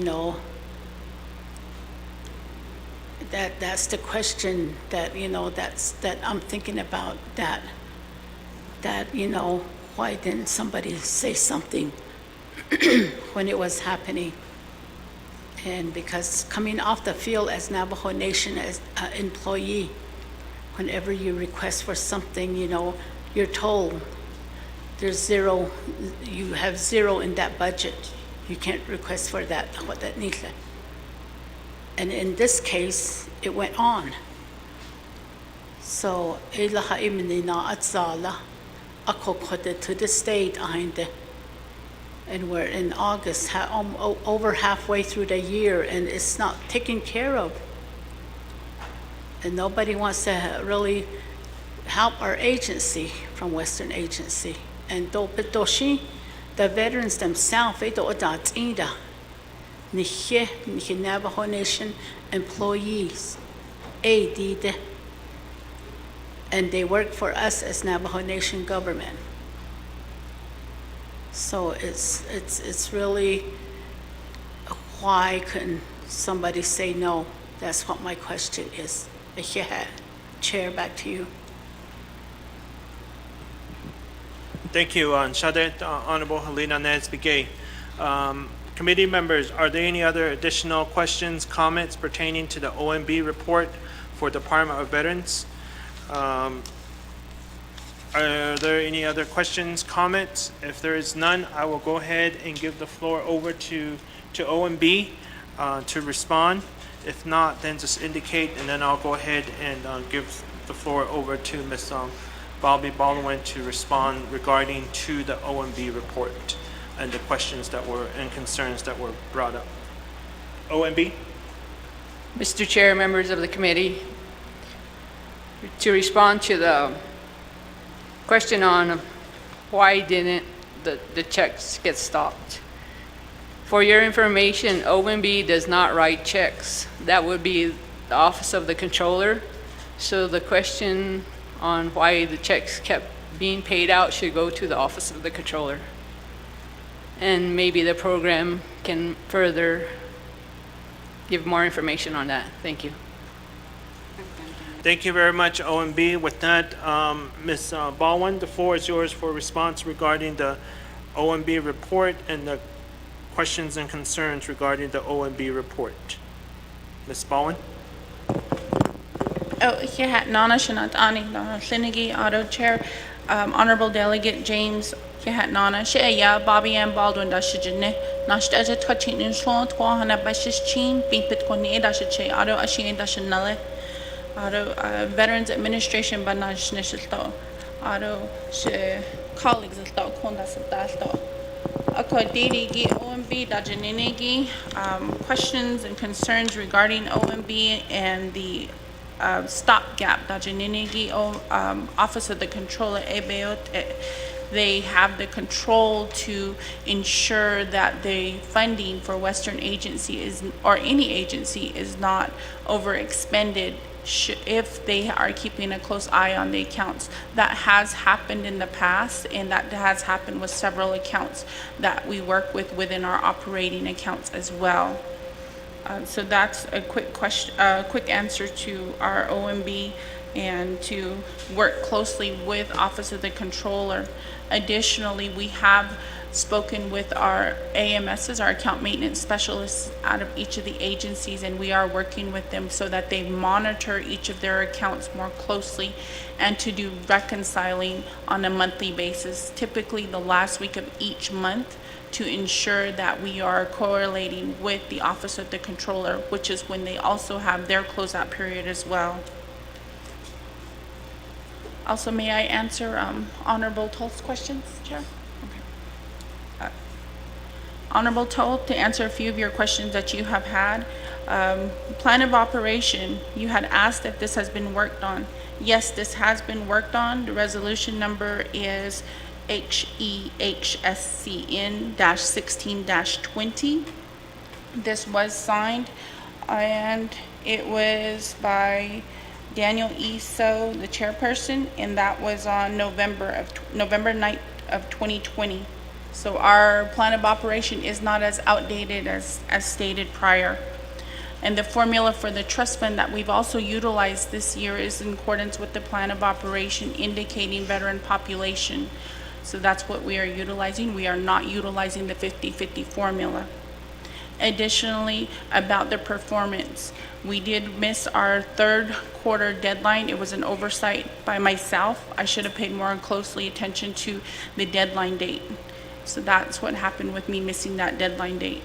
And we always have room for improvement, so we need to improve, especially with the Veterans Administration.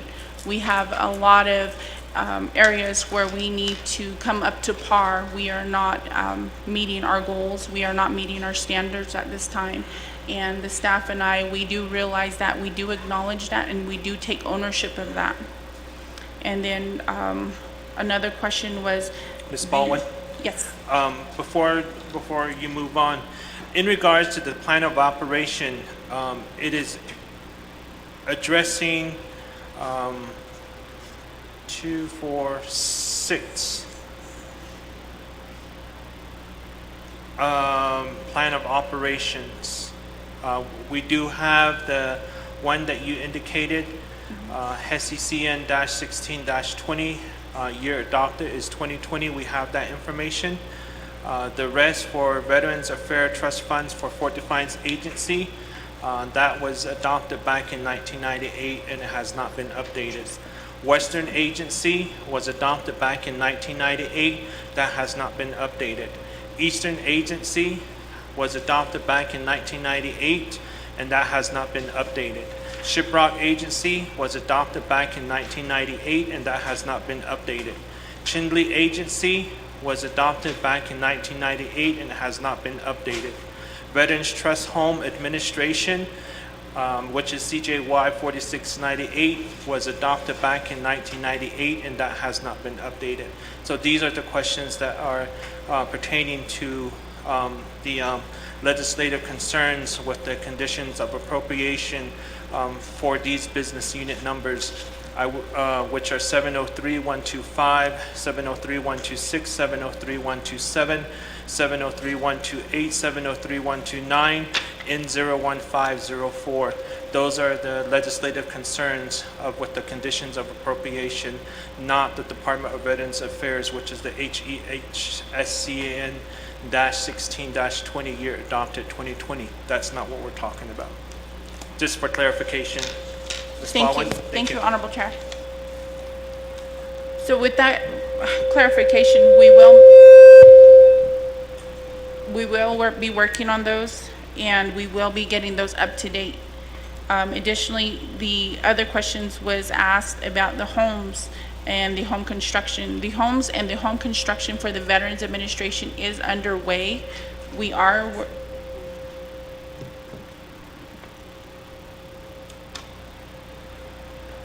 working with our contractors. We do have 2 contractors, and contrary to the information you have received about the Sparrow contractors, we have continued to work with the Sparrow contractors, and we have never terminated their contract.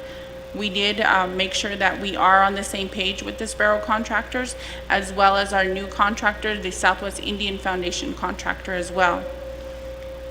So we did not discontinue those services for our veterans. And then with regards to being stingy with the budget, when I did receive the information regarding the budget, that was disseminated that same day. It was disseminated after 5, but it was received by the agency offices with the following morning. There was no gap in more than 12 hours in which they received the budgets. And another question was, a majority of the staff have left. There have been several staff members who have left. Yes, I will acknowledge that. However, they have decided to resign on their own, and there are several underlying issues in accordance with their resignation, and some of those were pending legalities of which they found themselves in. And staff members who have filled those positions, do they qualify? Yes, they do qualify. They did go through the Department of Personnel Management. Our Veterans Administration does not do our own assessments. All assessments are done by the Department of Personnel Management. And I believe that's all of your questions, Honorable Delegate Tolt, and I hope I answered each of them. If I missed any, I apologize, and I will be able to answer them. Thank you. All right, thank you for that. Committee members, are there any other additional questions regarding the OMB report? If there's no questions in regards to the OMB report, I will move forward to give time to Ms. Baldwin and her staff, Veterans Administration, to provide their information, their budget information for fiscal year 2024. But before I do that, we do need to take this oath to swear you guys in. And so with that,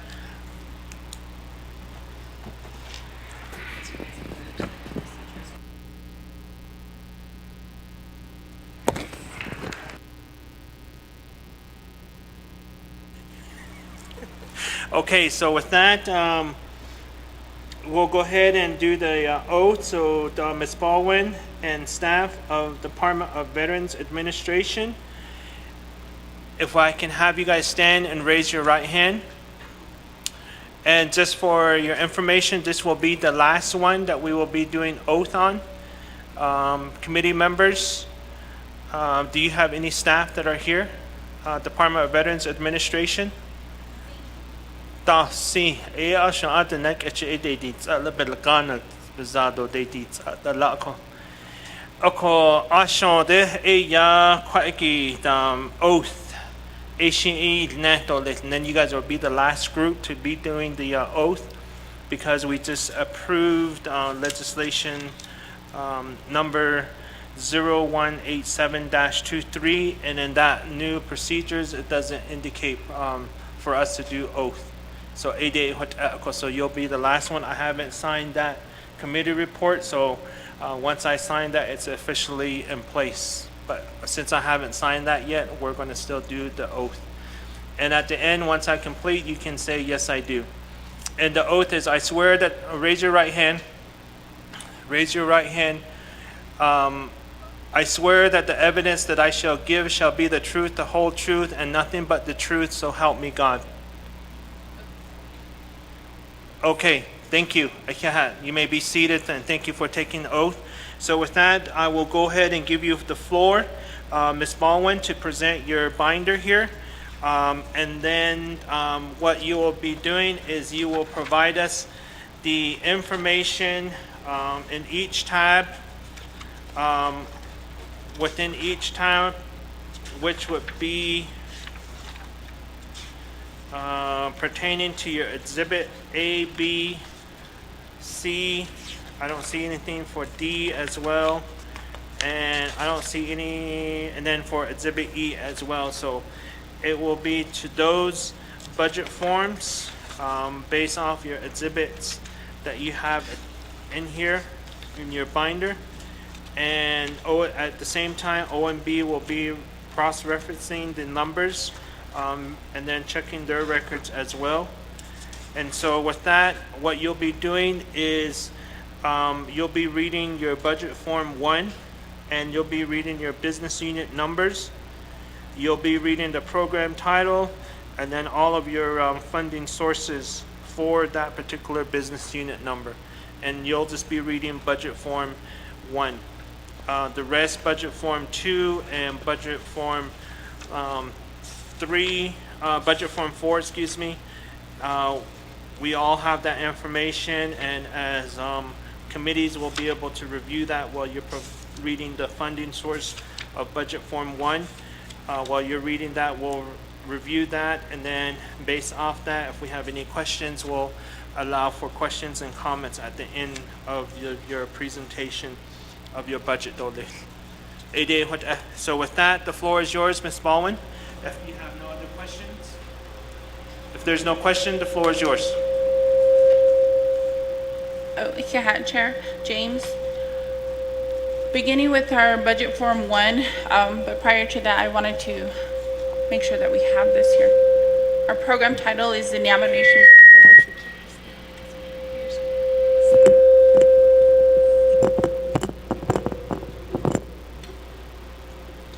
Program title is Navajo Nation Veterans Administration, and our funding source is general fund, and our budget summary is as follows.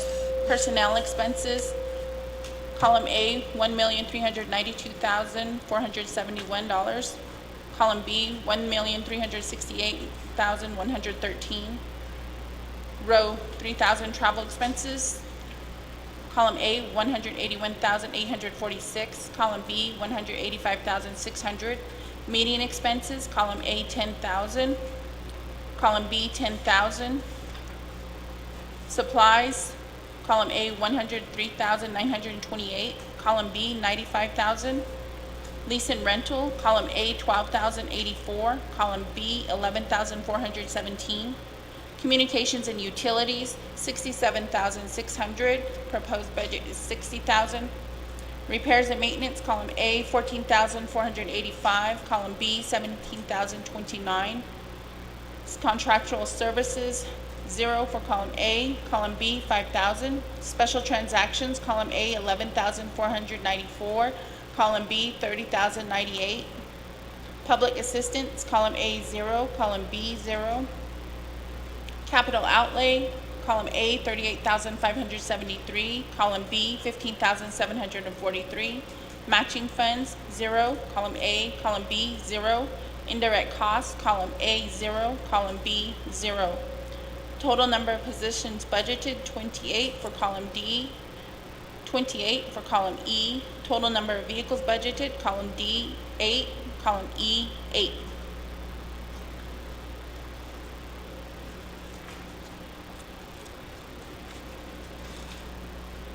Moving forward, business unit number 903002, Nomination Veterans Administration Loan Department.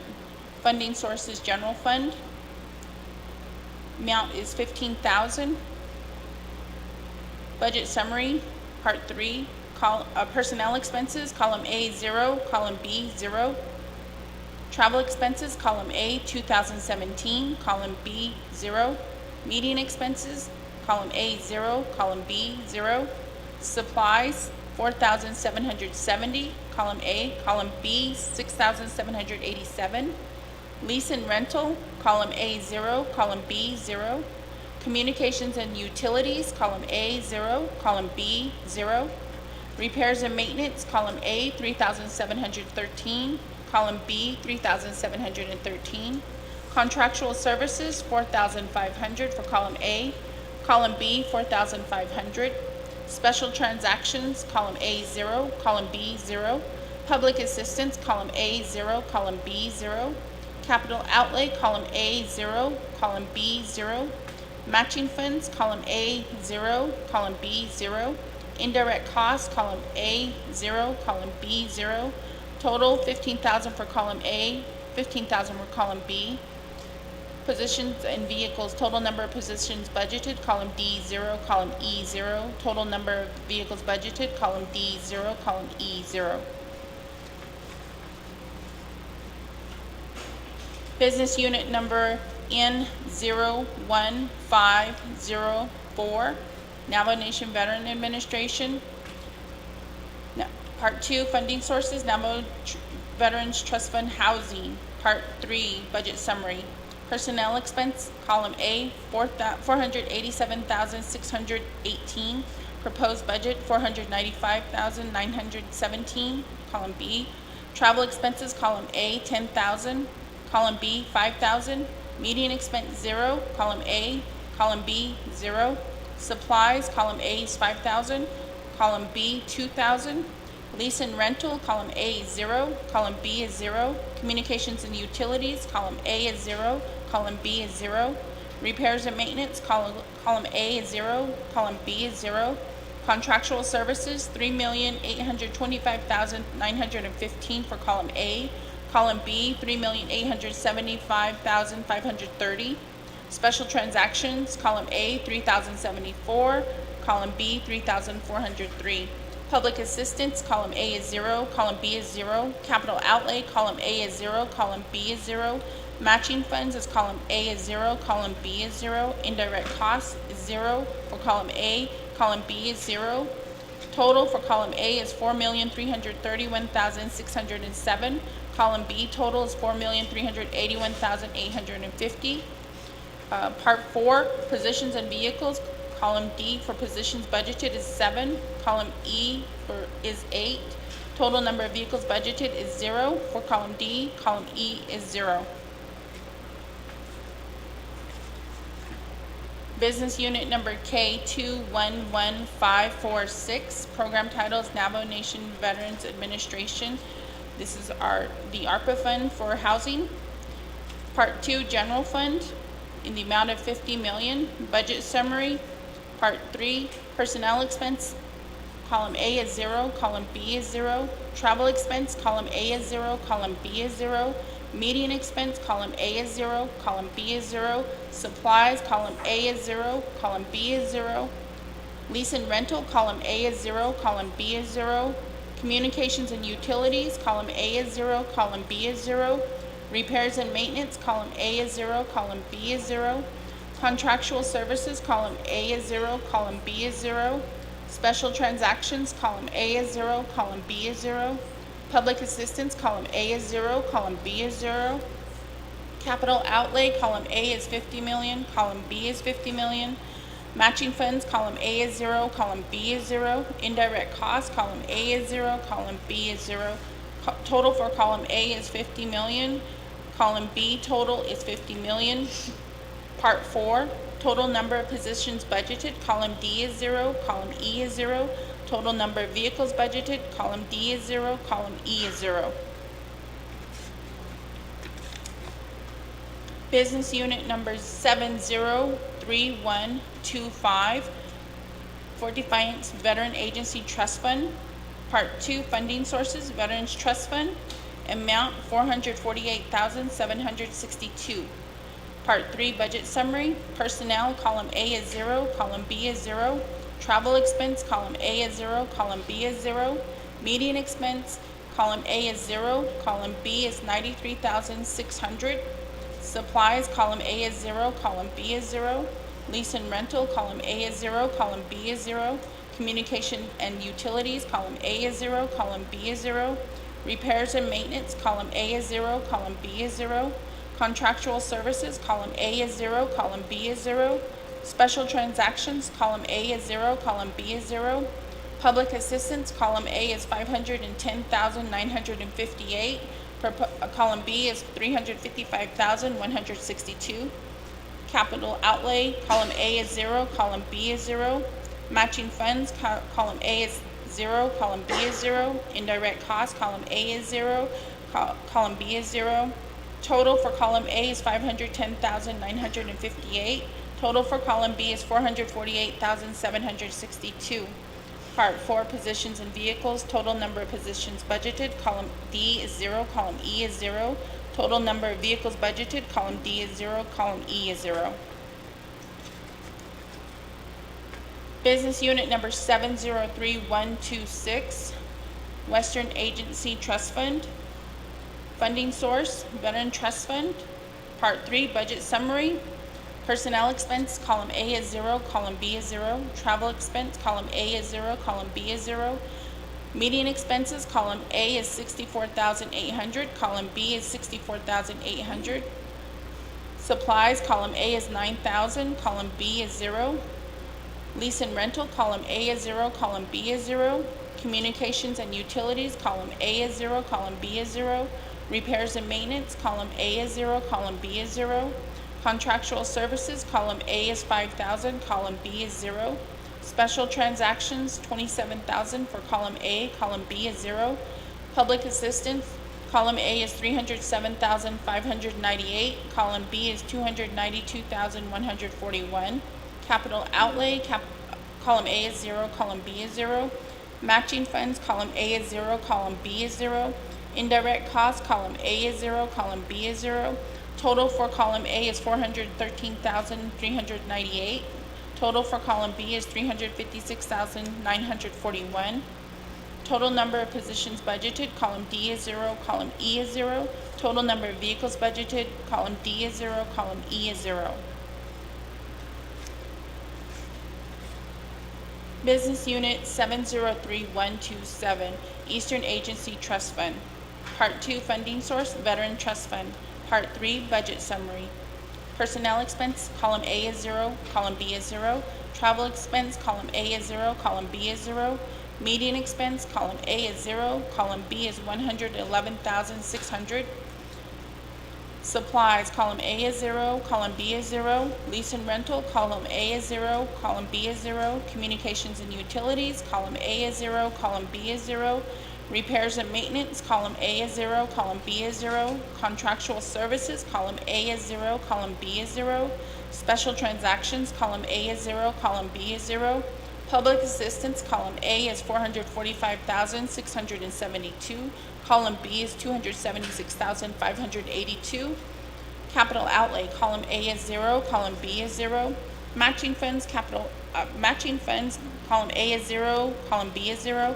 Indirect costs, column A is 0, column B is 0. Total for column A is 445,672. Total for column B is 388,182. Part 4, positions and vehicles, total number of positions budgeted, column D is 0, column E is 0. Total number of vehicles budgeted, column D is 0, column E is 0. Business Unit 703128, Northern Agency Trust Fund. Part 2, funding source, Veteran Trust Fund. Part 3, budget summary. Personnel expenses 0 for column A. Column B is 0. Travel expense, column A is 0. Column B is 0. Meeting expense, column A, 34,725. Column B, 68,400. Supplies, column A is 0. Column B is 0. Lease and rental, column A is 0. Column B is 0. Communications and utilities, column A is 0. Column B is 0. Repairs and maintenance, column A is 0. Column B is 0. Contractual services, column A is 0, column B is 0. Special transactions, column A is 169, column B is 0. Public assistance, 300,654, column B, 272,921 for column B. Capital outlay, column A is 0, column B is 0. Matching funds, column A is 0, column B is 0. Indirect costs, column A is 0, column B is 0. Total for column A is 335,548. Total for column B is 341,321. Part 4, positions and vehicles. Total number of positions budgeted.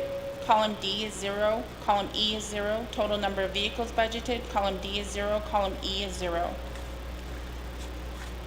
Business Unit 703129, Chinle Agency Trust Fund. Part 2, funding source, Veteran Trust Funds. Part 3, budget summary. Personnel expense, column A is 0, column B is 0. Travel expense, column A is 0, column B is 0. Meeting expense, column A is 57,600, column B 57,600.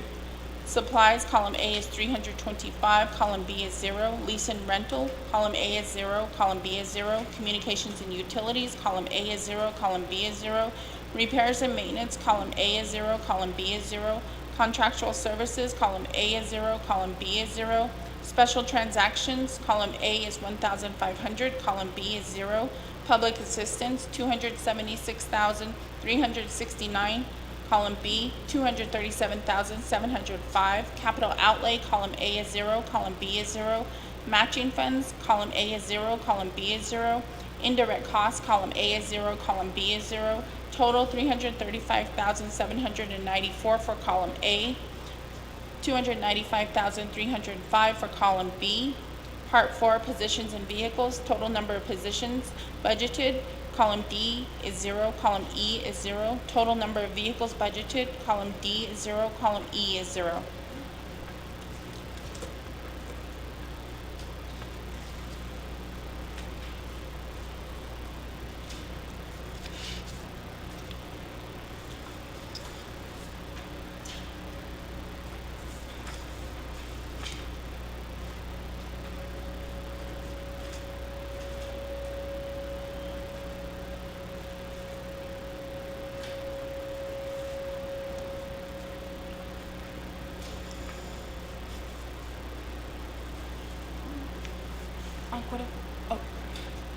Okay, that completes your presentation, correct, Ms. Baldwin? Okay, so with that, thank you for the binder and for the information. So with that, we do have,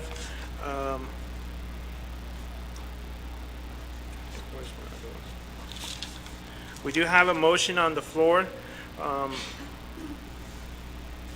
Motion made by Honorable Helena Nesby-Gay, and then also second made by Vice Chair Jermaine Simonson.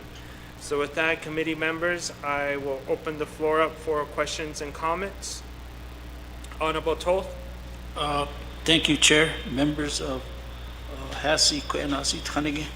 I would like to make a motion to do the condition of appropriation for fiscal 2024.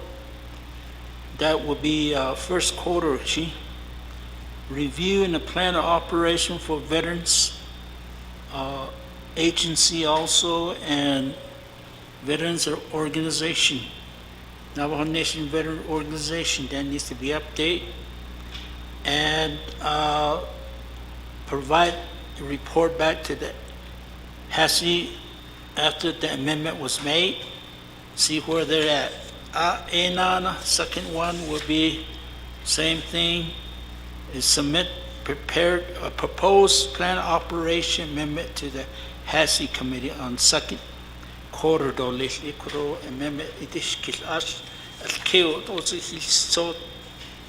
Chair. Be separate, right?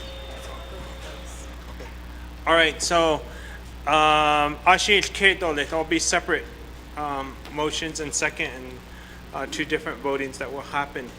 I know Miss Lowe is on her way to pick up the, document, so we can have our legislative advisor read that into the record, which would be the first one. First one, Ikishi, Ishi Baka Shashin. What the documents, Aishi will have our legislative advisor read it into the record and then call for a motion second. If there's questions on that one, we'll go ahead and open the floor for questions and comments. Vote on that one, and then we'll go to your second one again. So and that will, if these two amendments do pass, they will be attached to the budget, and it will move forward with the budget that has been provided to us. So with that, Ms. Benali, first one. Thank you, Mr. Chair, and members of the Health, Education, Human Services Committee.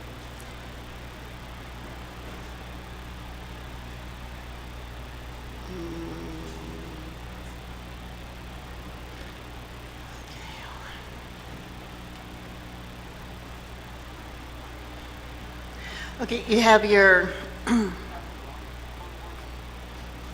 Exhibit D, which is the Navajo Nation recommended conditions of appropriation and legislative concerns.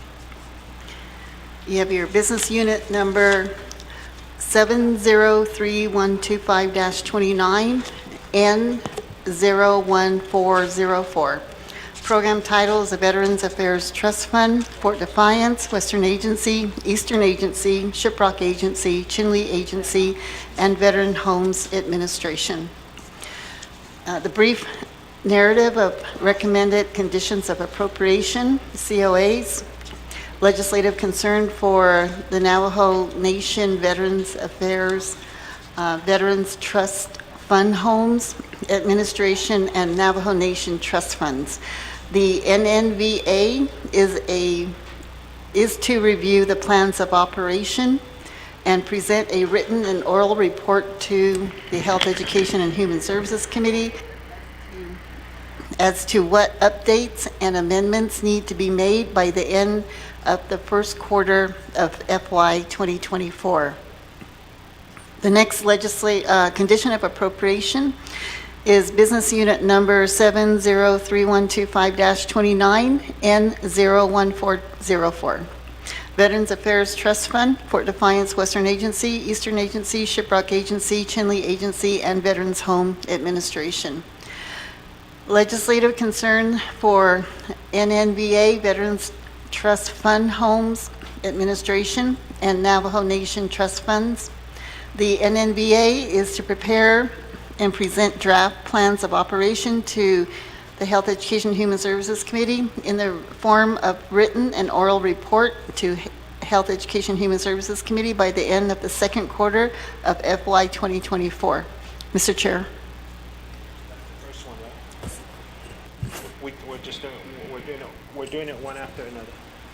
So both of them will have separate motion in a second. Two motions? Yeah. Oh. Yeah, I read both of them. Mr. Chair, you want me to read one, the first one? Yes, just the first one that we're going to vote on. Okay, it's under Form D, and it's the branch, executive branch, division, and office is the Navajo Nation Veterans Administration. Business unit number is 703125-29 N01404. Program title is Veterans Affairs Trust Fund, Fort Defiance, Western Agency, Eastern Agency, Shiprock Agency, Chinle Agency, and Veterans Home Administration. The brief narrative and recommended conditions of appropriation, COA, legislative concern for NNVA, Veterans Trust Fund Homes Administration, and Navajo Nation Trust Funds. The NNVA is to review the plan of operation and present a written and oral report to the Health, Education, Human Services Committee as to what updates and amendments need to be made by the end of the first quarter of FY 2024. Mr. Chair, that's the first Okay. condition. All right, thank you. So with that, the amendment was read into the record. Motion made by Honorable Don George Toth. Do I have a second, committee members? Do I have a second? Committee members, Honorable Vice Chair Jermaine Simonson.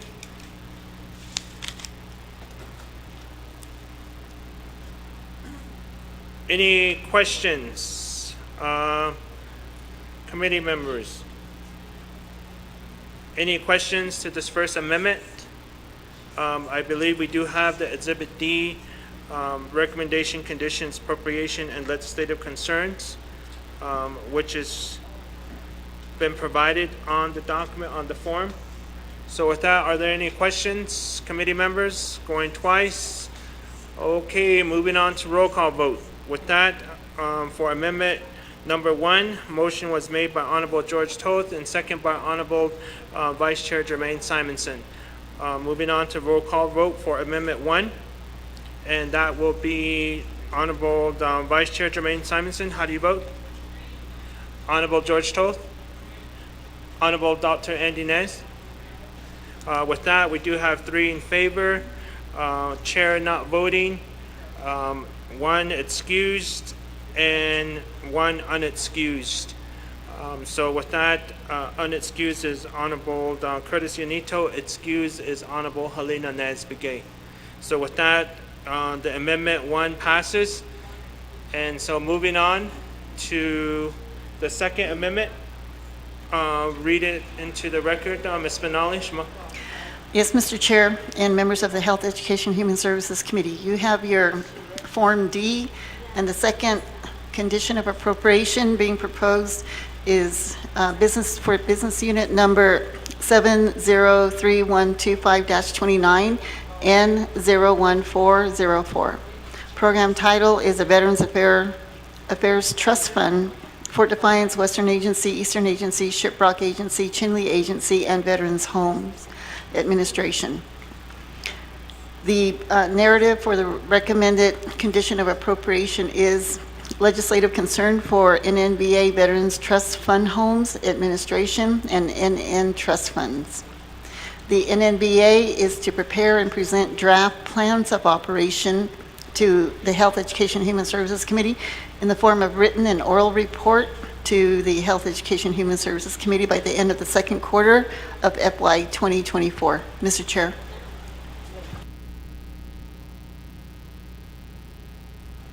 Thank you very much, and that is the second amendment.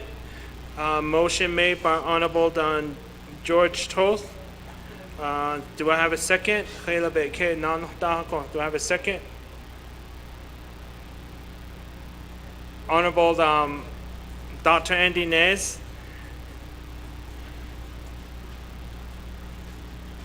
Any questions in regards to amendment number 2? Committee members, any questions? Going twice. We do have a motion.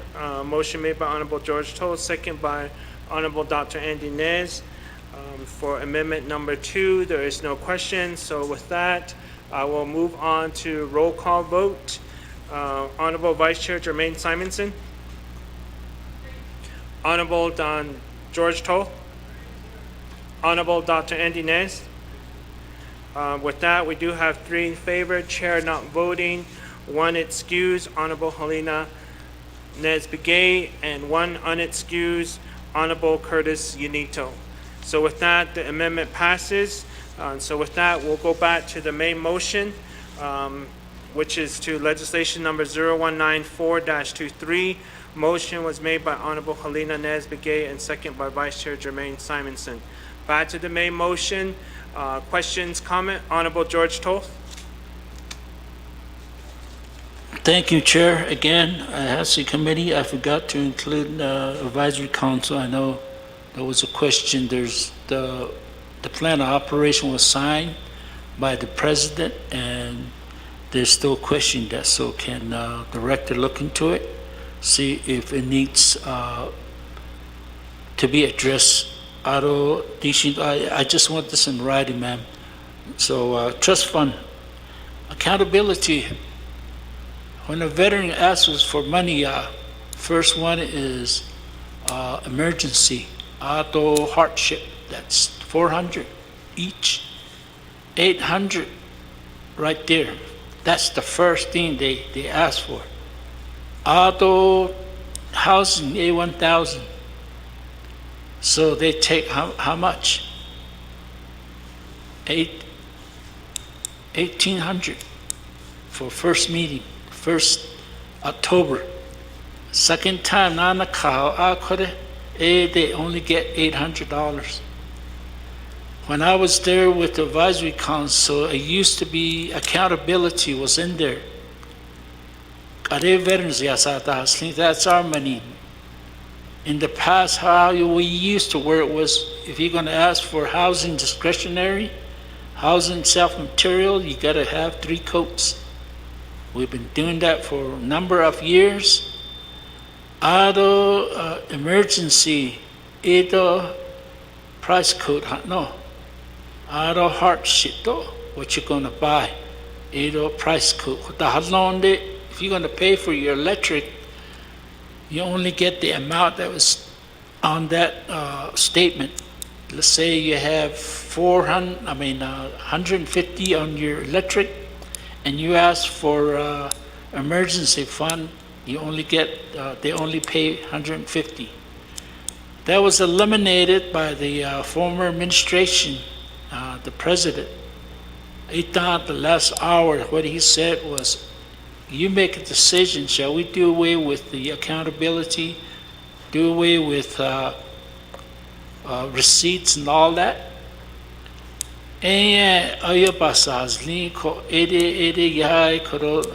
Administration, if he's planning to re-implement, but that has to be in our trust fund policy.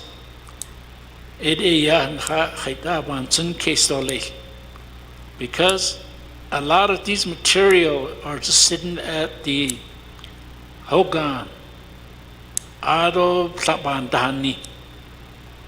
The commander for that chapter is supposed to monitor, but they're not doing that. So on your housing material down no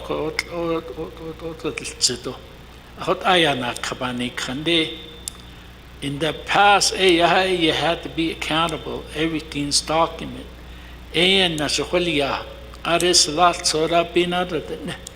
That's our money. You don't tell me how to spend. So, case director, because right now people are just wasting money. If you go back over there, veterans been asking for housing assistance.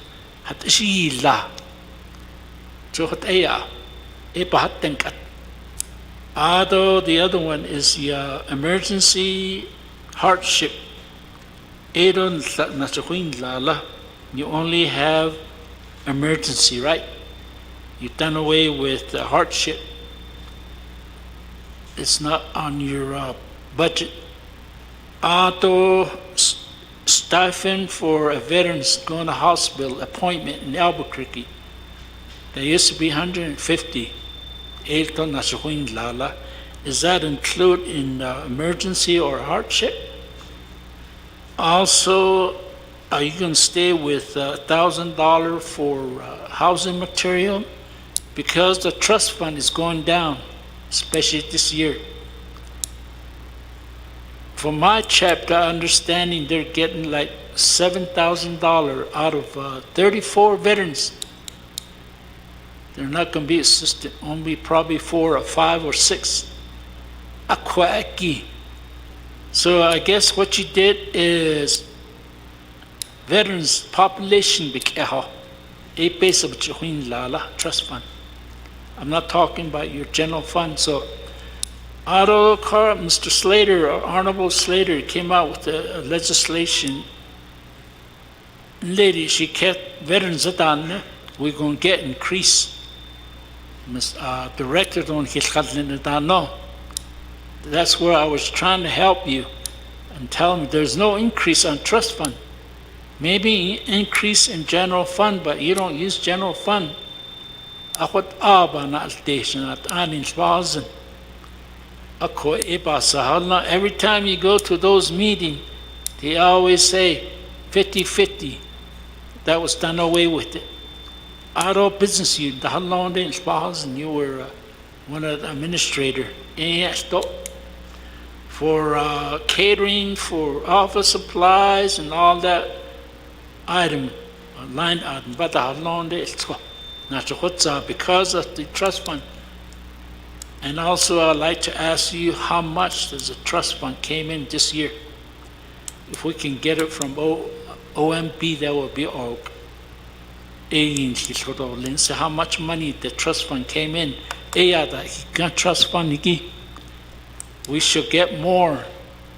Tohjile is getting 12,000. He has close to 50 or 100 veterans. It's not gonna. That's not enough for them, and again, it goes back to the trust fund. Last year, last administration council, general fund land they have two accounts, trust fund and also the general fund. You got to do this side, and you have to go over here. No, stop no. What bench this session at Aniko. Auto veterans policy, for chapters, from the chapters. Every time every time there's a new advisory council, they want to tackle this. Some years ago, Mr. David Naz was the director. He's in every information's in there. So you give that to a veteran, he can look on these pages. It tell them what to do, how to spend that money. Then there's a lot of misinformation going around. Like last 2 days ago, how much do we increase in trust fund? Aro job between the lay kwe. Base was answer condas card nanda basala. Ko ide yashanat ani so. Other you have housing specialists, that was a position made. Since you're going to go with, I guess your idea is contractor to build this veterans house. Shani not has single parents or their parents too. Shisha wanda no. Policy that needs to be readdressed. Right now, the latest policy says veterans homeless. No. A lot of these veterans don't want to come back, even they're on the street. So, according to housing specialists, you have 5 positions open. There's 2 still working. In Eastern, let me tell you, she's leaving. Now you're only going to have 1. So are you going to keep this housing? Since you're using the contract to build houses, contractors not cheap.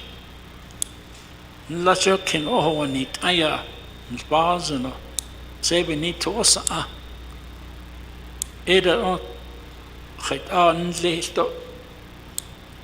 I know you guys were talking about there was a waste of money. Yeah. The other last thing I want to bring out, Mrs. Baldwin, is Bowie. Later audit, back to like 4 or 5 years ago, there was audit findings. How much has that been fixed? Housing though.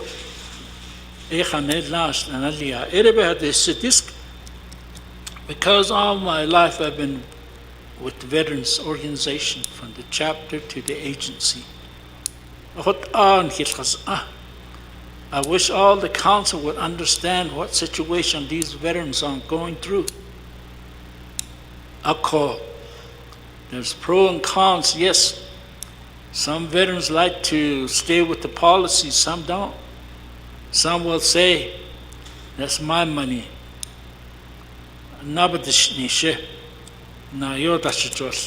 You fought for United States. Protesting on yacht. Navajo Nation, I not basically. That should satisfy you. You'll get it, what I know. So those, you know, all this commotion going on, I hope you can fix it. Because every day, veterans, every meeting, veterans complaining.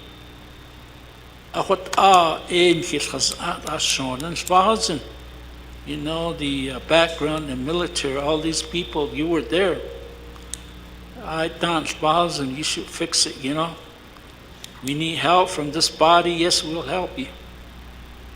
As soon as you leave from here, and I don't want to hear from the president say, and legislator, it's not true. We approved this budget for these. I could work together, accountability. That's what I want from you. Make sure you go out to those agencies.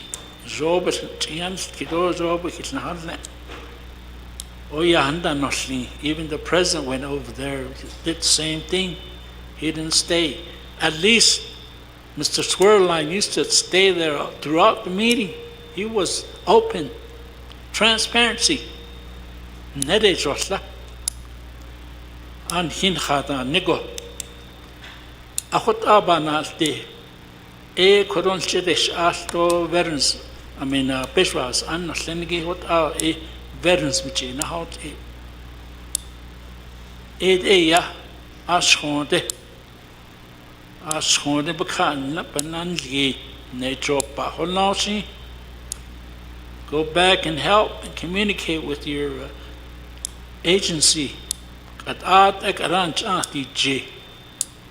don't know, you've been through those agencies, I don't know.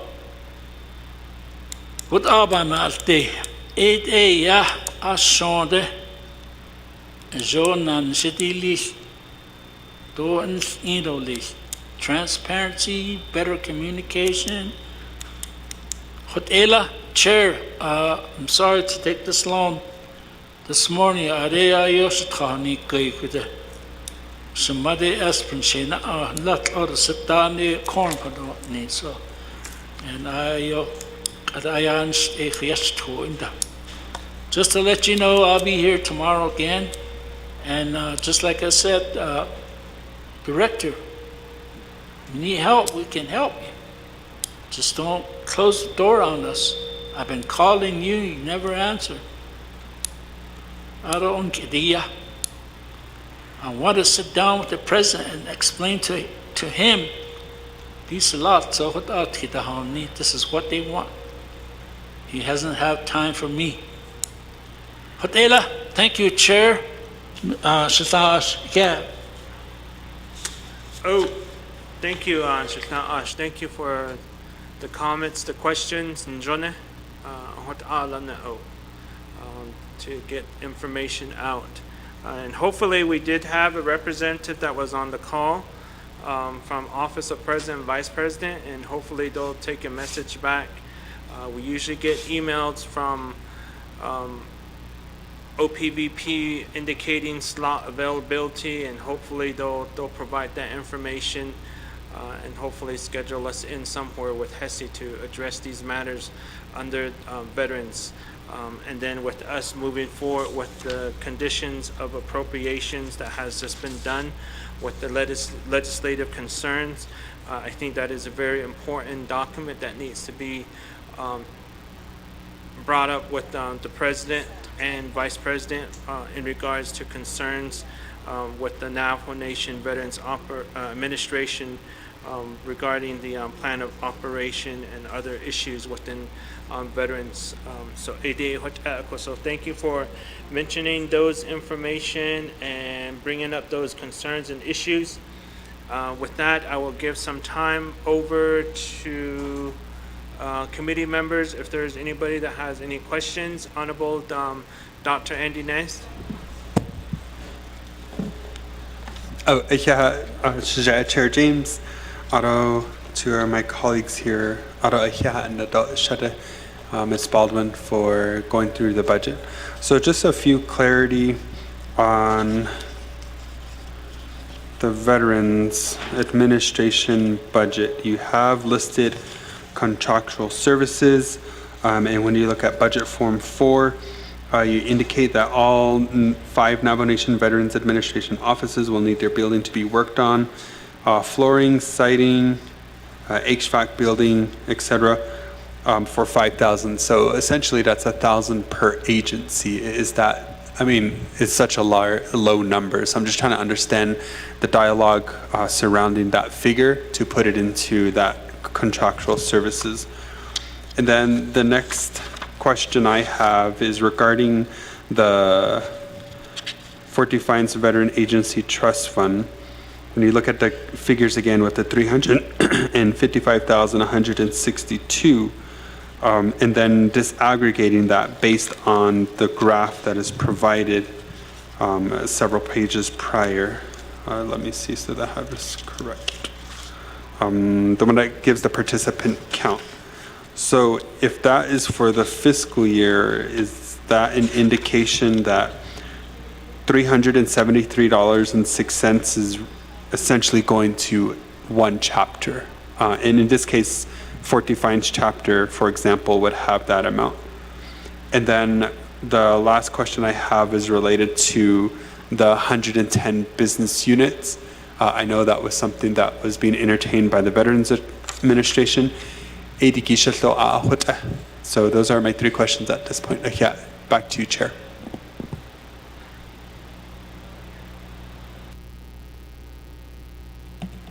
Oh, thank you, Dr. Andy Nezen. Okay, chair's back.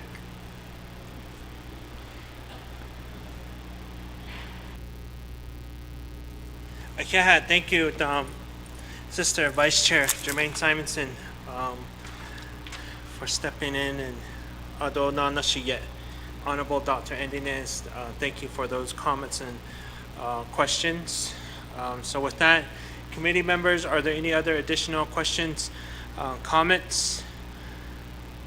Committee members, if not, we have 20 minutes until 4. So remember, we're doing a hard stop right at 4.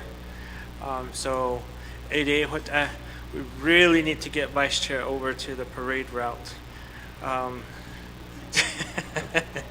So so just to let you know, so there's I'm going to give you some time, Ms. Baldwin, to respond back to my colleagues that had questions and comments. Ms. Baldwin? Oh, yeah, Nana Chair, Honorable Delegate Toll, and Honorable Dr. Nez, thank you. With regards to the questions, I'll answer to the best of my ability right now. The plan of operation for the advisory council, that has been under discussion, and we have been working towards finalizing that. I know 2 members of the advisory council did have a copy of that. However, the new members do not have a copy of that. And I don't even have a copy of that. I've looked through everything that we have, and I do not have a copy of that. So we're hoping to meet here soon, and with that plan of operation, get that finalized, and to get President informed of this, as well as oversight and our delegates. Once that is completed, I will be forwarding a copy to each of you for your reference. With regards to the question towards emergency and hardship, if you take a look at the binder under your tab for your budget, the budget does indicate hardship assistance and energy assistance. So we did not do away with energy assistance. Auto asking for 3 price quotes. I think that is a good idea. However, we have to take into consideration those individuals who do not have the means to travel. And I know seeing some individuals struggle and having to ask for a vehicle or transportation to 3 different lumber yards is very stringent. As it is, there's only 2 lumber yards in Gallup that are operational, and that's the one within close proximity. So they would not meet the burden of proof for 3 quotes. So we have to take that into consideration as well. I will bring that to the attention to the veterans and get their feedback on that. We do understand the need for the accountability, and we understand that we have to be fiduciarily responsible, and we have to remember we have to educate and police our own veterans and their families to be honest and to be responsible when they request for these fundings. Do we plan to put this in our policy? If we can come to a median or to a mutual understanding which will be feasible for our veterans. Of course, we want to do the best that we can to help our veterans to the best of our ability, but if we're going to be putting an undue hardship on them, and that may be defeating our purpose to helping that one veteran who needs a new window or that one veteran who needs new chimney sets. Dr. Hehsc, we have to take into consideration. We will have this discussion at the advisory council, and I will bring it to their attention as well. Medical included with hardship. Medical is included with hardship, so is education, workshops, medical, and is that the last one? I think, yeah. Those three are included with hardship. So hardship also encompasses the need to cover the cost for food and the cost for clothing and any costs associated for like medical, like medications. Are we going to do away with self-help? That's a question we need to ask our veterans, and we need to get their feedback, being that the funding is very limited. Perhaps that is a better way so we can assist more veterans. Another option is to limit their assistances. Are we going to go to assisting veterans one time a year? That's also another question that has been coming up as well, to make these funding stretch. And then how much for the trust fund has come in? For the trust fund amount that has come in, that's a question for the Office of the Controller and possibly OMB. They would have better knowledge of the entire amount for the trust fund that has come in. And we should get more funding from the trust fund. Of course, veterans are always going to need additional funding, and that's why we are really pushing for veterans to apply for the PAC Act, to apply for their VA benefits, to ensure that they do have another source of funding coming in, because we see that many more veterans are coming home and that we see that the funding isn't covering everybody. So that's what we are also planning on doing. And how much is there in the increase? The increase is based off of the legislation that has been clarified. It was sponsored by Honorable Slater. So that one, the language did clarify in how much money from the trust fund will be withdrawn and utilized for assisting our veterans. So we do know there's an increase, but we're not sure exactly how much and if it, on average, what the dollar amount will be.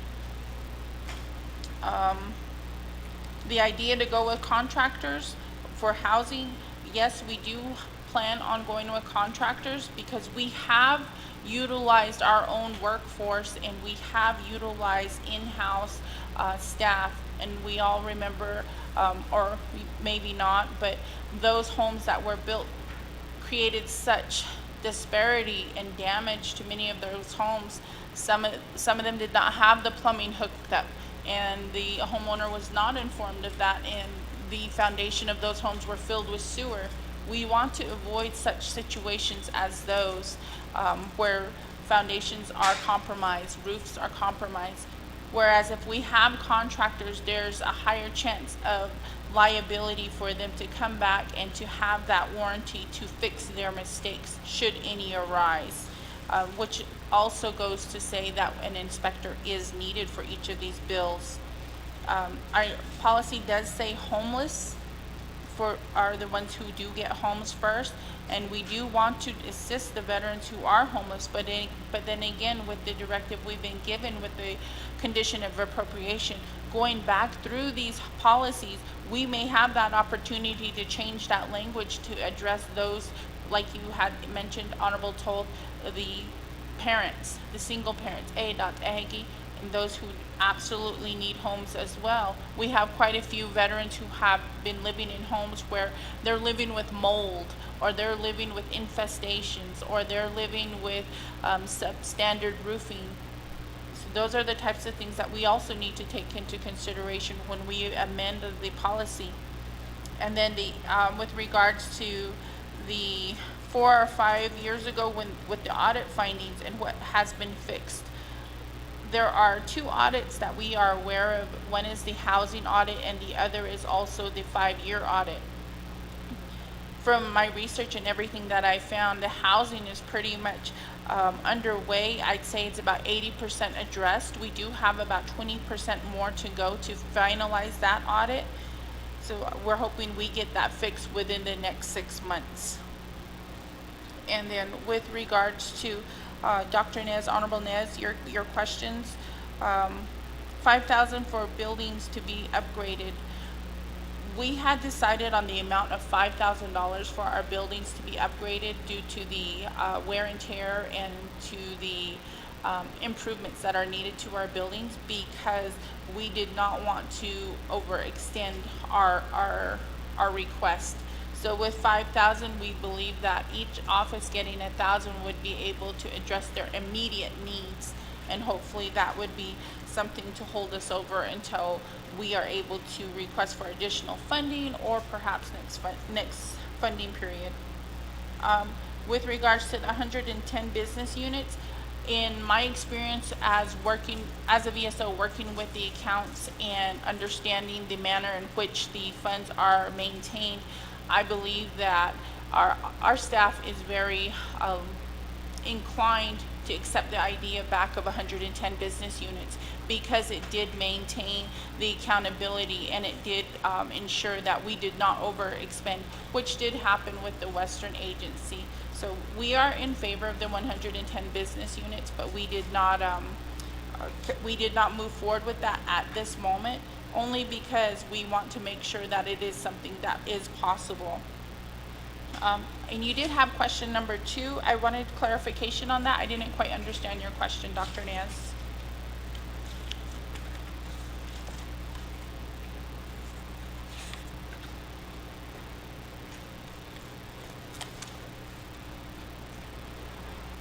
So yeah, Honorable Dr. Antonez. Oh, yeah, and apologize if I was unclear there, but it's regarding Business Unit 703125 under Veterans Trust Fund, the allocation there. I know it's not general funds, but I was just trying to get an understanding that the figures that are being used as far as the 26 chapters within Fort Defiance Agency. And when you see the document titled Fort Defiance Agency Participant Count, you see, for example, 238 for Fort Defiance. And when you break down the hardship assistant as well as the energy assistant, I know you said those are not going anywhere, but in that essence, does this count towards those that are participating? So if we're looking at Fort Defiance Agency as the chapter within Fort Defiance, and I'm kind of using both Fort Defiance Agency, but Fort Defiance chapter as well, and that's $373.06, and that'll be for the fiscal year. Yeah, Chair. Yeah, thank you, Honorable Dr. Antonez, for that clarification. With that, Ms. Bowman, the floor is yours. Thank you, Honorable Delegate Dr. Naz. Yes, assuming each of the participants who have registered this past fiscal year are going to be drawing from the trust fund. Most likely, out of 238 participants who have registered, on average, I would say about 70 of those do draw from the trust fund.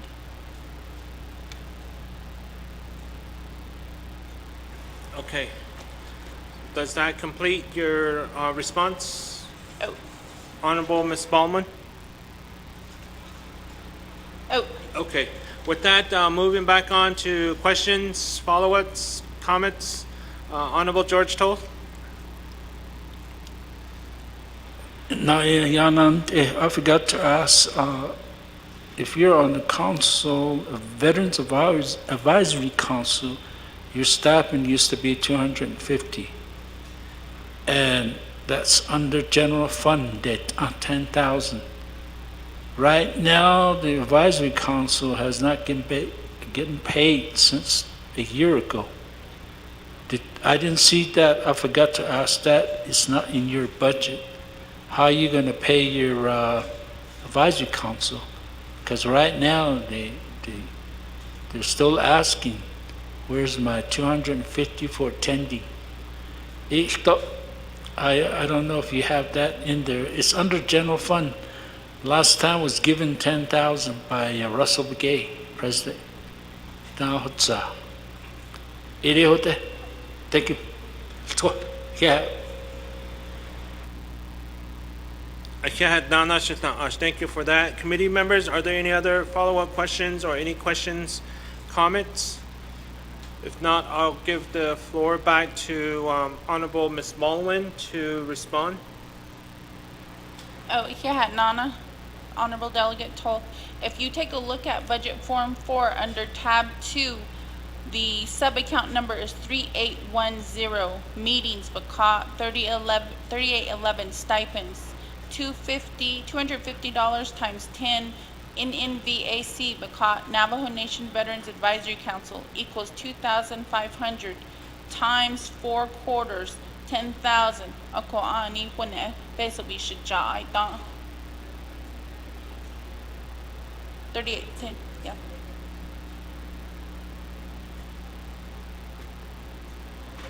Honorable George Cho. Thank you, Chair. What are you going to do with the people you haven't paid them since January? They've been meeting the advisory council. I know the tribe doesn't usually have a back pay or because right now they're asking for their money. Advisory council. Thank you. Thank you, Honorable Toth. With that, Ms. Baldwin, response.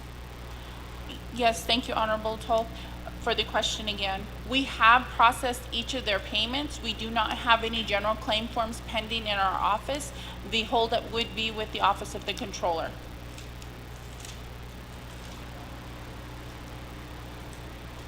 Any other questions, comments, committee members? Any other questions? If not, OMB, no questions, no comments? None? So with that, we do have legislation number 0194-23 here before us. So I'll call for a second reading, just the title of the two amendments, and then we'll go back to the motion this second, and then we'll call for a roll call vote. Ms. Benali? Mr. Chair and members of the Health, Education, and Human Services Committee, you have your legislation that you're considering at this time. The legislation number is 0194-23, and it's regarding the budget for the Navajo Nation Department of Veterans Administration for FY 2024 comprehensive budget. You have you have two amendments. The first amendment on Exhibit D is a condition of appropriation, and it is for business unit number 703125-29 and 01504. And the program title is the Veterans Affairs Trust Fund, Fort Defiance, Western Agency, Eastern Agency, Shiprock Agency, Chinle Agency, and Veterans Home Administration. The COA is a legislative concern for NNVA Veterans Trust Fund Homes, admin, and the NN Trust Funds. The NNVA is to review the plans of operation and present a written and oral report to the Health, Education, and Human Services Committee as to what updates and amendments need to be made by the end of the first quarter of fiscal year 2024. Amendment 2 is for business unit number 703125-29 and 01504. Program title is Veterans Affairs Trust Fund, Fort Defiance, Western Agency, Eastern Agency, Shiprock Agency, Chinle Agency, and Veterans Homes Administration. Legislative concern for the NNVA Veterans Trust Fund Homes Administration and the NN Trust Funds. The NNVA is to prepare and present draft plans of operation to the Health, Education, and Human Services Committee in the form of written and oral report to the Health, Education, and Human Services Committee by the end of the second quarter for fiscal year 2024. And that's on Exhibit D. Mr. Chair. Thank you very much. With that, we do have a motion that was made by Honorable Helena Nesbegay and second by Vice Chair Jermaine Simonson. There is no other question. Second reading was done. So with that, I will call for a final questions, comment by committee members. If there is none, I don't see any. So with that, I will call for a roll call vote. Honorable Vice Chair Jermaine Simonson. Honorable Helena Nesbegay. Honorable George Toth. Honorable Dr. Andy Nez. Agree? Okay, so with that, we do have 4 in favor, chair not voting, and we do have 1 unexcused, which is Honorable Curtis Yanito.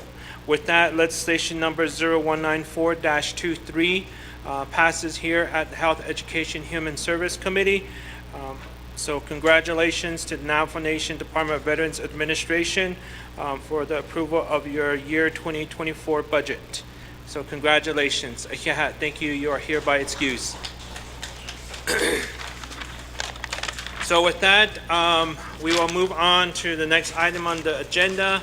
I did do a clarification that for legislation number 0180-23, they are requesting for tomorrow because they don't have the completed documents from OMB, so they are still working on that. So that will be our only item for tomorrow. So with that, there is no other legislation, no other items. And so tomorrow we will begin with legislation. We will begin with legislation number 0180-23, which is item F under new business. So with that, I will call for a motion to recess here at 3:59 p.m. Motion made by Honorable Helena Nesbegay to recess at 3:59 p.m. Do I have a second? Second to recess. Second made by Honorable George Toth.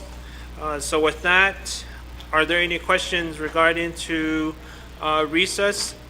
Going once, going twice. There is none to recess. Roll call vote. With that, Honorable Vice Chair Jermaine Simonson. Honorable Helena Nesbegay. Honorable George Toth. Honorable Dr. Andy Nez. With that, we do have 4 in favor, chair not voting, and 1 unexcused, which is Honorable Curtis Yanito.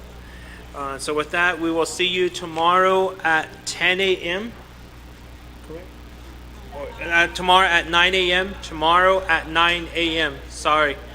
Correction is we'll start the meeting tomorrow at 9 a.m. with only 1 item on the agenda left. So 1 item left. We're almost there, colleagues, Hehsc committee. So with that, we are hereby recessed at 3:59 p.m. Enjoy the rest of your evening. Safe travel if you're going to Gallup or if you're going to participate within the Gallup Intertribal Ceremonial Parade, night parade. Thank you. How going it?